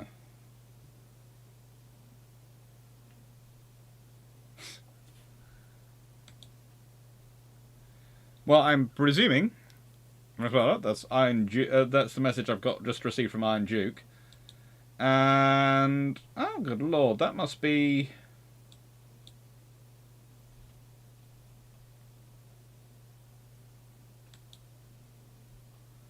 Well, let's see.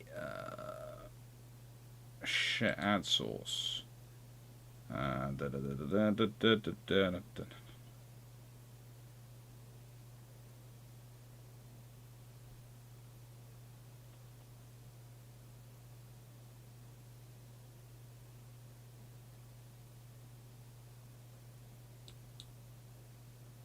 Yeah, there we go. So I can peer around the corner. Well, the question is, let's see, I'd like you to take on a photo on how you see the order of nations represented and how they dress and how any of this compares to the things you know in today's world.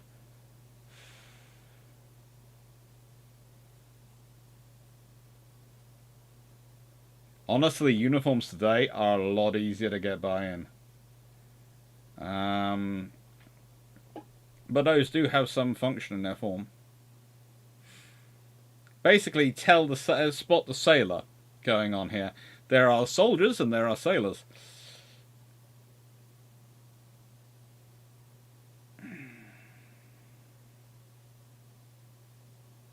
Goodness gracious me. See, the thing that always strikes me when I look at these sort of photos is how similar they are to us today. All that's changed to the clothing. So, Britain, USA, Australia, India, Germany, France, Austria-Hungary, Italy, and Japan. Sailor at 3 and 7.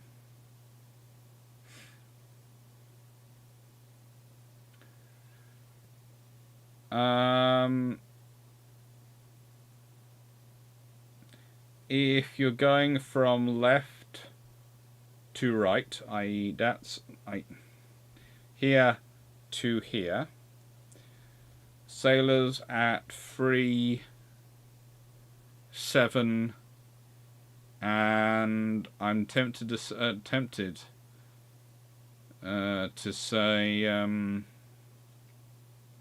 9.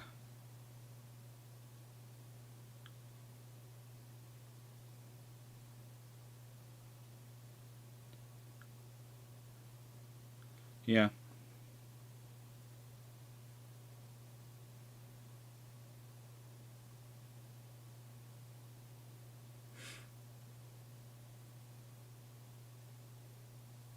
Seems like Alex, the shells have to actually work for the 16.5 inches to be devastating. Not particularly.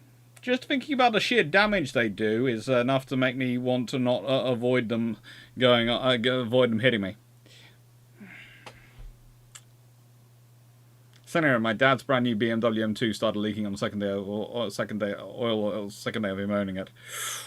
My turbines, look at my mighty 12-inch Reynolds. Age shows some details of the 16.5-inch. Remember, Queenlos, we're freaking it, aren't we?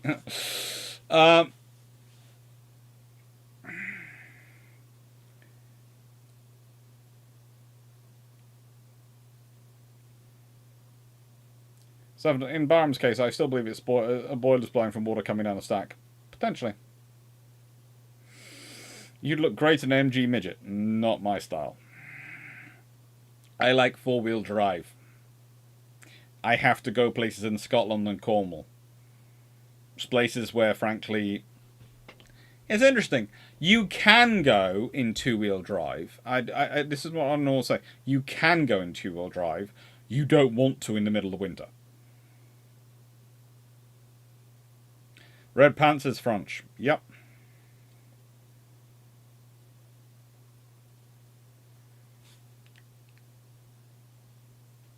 Well, the PIF helmet has air conditioning built in. It's designed to soak up and evaporate water to cool you. And sometimes I'm not the only one who finds it funny that a stereotype hides difficulty very well in that photo.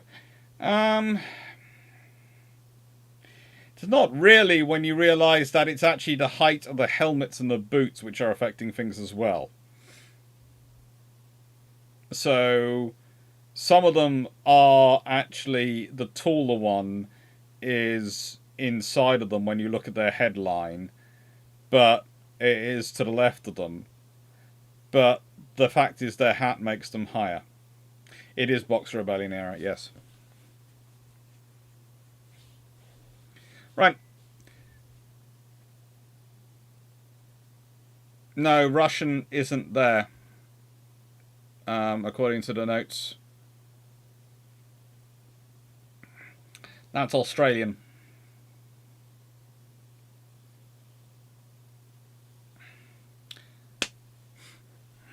And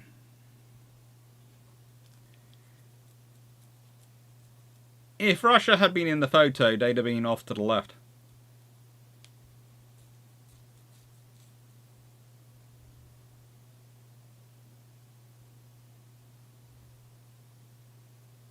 What is it? What is the Italian wearing on his head?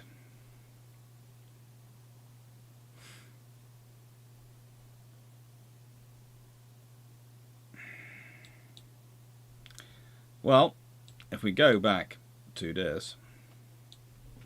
So, the Italian is wearing on his head, and I do say this with some fun, the standard helmet of the time for the Italians, which is definitely a very artistic beast.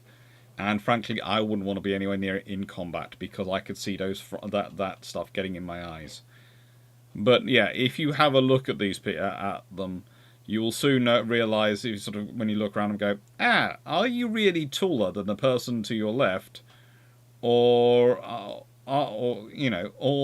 is your hat higher?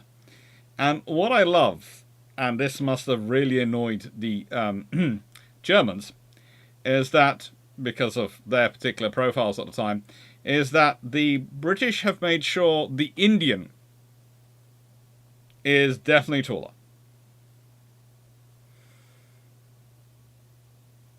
And if you look at it, it is thanks to the his turban, which is really, that is a really fancily done turban. I mean, that is a cool thing.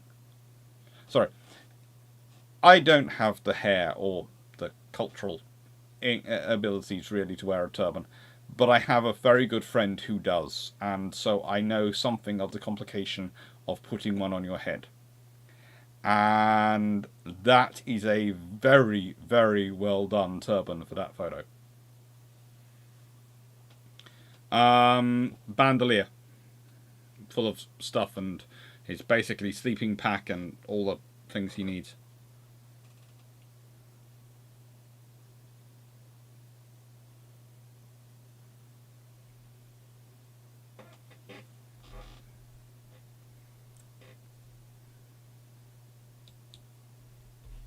Right. How probably is a firearm's 4-inch magazine cause a 6-inch magazine, and both are 15-inch magazines to blow up? Not impossible. Take care, everyone. Right, I'm going to say thank you very much. Thank you, Darren Sorelsky. Thank you, Colin Cameron. Thank you, Steph Thompson, Joss Funch, Frank Spardo, Sonic Nero, Melanie1640, Mark Harkness, Richards, Frank, I think someone said Frank, Richard Orter, Jacob W5570, Albert Zaski, 96831, Fushi Smith, Steve Clarke, Seneca Nero, Thank you, admins, for this evening. Thank you, Inns Morrison. Thank you, Pavatsky. Thank you, Nathan. Thank you, well, thank you, everyone. Thank you, Dan. Thank you, Jack Ray. Thank you, Paul from Chicago. Thank you, Christopher. Thank you, Bichon. Thank you, Captain Seaforth. Thank you, Alt92. Thank you, Richard Orta. Thank you, Colin. I think I said Colin, haven't I? Yeah, well, thank you again, Colin. Thank you, George Newman. Thank you. I'm going right the way up to the beginning, or as far as it will let me. Yeah, thank you, everyone. Thank you, Just Funk. I think I said thank you, but I'm not sure. So I'm going to say it again. Thank you very much, Sharon. Take care. Have a nice evening, and have fun. Toodles.